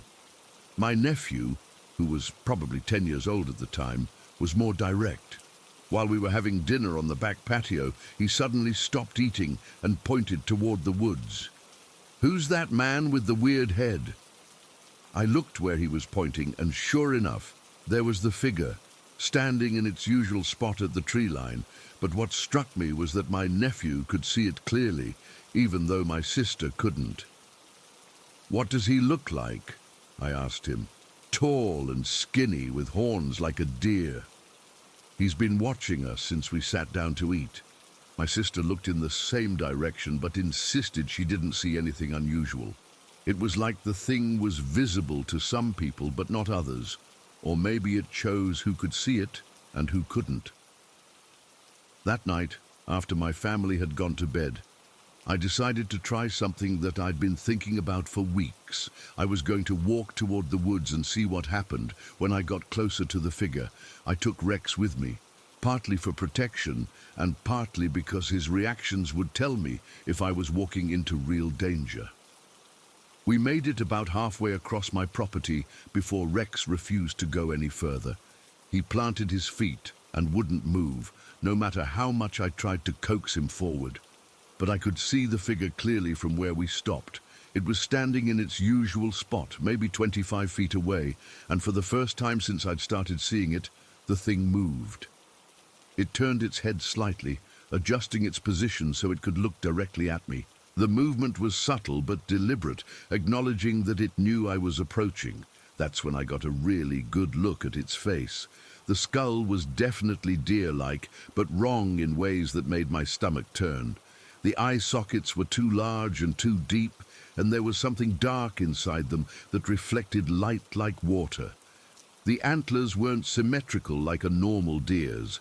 They were twisted and branched at odd angles, some points longer than others. But the worst part was the intelligence behind those dark eye sockets. This wasn't some mindless animal or natural creature. It was thinking, evaluating, making decisions about what to do next. I stood there for maybe 30 seconds, staring back at this impossible thing while it studied me with that ancient alien intelligence. Rex was whimpering and pulling at his leash, desperate to get away from whatever he sensed in the woods. Then the figure did something that made me turn around and walk quickly back to the house. It raised one arm, which was far too long and thin to be human, and pointed directly at me. Not a threatening gesture, not beckoning me forward, just pointing. Like it was marking me, identifying me as something it had decided to pay attention to. I didn't sleep well that night, and I started checking all my door and window locks before bed. The pointing gesture felt like a turning point, like the thing had moved from passive observation to active interest in me personally. Over the next few days, I noticed changes in the figure's behavior. Instead of just standing at the tree line, it started appearing in different locations around the edge of the woods. Sometimes I'd see it to the north of my property, sometimes to the south, like it was patrolling the forest border or maybe mapping out my daily routines. Rex's anxiety got worse too. He started refusing to go outside during his normal times, and when I forced him to go out for necessary bathroom breaks, he would stay pressed against my leg and constantly look over his shoulder toward the woods. Other family members who visited started mentioning the feeling of being watched, even ones who couldn't see the figure directly. My brother-in-law, who's normally skeptical about anything supernatural, commented that the woods behind my house gave him the creeps. "There's something wrong with those trees," he said during a weekend visit, "like something's living in there that shouldn't be." I wanted to tell him he was right, that there was definitely something living in those woods that defied normal explanation, but I was afraid he'd think I was losing my mind. The most unsettling incident happened on a Thursday evening in early December. I was bringing groceries in from my car when Rex started his usual alert behavior, staring toward the woods and growling. I looked over and saw the figure in its typical spot, but this time it wasn't alone. There were two smaller shapes with it, standing slightly behind the main figure, but clearly part of the same group. They were shorter, maybe 4 or 5 feet tall, but with the same skeletal proportions and animal-like characteristics as the larger one. All three of them were looking directly at me, and I got the distinct impression that they were communicating with each other somehow, even though I couldn't hear any sounds from that distance. The smaller figures pointed toward my house, and the larger one nodded. An unmistakably human gesture that was somehow more frightening than anything purely animal would have been. They were talking about me, planning something, deciding what to do about the human who lived too close to their territory. I grabbed my groceries and went inside immediately, locking the door behind me and closing all the curtains so they couldn't see into the house. That night, I heard sounds from the direction of the woods that I'd never heard before, not quite howling, not quite calling, but something that sounded like communication between intelligent beings. Rex spent the entire night pacing the house, stopping at each window that faced the woods and growling softly before moving on to the next one. The next morning, I found footprints in my backyard. Not human footprints, and not any animal I could identify. They were roughly hoof-shaped, but larger than any deer prints I'd ever seen, and they were arranged in a pattern that suggested something walking upright on 2 legs. The prints led from the tree line to within about 10 feet of my back door, then circled around the house before heading back toward the woods. Whatever these things were, they had come onto my property during the night and done a complete reconnaissance of my house while I was sleeping inside. That's when I seriously started considering moving. The watching from a distance was one thing, but having them approach my house at night was a level of boldness that suggested they might be preparing for more direct contact. I consulted with a local real estate agent about putting the house on the market, but she warned me that properties near Cavan Woods were notoriously hard to sell. People around here know the reputation of those woods, she said. Most buyers won't even look at houses this close to the forest. So I'm stuck here, at least for now, living under constant observation by these things that seem to have claimed the woods as their territory and view me as an intruder who needs to be monitored. I've tried researching the history of the land, looking for any explanation of what these creatures might be or why they're focused on this particular area. The woods have been here for centuries, long before any human settlement, and there are Native American legends about spirits that guard certain places and punish those who trespass. Maybe that's what I'm dealing with. Ancient guardians who see my presence as a violation of their domain. Or maybe these are something else entirely, something that doesn't fit into any category of normal or paranormal that I'm familiar with. All I know is that they're still out there, still watching, still making their presence known every few days, and I have the growing certainty that this situation isn't stable, that eventually something is going to change, and I'll be forced to either confront these things directly or find a way to leave this place behind. The most recent sighting was just 2 days ago. I was loading my car to go to work when Rex started his warning behavior again. I looked toward the woods, and there was the main figure standing in broad daylight, about 15 feet inside the tree line. But this time, it was holding something in its 2 long arms. Something that looked like a large stick, or maybe a bone, pointing it in my direction like a weapon or a tool. And for the first time since I'd been seeing this thing, it moved while I was watching. It took 3 deliberate steps forward, closing the distance between us by maybe 6 feet, before stopping and resuming its usual motionless observation. It was a message, I think, a warning that the boundaries are changing, that the passive watching phase is coming to an end. I don't know what comes next, but I have the feeling I'm going to find out soon, and I'm not sure I'm ready for whatever these things have planned for me. Story 11. I've lived in 2 houses where things happened that I can't explain, and what I'm about to tell you happened in the second one, in Erie, Pennsylvania. But I need to start with the first house because that's where this all began, when I was just a kid. I was probably 8 years old, living with my family in this old Victorian house that my parents had bought cheap because it needed a lot of work. My bedroom was on the 3rd floor, which was basically the converted attic. It was a cool room for a kid, slanted ceilings, a big window that looked out over the neighborhood, lots of hiding spots under the eaves. But that window was a problem from day one. The thing about being on the 3rd floor is that there's nothing outside that window except a straight drop to the ground. No tree branches, no roofline, no fire escape, just empty air, and then the lawn about 30 feet below. So when I woke up one night and saw something dark pressed against the glass, trying to get in, I knew it was impossible. But impossible or not, there it was, this shadow, roughly human-shaped, pushing against the window like it was trying to find a way inside. I could see the glass bowing slightly under the pressure, and there was this scraping sound, like fingernails or claws dragging across the surface. I was just a kid, so I did what any kid would do. I hid under my blankets and prayed for it to go away. When I finally worked up the courage to look again, whatever had been at the window was gone. But the next morning, there were scratches on the glass that definitely hadn't been there before.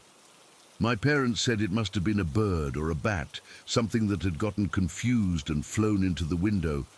But birds don't hover outside 3rd floor windows trying to claw their way inside.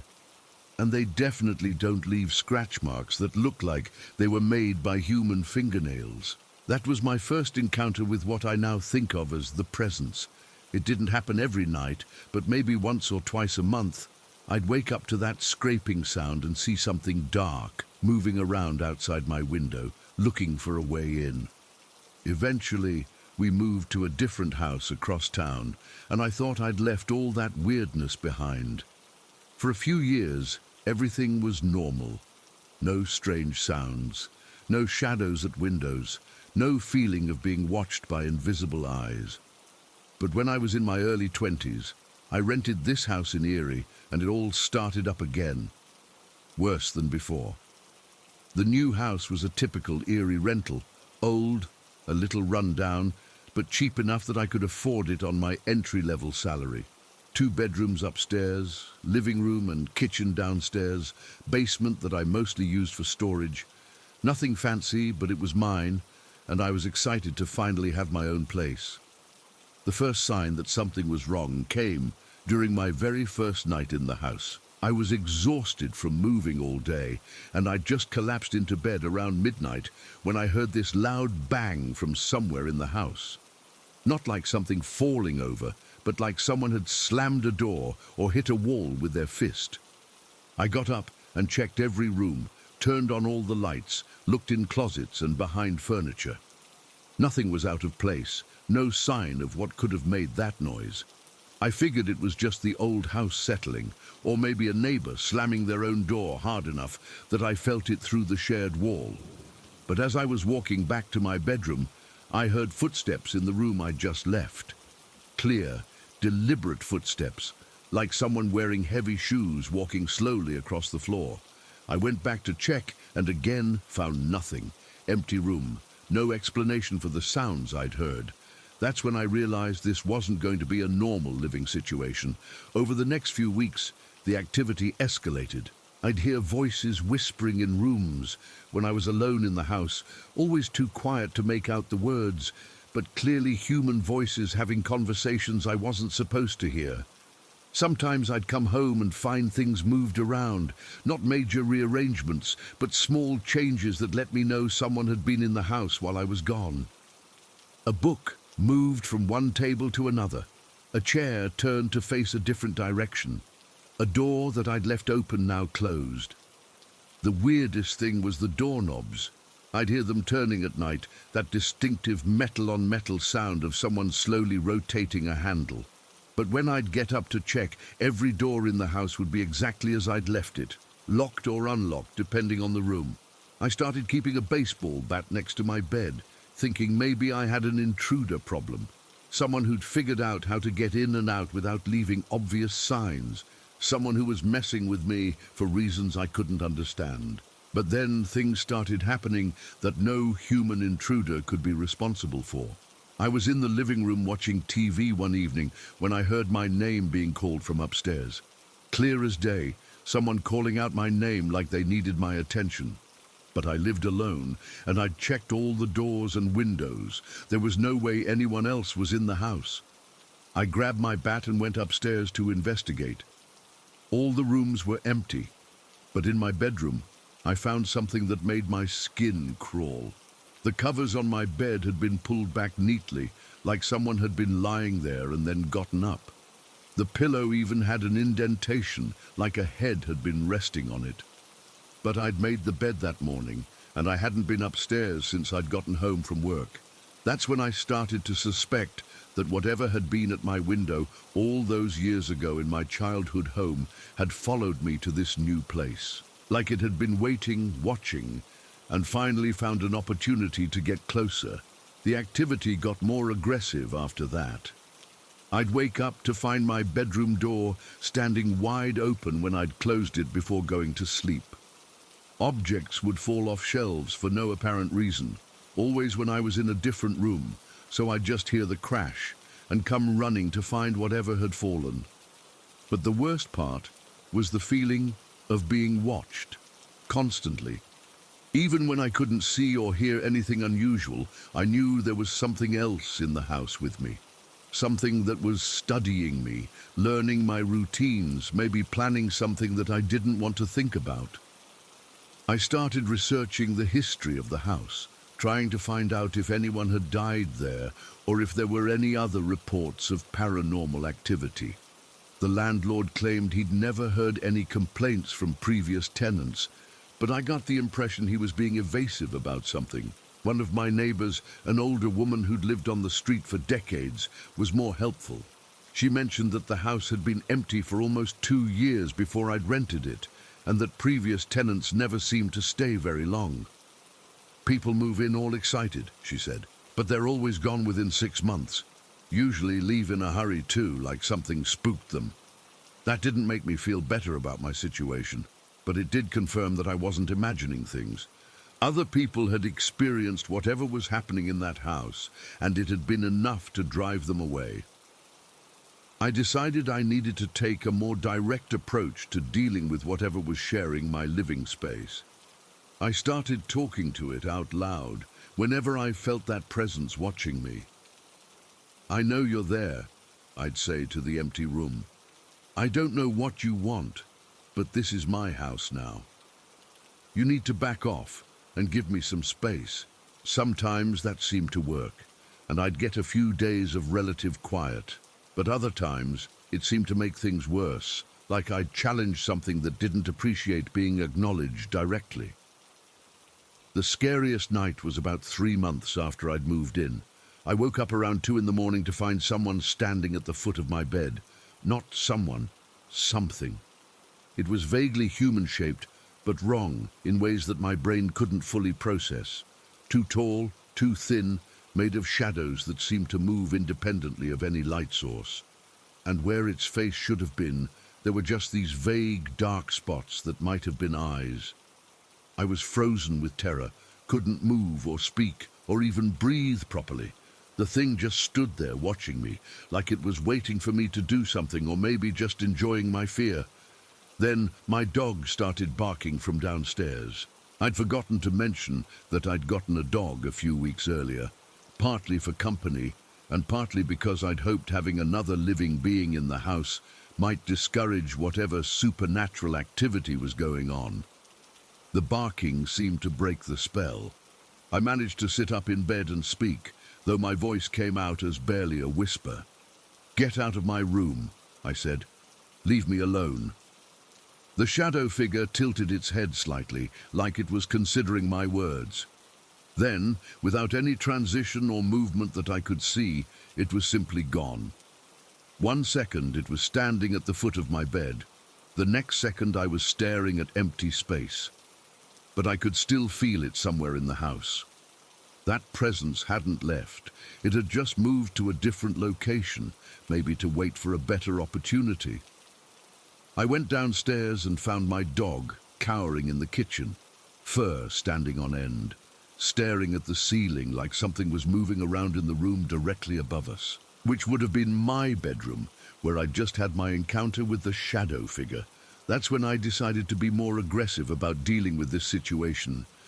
I started leaving lights on all night, bought some sage and burned it in every room, even got a few religious symbols to hang on the walls.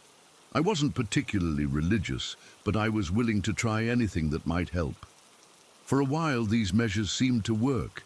The activity died down to almost nothing, just occasional footsteps or the sound of doors opening and closing, but nothing as dramatic as the shadow figure at the foot of my bed. I started to think I'd won, that whatever had been sharing my house had finally gotten the message and moved on to bother someone else. I was wrong. The presence came back stronger than ever, and this time it brought friends.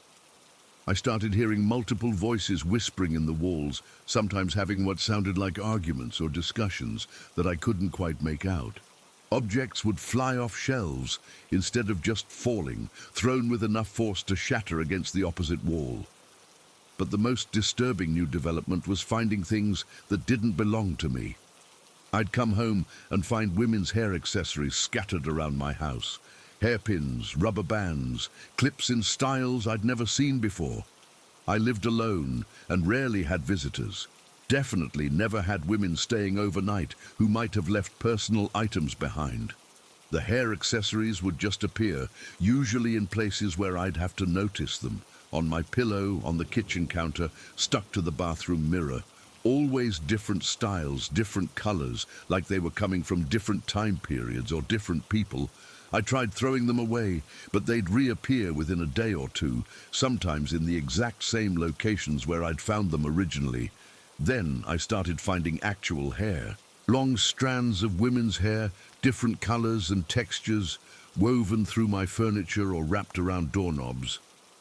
Not short pieces that might have come from someone who'd visited the house months ago, but long, complete strands, like someone had deliberately placed them there. The hair was the final straw. I couldn't rationalize it away or pretend it had some normal explanation. Someone or something was bringing these items into my house and placing them where I'd find them. And it wasn't any living person. I decided to set up a camera in my living room, hoping to capture evidence of whatever was moving around my house when I wasn't there. It was one of those motion-activated security cameras that would record whenever it detected movement. The first few days, I got exactly what I expected. Footage of my dog wandering around, or of myself moving through the room. But on the fourth night, the camera captured something that made me seriously consider moving out immediately. Around 3 in the morning, the camera started recording. The timestamp showed it had detected motion, but for the first few seconds of footage, the room appeared empty. Then, gradually, shadows started moving across the walls in patterns that had nothing to do with any light sources in the room. The shadows gathered in the center of the room and started to take shape, forming what looked like human figures made of darkness. I counted at least 4 distinct shapes, maybe more, all moving around my living room, like they were having some kind of meeting or social gathering. One of the shadow figures approached the camera directly, and for a few seconds, I was looking at what might have been a face made of shifting darkness. No clear features, but definitely the sense of intelligence behind those dark spaces where eyes should have been. Then the figure reached toward the camera, and the footage cut out.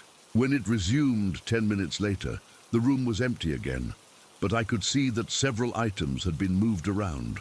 Books rearranged on shelves, furniture turned to face different directions, and scattered across the coffee table were more of those hair accessories that I'd been finding. That footage convinced me that I was dealing with something far beyond normal paranormal activity. This wasn't just one ghost or spirit. It was multiple entities, intelligent and organized, who had claimed my house as their territory and were using it for purposes I didn't want to understand. I started making plans to move out, but before I could find a new place, something happened that changed the entire dynamic of the situation. I was lying in bed one night, unable to sleep because of the constant sounds of movement throughout the house, when I heard footsteps coming up the stairs, heavy, deliberate footsteps that stopped right outside my bedroom door. "I know you're out there," I said to whatever was in the hallway. "I'm tired of this game. Either leave me alone or tell me what you want, but stop with the creeping around and the mind games." The footsteps moved closer to the door, and then I heard a voice, clear, human, speaking just loudly enough for me to hear through the wood. "We're not ready to leave yet," it said, "but we'll be done with you soon." The voice was calm, matter-of-fact, like someone making a casual observation about the weather, but the words sent ice through my veins. Whatever these things were, they had plans for me, and those plans had an endpoint that I probably wouldn't survive. That's when I grabbed my dog and left the house in the middle of the night, taking only what I could carry in my car. I never went back, not even to get my belongings. I considered the furniture and electronics a small price to pay for getting away from whatever had taken over that place. I found a new apartment across town and lived quietly for several months, hoping I'd finally escaped whatever presence had been following me since childhood. The new place felt normal, peaceful, no sense of being watched or any unexplained sounds during the night. But about 6 months after I'd moved, I started finding hair accessories again. Just one or two at first, appearing in places where I'd have to notice them. Then more frequently, along with strands of women's hair wrapped around my bathroom fixtures and woven through my clothing. They'd found me again, whatever they were. And this time, I had the feeling they weren't just playing games or trying to scare me. The message in that voice, "We'll be done with you soon," suggested they had unfinished business that they intended to complete. I've moved 3 more times since then, always to different neighborhoods, always trying to find a place where I could live peacefully without supernatural interference. But they follow me everywhere, these shadow figures, with their impossible knowledge and their collection of hair accessories from women I've never met. The activity is usually subtle now, just enough to let me know they're still around, still watching, still working toward whatever goal they've set for themselves. But sometimes, late at night when the house is quiet, I hear that same voice from the hallway outside my old bedroom. "Soon," it says. "We're almost ready." I don't know what they're getting ready for, and I don't want to find out, but I'm starting to think that running away isn't going to work forever. Eventually, they're going to decide that whatever they've been planning is complete, and then I'll find out what they meant when they said they'd be done with me soon. The worst part is not knowing why they chose me or what I did to attract their attention in the first place. Was it something about that first house where I lived as a child, or is there something about me personally that makes me a target for this kind of supernatural harassment? All I know is that I've been living with this presence for most of my life, and it's getting stronger, more organized, more focused on whatever end goal it's working toward. And I have the terrible feeling that I'm running out of time to figure out how to stop it. Story 12. I lived in this old 2-story house in McKinley Park, Chicago, with my family when I was in college. It was one of those typical Chicago houses, narrow, tall, with a finished basement, that we used as extra living space. The basement had been converted into a family room with a small bedroom attached, and that's where my uncle stayed when he was visiting, which was pretty often since he worked in the city. The house was old, probably built in the 1920s, and it had all the usual quirks you'd expect from a place that age. Creaky wooden stairs, floors that weren't quite level, doors that didn't hang straight. But it was home, and we'd all gotten used to its particular sounds and personality over the years I'd been living there. The basement stairs were especially noisy. They were these old wooden steps that groaned and creaked every time someone walked on them, and each step had its own distinctive sound. You could tell who was coming down just by the pattern of creaks. My dad's heavy footsteps sounded different from my mom's lighter ones, different from my sister's quick pace. On this particular night in late fall, everyone in the family had gone to the hospital. My grandmother had been having some health issues, and there had been an emergency call around dinner time. Everyone piled into cars and rushed over to be with her, but I stayed behind because I had this huge exam the next day and really needed to study. So I was alone in the house for the first time in months, which was actually kind of nice. I could spread my books out on the kitchen table, play music as loud as I wanted, take breaks whenever I felt like it. The quiet was peaceful, and I was getting a lot of good studying done. Around 9:30, I decided to go down to the basement to work out on our weight set. We had this basic home gym set up down there, a bench, some free weights, nothing fancy but good enough for staying in shape.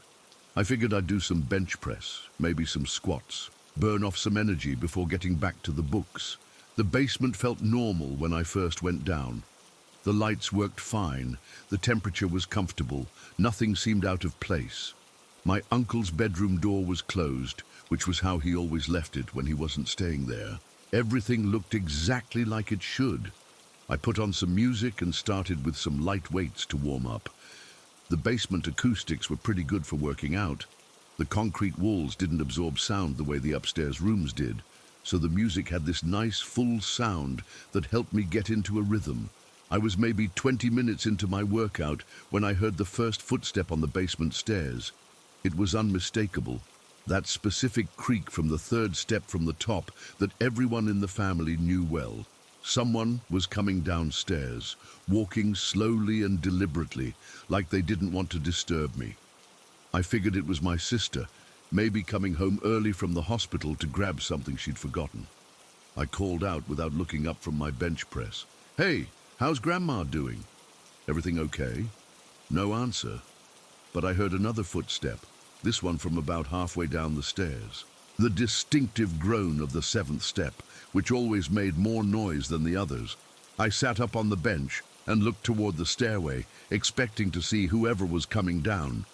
But the stairwell was empty, no one there, just the normal view up toward the first floor. "Hello!" I called out, thinking maybe I'd misheard something. That's when I heard the third footstep, coming from near the bottom of the stairs. Someone was definitely walking down those steps, but there was nobody visible on the staircase. I got up from the bench and walked closer to the stairs, looking up toward the first floor to see if I could spot anyone. The lights were on upstairs, but I couldn't see any movement, couldn't hear any sounds of doors opening or closing. But those footsteps kept coming. Slow, measured steps descending the staircase, each one creating the exact sound pattern I'd been hearing my whole life from family members using those stairs. Except there was nobody there making the sounds. I stood at the bottom of the stairs for probably 30 seconds, listening to invisible footsteps walk down toward me. The sounds were coming from the right locations on the steps, in the right sequence, but there was absolutely nothing to see.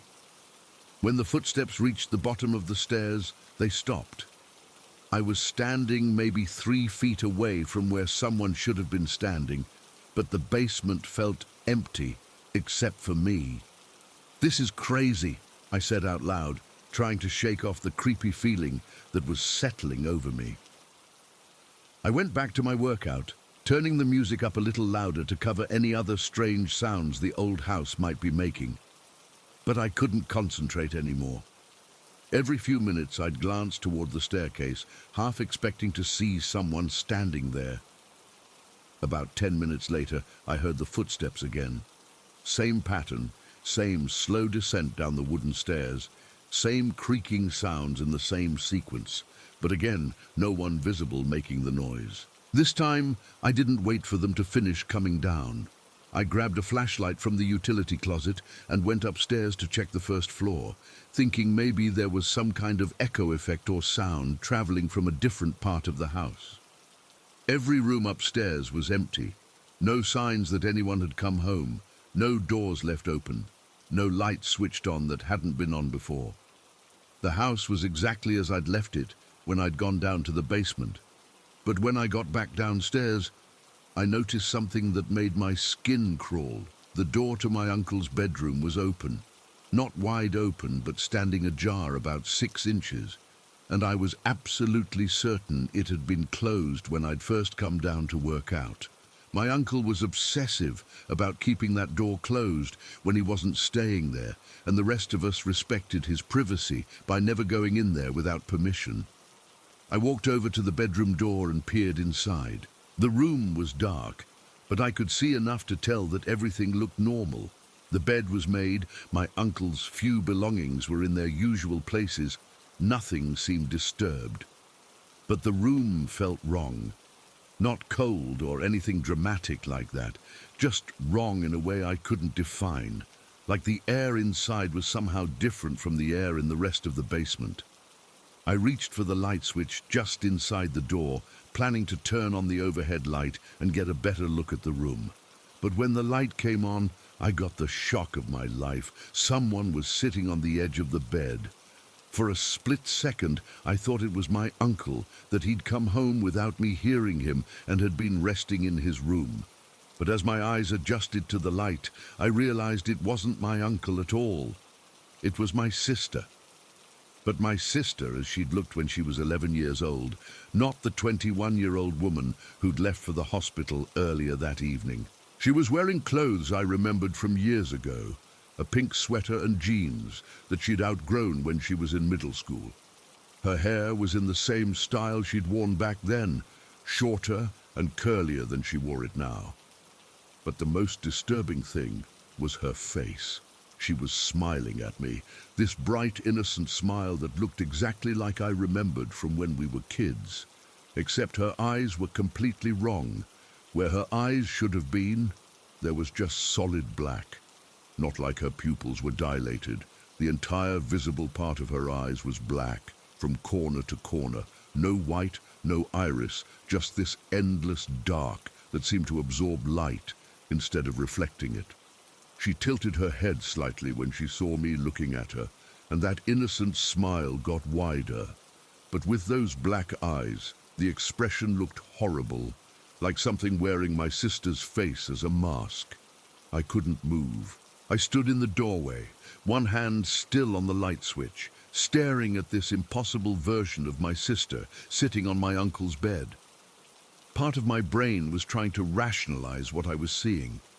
Maybe this was some kind of hallucination brought on by stress from studying. Maybe I was more tired than I'd realized, but I knew what I was seeing was real. This thing looked exactly like my sister had looked a decade ago, down to details like a small scar on her chin from a bike accident, and the way she always sat with one leg tucked under her. The thing that looked like my 11-year-old sister opened its mouth and spoke in her voice from that time. Higher pitched than her adult voice, with the slight lisp she'd had before getting her teeth fixed. "Hi," it said, still smiling that terrible smile. "Want to play?" That's when my paralysis broke. I backed out of the room quickly and slammed the door shut, my heart pounding so hard I thought it might burst. I leaned against the door for a few seconds, trying to catch my breath and figure out what the hell I'd just seen. From inside the room, I could hear movement. Not footsteps, but the sound of someone getting up from the bed, maybe walking around the small space. Then silence. I ran upstairs as fast as I could, taking the steps 2 at a time, despite how much noise the old staircase made. I went straight to the living room and turned on every light in the house, then sat on the couch with my back to the wall so I could see all the doorways. My hands were shaking as I tried to call my parents' cell phones, but both went straight to voicemail. Hospitals have terrible cell reception, and they were probably in some waiting room in a dead zone anyway. I sat there for maybe an hour, jumping at every sound the house made. waiting for my family to come home. The basement stayed quiet. No more footsteps on the stairs, no sounds from my uncle's room. But I couldn't shake the image of that thing sitting on the bed, wearing my sister's childhood face, while those black eyes stared at me with inhuman intelligence. When my family finally came home around midnight, I was so relieved to see them that I almost cried. My sister walked in first, looking like her normal 21-year-old self, tired from the long evening at the hospital, but otherwise completely normal. "How'd your studying go?" she asked, dropping her purse on the kitchen table. I looked at her carefully, checking her eyes, her expression, the way she moved and talked. Everything was normal, exactly like it should be. Whatever I'd seen in that basement room wasn't the real her. It had been something else wearing her appearance like a disguise. I didn't tell anyone what had happened. How do you explain that you've seen a childhood version of your sister with black eyes sitting in your uncle's bedroom? They'd think I was having some kind of breakdown, or that I'd been studying too hard and hallucinating from stress. But the next morning, I made an excuse to avoid going down to the basement, and the day after that. In fact, I don't think I went back down there alone for the rest of the time we lived in that house. My uncle came to stay a few weeks later, and I watched him carefully when he used his room, looking for any sign that he'd encountered something strange down there. But he seemed completely normal, never mentioned anything unusual about the basement or his bedroom. Sometimes I'd hear him talking to someone down there in the evenings, which I'd always assumed was phone calls to friends or maybe watching TV, but now I wondered if he was actually talking to something or if something was talking back to him in voices he recognized. I never saw that thing again, but I never forgot it either. The memory of my sister's 11-year-old face with those impossible black eyes has stayed with me for years. Sometimes I'll see a photo of her from that age, and for just a second, I'll remember how wrong it looked sitting on that bed, smiling that too wide smile. The worst part is not knowing what it was, or why it had chosen to appear as that specific version of my sister. Was it something that had been in the house all along, studying our family and learning how to mimic us? Or was it something that had attached itself to my sister specifically, something that could access her memories and appearance from any point in her life? I've done some research into doppelgangers and entities that can take human form, but nothing I've found quite matches what I experienced. Most of the accounts describe perfect copies that are hard to distinguish from the real person. But this thing was clearly wrong, clearly not human, even though it wore my sister's face so convincingly. The black eyes were the giveaway that this wasn't just some kind of hallucination or trick of the light. They were completely solid, completely dark, and they moved and tracked like normal eyes. But they belonged to something that wasn't human. Something that was just using human appearance as a disguise or maybe as a way to communicate with me.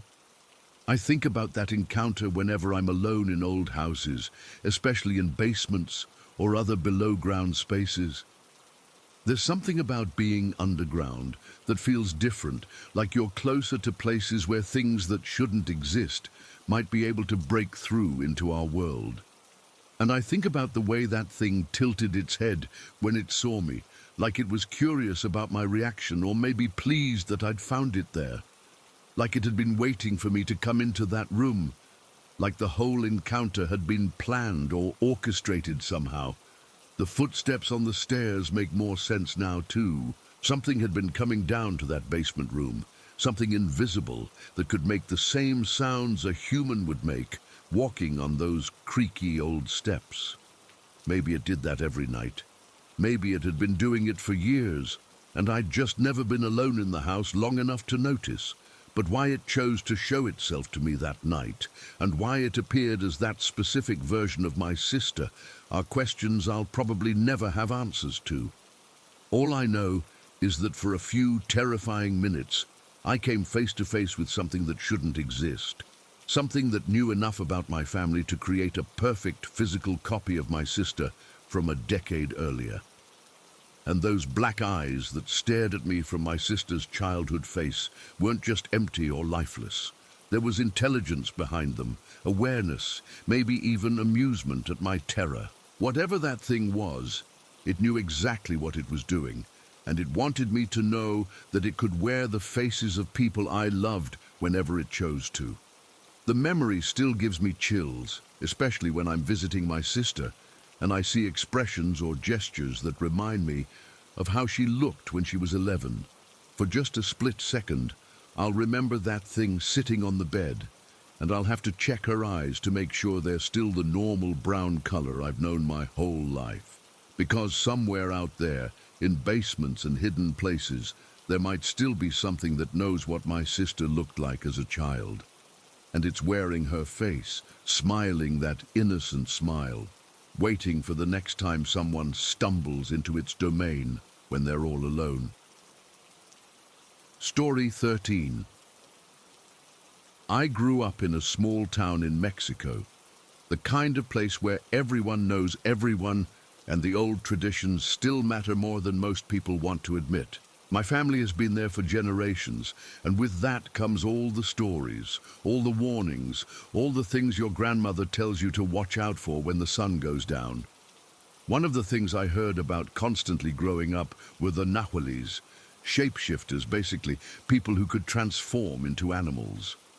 My aunt was always full of stories about them, how certain people in town had the gift, how you could tell when someone was more than they seemed. Most of the time I thought it was just old folklore, stories to keep kids from wandering around at night. But there was this one neighbor of ours, an older woman who lived alone about 3 houses down from us. My aunt always got this look on her face when she talked about her, like she knew something, but couldn't say it outright. She'd make comments about how the woman's cats were always perfectly behaved, how she never seemed to have any pest problems, how sometimes you'd see her in her garden at hours when normal people would be sleeping. "Keep your distance from that one," my aunt would say whenever we saw the woman around town. "Some people carry old knowledge, and not all of it is meant for sharing." I was probably 8 years old when I had my encounter, old enough to know I was supposed to be scared, but young enough that I didn't fully understand why. It was a summer night, one of those hot, humid evenings where the air feels thick and everyone leaves their windows and doors open, hoping for a breeze. I'd been staying up later than usual, playing with toys in the living room while my parents watched their evening shows. Around 10 o'clock, I realized I needed to use the bathroom, but ours was broken. Had been for 2 days while we waited for my uncle to come fix the plumbing. We had an outhouse in the backyard. Nothing fancy, but it worked fine for emergencies. My parents had been using it without any problems, so when I told my mom I needed to go out there, she just reminded me to take the flashlight and be careful walking in the dark. The backyard wasn't huge, maybe 30 feet from the house to where the outhouse sat near the back fence. There were a few fruit trees scattered around, some small gardens my mom maintained, the usual setup for a family home in that area. Nothing that should have been scary or threatening, especially not a walk I'd made dozens of times before. I took the flashlight and stepped outside, immediately feeling the warm night air settle around me like a blanket. It was quiet except for the usual nighttime sounds, insects, a dog barking somewhere in the distance, the low murmur of TV shows from neighbors' houses. I was maybe halfway to the outhouse when I saw it. At first, I thought it was just a regular cat sitting near the back fence, probably one of the strays that wandered through the neighborhood looking for food. But as I got closer and the flashlight beam hit it more directly, I realized this wasn't any ordinary cat. It was huge, easily the size of a large dog, sitting perfectly still and staring directly at me. The fur was dark, almost black, and the eyes reflected my flashlight beam with this intense, unnatural green glow. But what really made my skin crawl was how it was sitting, not like a cat at all, but upright, almost human-like in its posture. I stopped walking and just stood there, holding the flashlight beam on this thing while it stared back at me without blinking. Normal cats would have run away from the bright light, or at least turned their heads or moved position. This one didn't move at all, just kept watching me with those glowing eyes. "Nice kitty," I whispered, trying to convince myself it was just a regular animal that happened to be bigger than usual. That's when it stood up. Not like a cat getting to its feet, but like a person rising from a sitting position. It stood on its hind legs for a moment, tall enough that its head reached nearly to the top of the wooden fence before dropping back down to all fours. But even on all fours, it was still staring at me, still completely motionless, except for the slight movement of its chest as it breathed. I was frozen with fear, holding that flashlight with hands that had started shaking. Every instinct I had was telling me to run back to the house, but I couldn't make my legs move. This thing had me pinned in place just by looking at me, like it was holding me there through will alone. Then I heard my aunt's voice in my head, all those warnings about the neighbor woman and her perfectly behaved cats, about people who carried old knowledge. I looked more closely at this enormous cat sitting in my backyard, and I noticed something that made my stomach drop. Around its neck was a thin silver chain with a small charm hanging from it. The exact same necklace I'd seen the neighbor woman wearing dozens of times. The realization hit me like a physical blow. This wasn't just a cat, this was her. The woman from down the street had somehow become this massive feline creature, and now she was in my backyard, watching me with those impossible green eyes. I don't know how long we stared at each other like that. It felt like hours, but it was probably only a minute or two. The cat, the woman, never moved, never blinked, never showed any sign of being anything other than completely focused on me. Then, without any warning or transition, she was gone. Not like she ran away or jumped over the fence. 1 second she was sitting there, solid and real and terrifying, and the next second there was nothing but empty space where she'd been. The necklace, the glowing eyes, the impossible size, all of it just vanished like it had never been there. I ran back to the house so fast I almost tripped over my own feet, slamming the door behind me and immediately locking it. My parents looked up from their TV show, probably wondering why I was breathing so hard and why I still needed to use the bathroom after being outside for several minutes. "Did you see anything unusual out there?" my mum asked, maybe noticing how shaken I looked. I wanted to tell her what I'd encountered, wanted to describe the giant cat with the neighbor woman's necklace, but I knew how crazy it would sound, and I was afraid that talking about it might somehow bring it back. "No," I said, "just dark out there." That night, I barely slept. Every sound from outside made me think the cat woman had come back, that she was prowling around our house or maybe watching through the windows. I kept expecting to see those green eyes staring at me from the darkness beyond the glass. The next morning, I made an excuse to walk past the neighbor woman's house on my way to school. I wanted to see if she looked any different, if there were any signs that she'd been out shape-shifting the night before.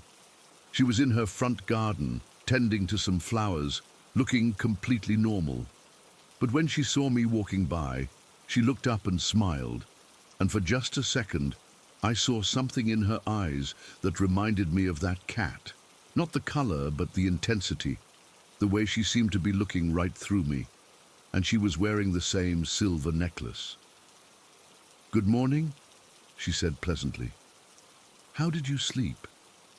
The question sent chills down my spine.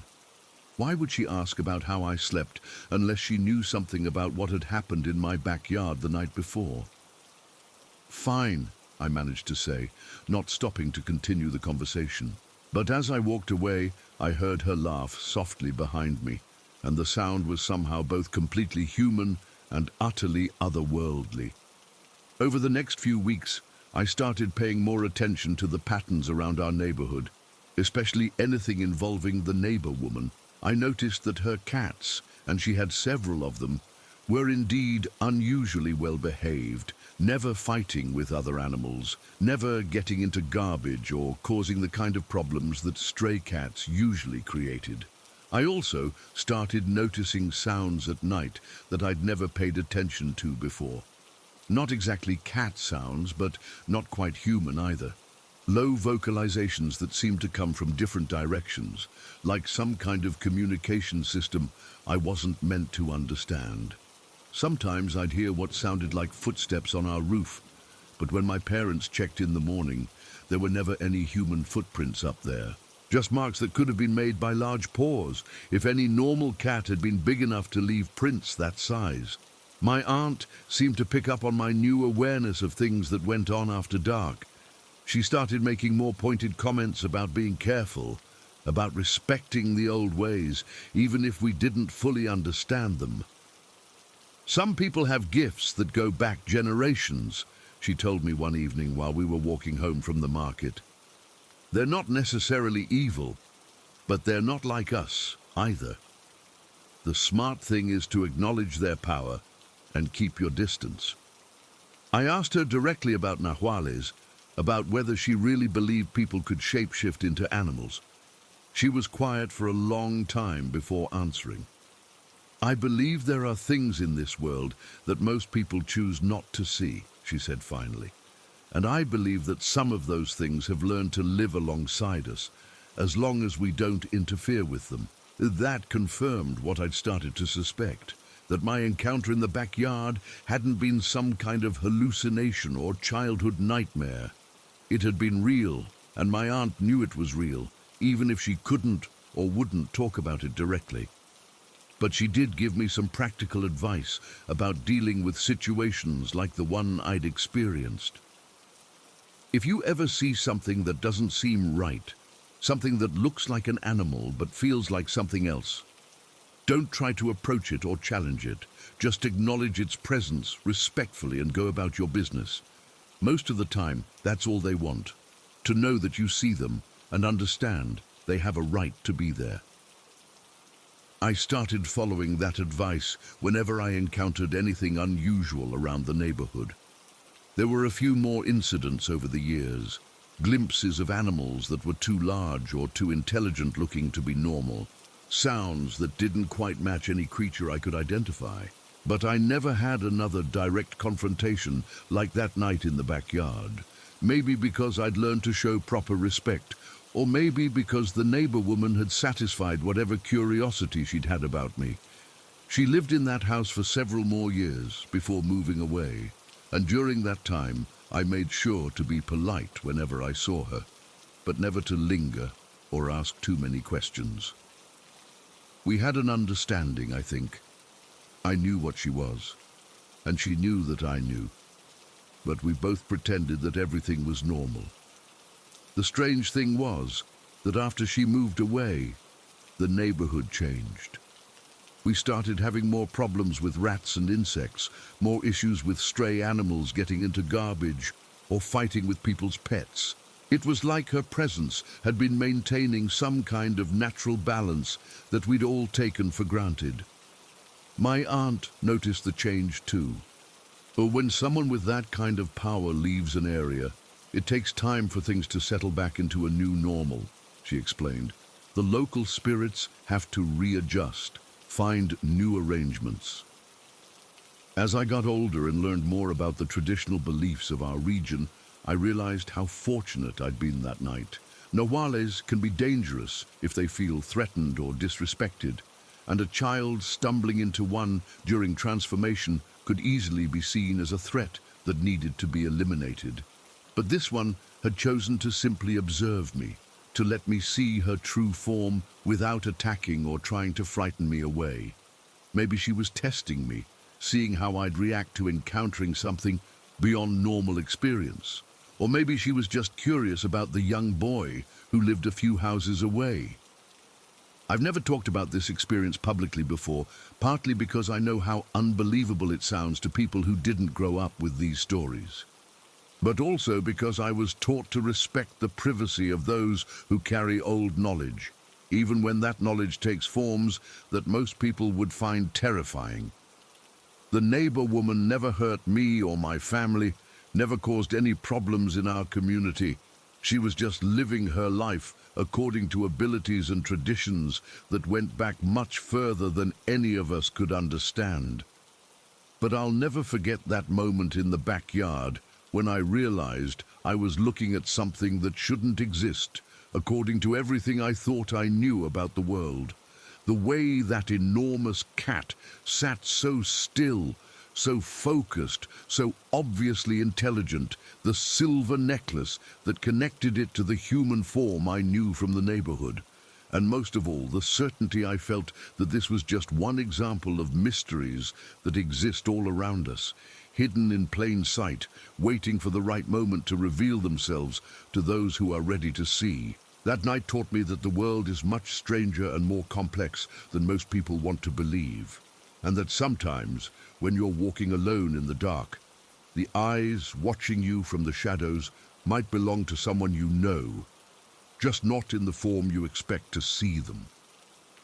Even now, decades later, I'm careful about going outside alone after dark, especially in places where I might encounter large cats or other animals that seem too aware, too purposeful in their behavior. Because I learned that night that not every animal is just an animal, and some of our neighbors carry secrets that are older and more powerful than anything we learn in school. The sound I heard that night, not quite cat, not quite human, still comes back to me sometimes when I'm drifting off to sleep. And I still check for silver necklaces on any unusually large or intelligent-looking animals I encounter, just in case I'm about to have another meeting with someone who moves between worlds in ways the rest of us can barely imagine. Story 14. I woke up around 2:30 in the morning, needing water. You know how it is when you wake up with that dry mouth feeling and you can't get back to sleep until you get something to drink. I'd been having one of those deep sleeps where you're completely out, so when I woke up, I was still pretty groggy and disoriented. I shuffled out of my bedroom and headed toward the kitchen, not really paying attention to anything around me. The house was dark, except for the usual nightlights we kept plugged in around the hallways, just enough to see where you're going without tripping over anything. That's when I saw my dad in the kitchen.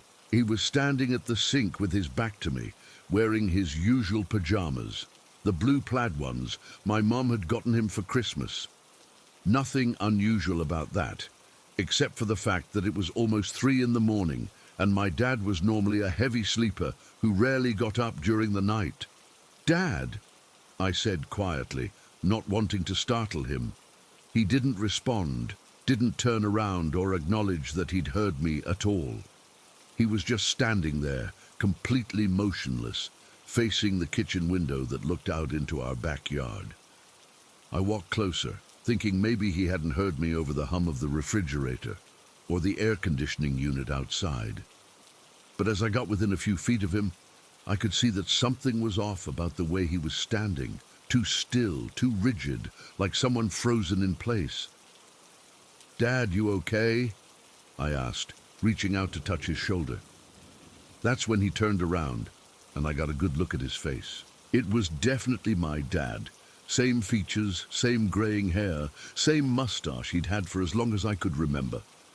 But his expression was completely blank, like he was looking right through me without really seeing me. His eyes were open but unfocused, staring at some point beyond where I was standing. When he looked at me, there was no recognition, no awareness, nothing that indicated he knew who I was or even that I was there. "Going for a walk," he said in this flat, emotionless tone that didn't sound like his normal voice at all. Before I could respond or ask where he was going at 3 in the morning, he walked past me toward the front door. Not the casual walk I was used to seeing from him, but this mechanical, purposeful stride like he was being controlled by something else. I followed him, getting more concerned by the second. My dad might have his quirks, but sleepwalking wasn't one of them. In all the years I'd lived in that house, I'd never seen him get up and wander around at night, let alone head outside. "Dad, where are you going?" I asked as he reached the front door. He opened it without hesitation, not bothering to grab keys or shoes or a jacket, and stepped out onto the front porch. The night air was cool, probably in the 50s, but he didn't seem to notice or care that he was walking outside in just his pajamas. I stood in the doorway, watching him walk down our front path toward the sidewalk. His movements were still that same mechanical stride, like he was following some predetermined route that had been programmed into him. When he reached the sidewalk, he turned left and headed toward the old oak tree that sat in the middle of our front yard. It was this massive tree that had been there since before our house was built, probably 60 or 70 feet tall, with branches that spread out wide enough to shade most of our front lawn. My dad walked directly to the tree and sat down at its base, settling onto the ground with his back against the trunk. Then he just sat there, staring straight ahead into the darkness of our street, completely motionless again. I watched him for maybe 5 minutes, waiting for him to get up or show some sign that he was aware of where he was. But he just sat there like a statue, looking out at nothing, not responding to the cool air or the fact that he was sitting on damp grass in his pajamas. "This is weird," I said to myself, trying to decide what to do. Should I go wake up my mum? Should I try to coax him back inside? Should I call someone? I decided to check with my mum first, thinking maybe she'd know if he'd been having sleep issues or if there was some medical reason he might be acting this way. I went back inside and walked quietly to my parents' bedroom, not wanting to scare her by barging in and announcing that something was wrong. The bedroom door was slightly open, and I could see into their room well enough to make out the shapes of furniture in the darkness. I peeked around the doorframe to see if my mom was awake. That's when my blood went cold. My dad was in bed, lying on his side facing away from the door, breathing deeply in what was obviously deep sleep. I could see the rise and fall of his shoulders, could hear the slight snoring sound he made when he was really out. But I'd just seen him walk outside and sit under the tree. He couldn't be in 2 places at once. I stood there for what felt like forever, looking back and forth between the figure in the bed and trying to process what I was seeing. The person sleeping in that bed was definitely my dad. Same height, same build, same graying hair visible on the pillow. But the person sitting outside under the tree was also definitely my dad. My mum shifted slightly in her sleep, and I could see her face in the dim light coming through their bedroom window. She looked peaceful, completely unaware that anything unusual was happening. I backed away from their bedroom door as quietly as I could and went to the living room window that had the best view of our front yard. The figure was still sitting under the oak tree, in exactly the same position I'd left him in. I rubbed my eyes, thinking maybe I was still half asleep and seeing things that weren't there. But when I looked again, he was still there, sitting motionless against the tree trunk, staring out at our empty street. I went back to check the bedroom. My dad was still in bed, still breathing deeply, still obviously fast asleep. 2 of him, one sleeping peacefully in bed with my mom, one sitting outside in the cold wearing pajamas and staring at nothing. I didn't know what to do with that information. How do you wake someone up to tell them that there are 2 versions of their husband in different parts of the house and property? How do you explain something that makes no sense even to yourself? I decided to go back outside and try to interact with the version sitting under the tree, thinking maybe I could figure out what was going on by talking to him directly. When I stepped onto the front porch, I could see him clearly in the light from our porch lamp. Still my dad, still wearing those same blue plaid pajamas, still sitting with his back against the tree trunk. But now that I was closer, I could see more details about his posture and expression. He was sitting with his elbows resting on his knees, hands clasped together, staring intently down our street like he was watching for something specific. Not the blank, unfocused stare I'd seen in the kitchen, but focused attention directed towards some point in the distance. "Dad," I called out from the porch. No response. He didn't turn his head, Didn't show any sign that he'd heard me. I walked closer, stepping onto the grass and approaching the tree. As I got within maybe 10 feet of where he was sitting, I could see his face more clearly in the light from the street lamps.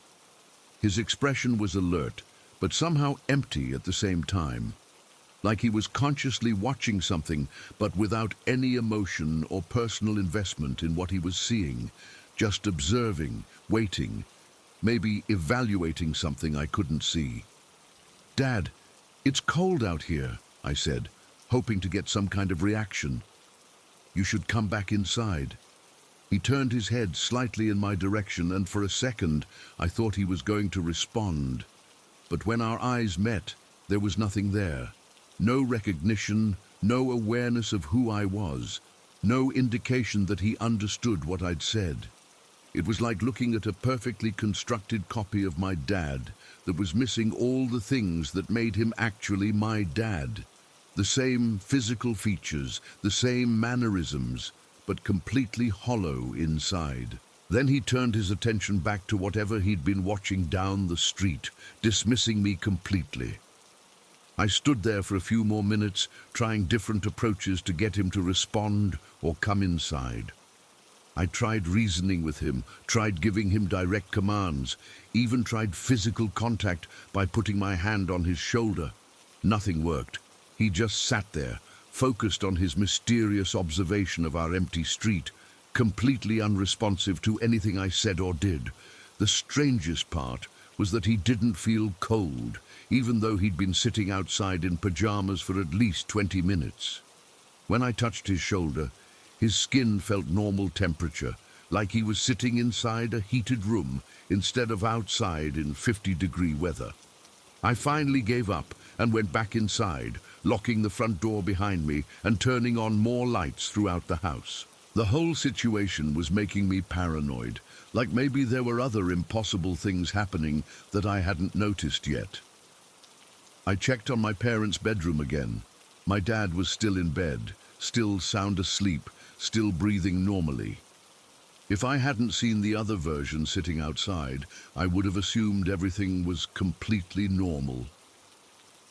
I spent the rest of the night awake, alternating between checking the bedroom and looking out the window at the figure under the tree. Both versions of my dad remained exactly where I'd found them, neither one moving or changing position. Around 5:30 in the morning, just as the sky was starting to get light, I looked out the window and saw that the tree was empty. No sign that anyone had been sitting there, no indication that anything unusual had happened during the night. I went to check my parents' bedroom, and my dad was sitting up in bed, stretching and yawning like he was just waking up naturally. "Morning," he said when he saw me in the doorway. "You're up early." His voice sounded completely normal, warm and familiar, nothing like the flat tone I'd heard from the version in the kitchen hours earlier. "Did you sleep okay?" I asked, studying his face for any sign that he remembered getting up during the night. "Like a rock," he said. "Best sleep I've had in weeks. Why?" I wanted to tell him what I'd experienced, wanted to describe seeing two versions of him in different places, but I knew how insane it would sound, and I wasn't sure I could explain it in a way that would make sense to anyone else. "Just wondering," I said. "I had some trouble sleeping." Over breakfast, I watched my dad carefully, looking for any signs of the blank, emotionless behavior I'd seen from the other version. But he was completely himself, joking with my mom, complaining about having to work late that day, acting exactly the way he always did in the mornings. Later that day, I went outside to look at the area under the oak tree where I'd seen him sitting. The grass wasn't flattened or disturbed in any way that would indicate someone had been sitting there for hours. No footprints, no physical evidence that anyone had been in that spot. But I knew what I'd seen. I'd spent most of the night looking back and forth between two identical versions of my dad, one sleeping peacefully in bed and one sitting outside staring at our street with empty eyes. The experience left me questioning everything about how I understood reality. If someone could be in two places at once, if there could be multiple versions of the same person existing simultaneously, then nothing I thought I knew about the world made sense anymore. I started paying more attention to my dad's behavior, watching for any signs that he might be aware of what had happened or that it might happen again. But he seemed completely normal. No indication that he remembered anything unusual about that night. I also started checking on him when I got up during the night, just to make sure he was where he was supposed to be. Most of the time, he was sleeping peacefully in bed with my mom, exactly where you'd expect to find him. But a few times over the next several months, I'd find his side of the bed empty. When I'd look out the window, there he'd be, sitting under that same oak tree in the same position, wearing pajamas and staring down the street with that same empty expression. And when I'd check back later, he'd always be back in bed, sleeping soundly, with no memory of having been outside. I never figured out what he was watching for during those nighttime sessions under the tree. Our street was always empty, nothing interesting happening, no signs of activity that would explain why someone would sit outside for hours just observing. But something was drawing him out there, some compulsion or purpose that he wasn't consciously aware of. And somehow he was able to be in two places at once, fulfilling whatever obligation required his presence under that tree, while also maintaining his normal sleep pattern in bed. The whole thing made me realize how little we really understand about consciousness, identity, and what makes someone who they are. If my dad could exist in two different states simultaneously, if part of him could be compelled to behavior he wasn't aware of, then maybe none of us are as singular or self-contained as we like to think. I've never told anyone about those nights when I'd find two versions of my dad in different locations. It's not the kind of story that sounds believable, even to people who know you well. But I know what I saw, and I know that for several months my dad was living a double life that he himself wasn't conscious of. The nighttime sessions under the tree eventually stopped, and I haven't seen that empty-eyed version of him in years. But sometimes, when I'm visiting my parents and I look out at that old oak tree, I remember those nights when I discovered that the people we think we know completely might have parts of themselves that exist beyond our understanding. And I wonder what he was waiting for out there, sitting in the cold and the darkness, watching our empty street with such focused attention. What was he supposed to see, or what was supposed to see him? I'll probably never know the answer to that question, but I know that somewhere inside my dad, there's still something that remembers those nights under the tree, even if his conscious mind doesn't. Something that was called outside to wait and watch, and something that might be called again if the right circumstances arise. The last time I looked out at that tree during a visit home, I could swear I saw a faint impression in the grass where someone had been sitting. Nothing definitive, nothing I could prove, but just enough to remind me that some mysteries don't disappear completely. They just wait for the right moment to surface again. Story 15. I've been seeing shadow people my entire life. Not occasionally, not just when I'm tired or stressed. Constantly, almost every night, standing at the foot of my bed like silent sentries watching over my sleep.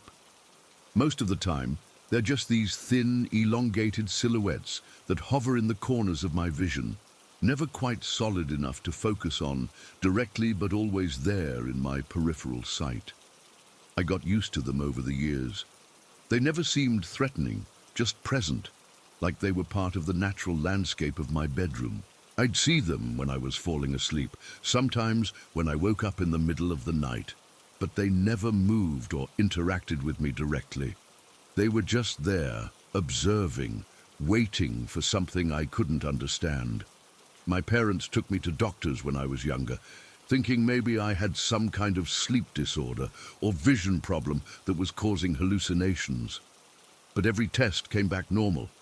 And eventually, everyone just accepted that I had an overactive imagination that created these nighttime visitors. But what happened in Erie changed everything, because for the first time, I watched one of these shadow figures actually form itself right in front of me. I was probably 16 years old, living in this old house that my family had rented on the outskirts of town.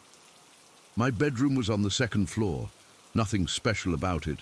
Just a regular rectangular room with windows on two walls and my bed positioned so I could see the door and most of the room from where I slept. I'd been seeing my usual shadow visitors since we'd moved into that house. Maybe 3 or 4 of them that would appear in different corners of the room throughout the night. Always the same basic shapes. Tall, thin, humanoid, but without any distinguishable features. They'd stand motionless for hours, then fade away sometime before morning. But this particular night, something different happened. I was lying in bed, not quite asleep but getting drowsy, when I noticed that one corner of my room was darker than usual. Not completely black, but like the shadows were thicker there, more concentrated than they should have been given the lighting from my digital clock and the street lamp outside my window. At first, I thought it was just my eyes adjusting to the darkness, or maybe a cloud passing over the street lamp and changing the light patterns in my room. But as I watched, the darkness in that corner started to move. It wasn't like watching a person or object move. It was like watching liquid shadow pour upward from the floor, defying gravity as it rose toward the ceiling. The darkness was gathering itself, pulling together from different parts of the room and concentrating in that one spot. I was fascinated rather than scared. After years of seeing these shadow figures appear and disappear, I was finally getting to watch the process happen in real time. This was how they manifested, how they pulled themselves together from whatever dimension or state of existence they normally inhabited. The shadow continued to thicken and rise, taking on height and bulk as more darkness flowed into it from around the room. It was like watching someone inflate a balloon, except the balloon was made of pure shadow and was forming itself into a roughly human shape. As it grew taller and more defined, I could make out specific details that I'd never noticed in my previous shadow encounters. This wasn't just a generic humanoid silhouette. It had distinct proportions, a particular stance, even what looked like clothing or accessories that gave it individual character. The figure was definitely larger than my usual shadow visitors, probably close to 6 feet tall and much broader through the shoulders and torso. Instead of the thin, elongated shapes I was used to seeing, this one was bulky, almost rotund, like a very heavy person. But the most striking feature was what appeared to be a hat. As the shadow pulled itself together and solidified, I could clearly see the outline of a wide-brimmed hat, much larger than any normal hat would be. It looked almost like a sombrero, sitting on top of the figure's head and adding to its already impressive size. The entire process of formation took maybe 2 or 3 minutes, during which I lay completely still in my bed, afraid that any movement on my part might disrupt whatever was happening. I'd never seen anything like this before, and I didn't want to miss any part of it. When the shadow figure was fully formed, it stood in that corner for what felt like hours, completely motionless, just like all the others I'd seen over the years. But this one felt different, more substantial, more present than the thin silhouettes I was accustomed to. It didn't just occupy space in my room. It filled space, dominated that entire corner with a presence that was almost physical. I could feel it there, could sense its weight and volume in a way that my other shadow visitors had never registered. And unlike the others, this one seemed to be aware of me watching it. Not in any threatening way, but like it knew I was observing its formation and was comfortable with my attention, maybe even performing for me, showing me something that most people never get to see. I don't know how long we stared at each other, me lying in my bed, this impossible shadow figure standing in my bedroom corner wearing what looked like a massive hat. Time seemed to stretch and distort, like the normal rules of reality were suspended while this thing existed in my space. But eventually, I must have dozed off, because the next thing I knew, my alarm clock was going off and sunlight was streaming through my windows.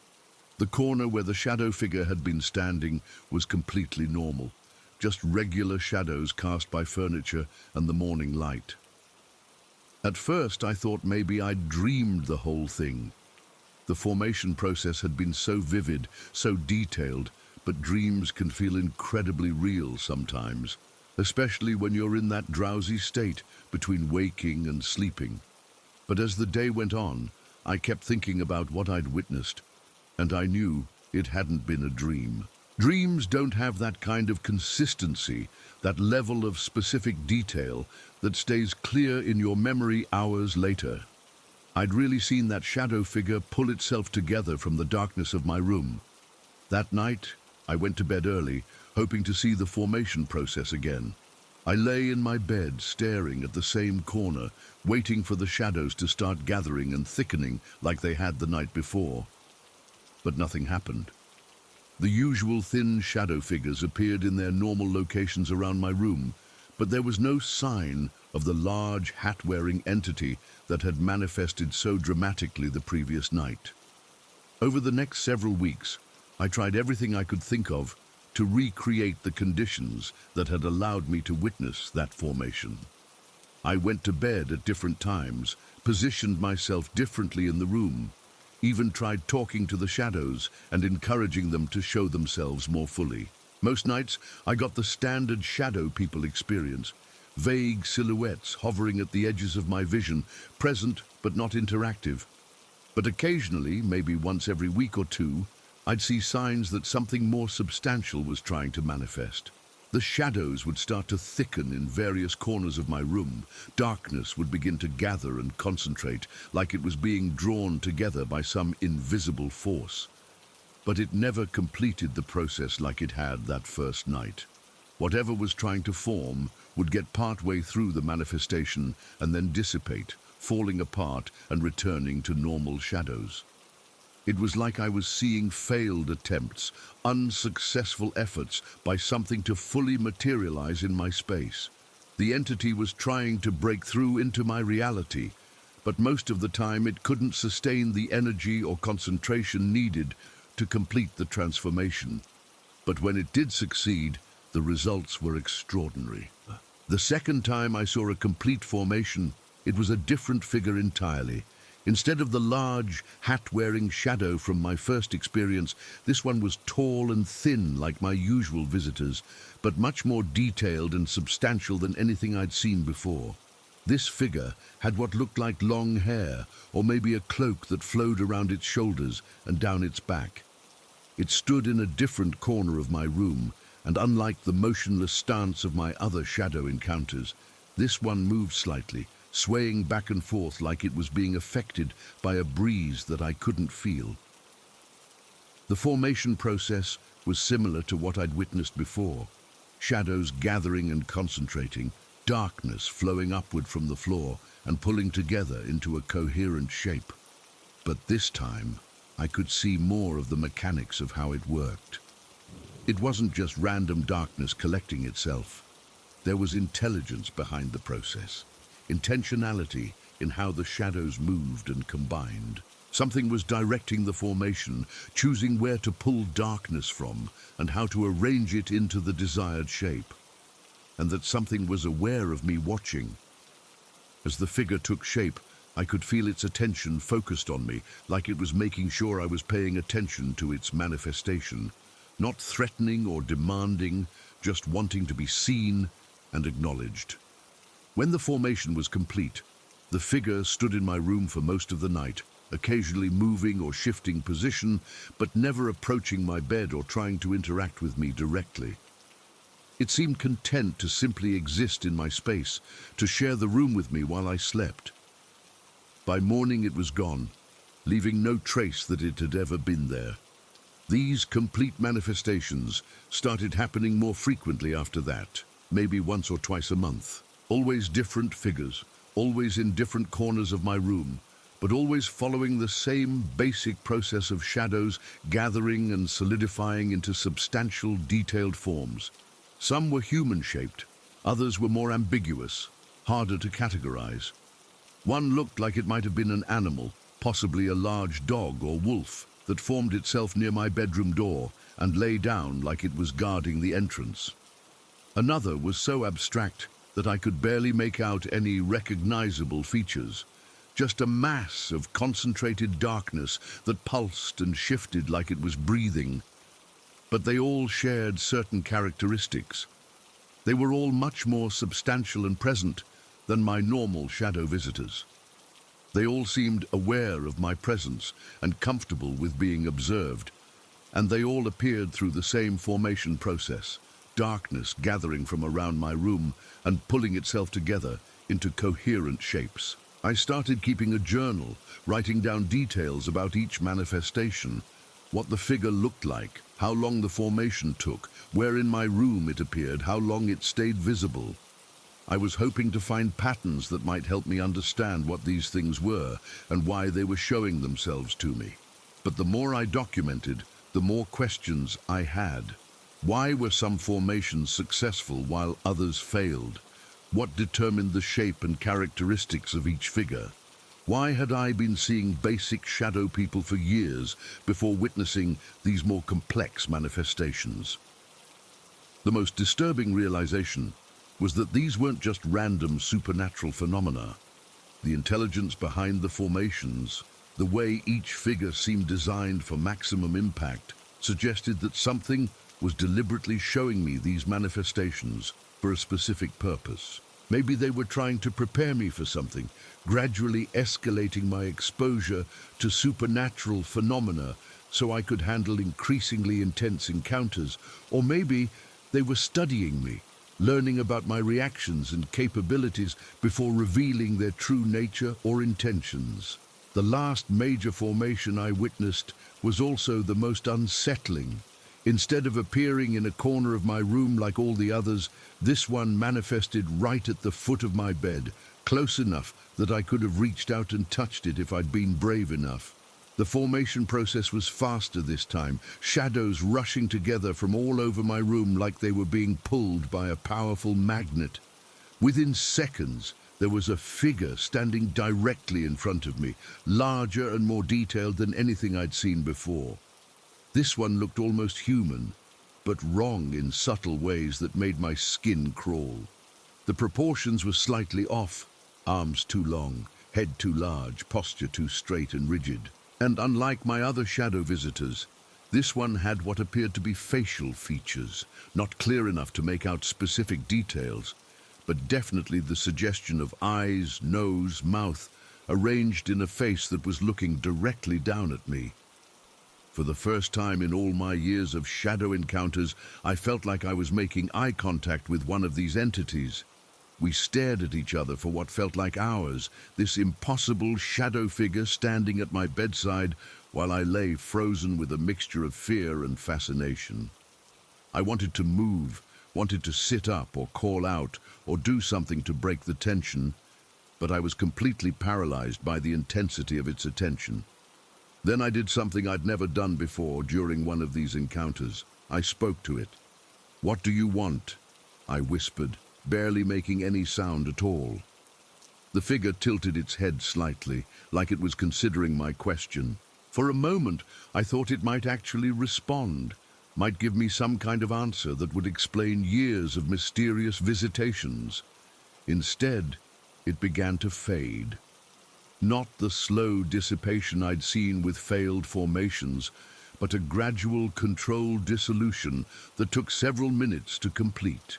The figure maintained its shape and posture as it became less and less substantial, until finally it was just a faint outline against the darkness of my room. Then it was gone completely, and my room returned to normal. That was the last time I saw a complete shadow formation. I still get my regular shadow people visitors, the thin silhouettes that hover at the edges of my vision. But whatever intelligence had been showing me those detailed manifestations seemed to have finished whatever it was trying to accomplish. Sometimes I wonder if my question that night, "What do you want?" had been some kind of test or final step in a process I didn't understand. Maybe by acknowledging the entity directly, by trying to communicate with it, I'd completed whatever interaction it had been building toward. Or maybe it realized that I wasn't ready for the kind of contact it was offering, and it withdrew rather than push me beyond what I could handle. I still think about that last figure sometimes, standing at the foot of my bed with what looked like a human face made of shadow. The way it tilted its head when I spoke to it, like it was surprised that I'd finally found the courage to acknowledge it directly. And I wonder what would have happened if I'd been braver that night, if I'd sat up and tried to have a real conversation with something that had been visiting me for years. Would it have answered my question? Would it have explained what all those formations and manifestations had been about? I'll probably never know, because that opportunity is gone now. But I learned something important from those experiences. The shadow people that visit us aren't just random apparitions or products of our imagination. They're intelligent, purposeful entities that can choose how much of themselves to reveal and when. And sometimes, if you're patient and observant enough, you might get to see how they pull themselves together from the darkness around us, gathering shadow and substance to create forms that can exist, however briefly, in our world. But be careful what you say to them when they do, because once you acknowledge them directly, once you break the unspoken barrier between observer and observed, there's no going back to pretending they don't exist. And you might not be ready for whatever comes next in that relationship.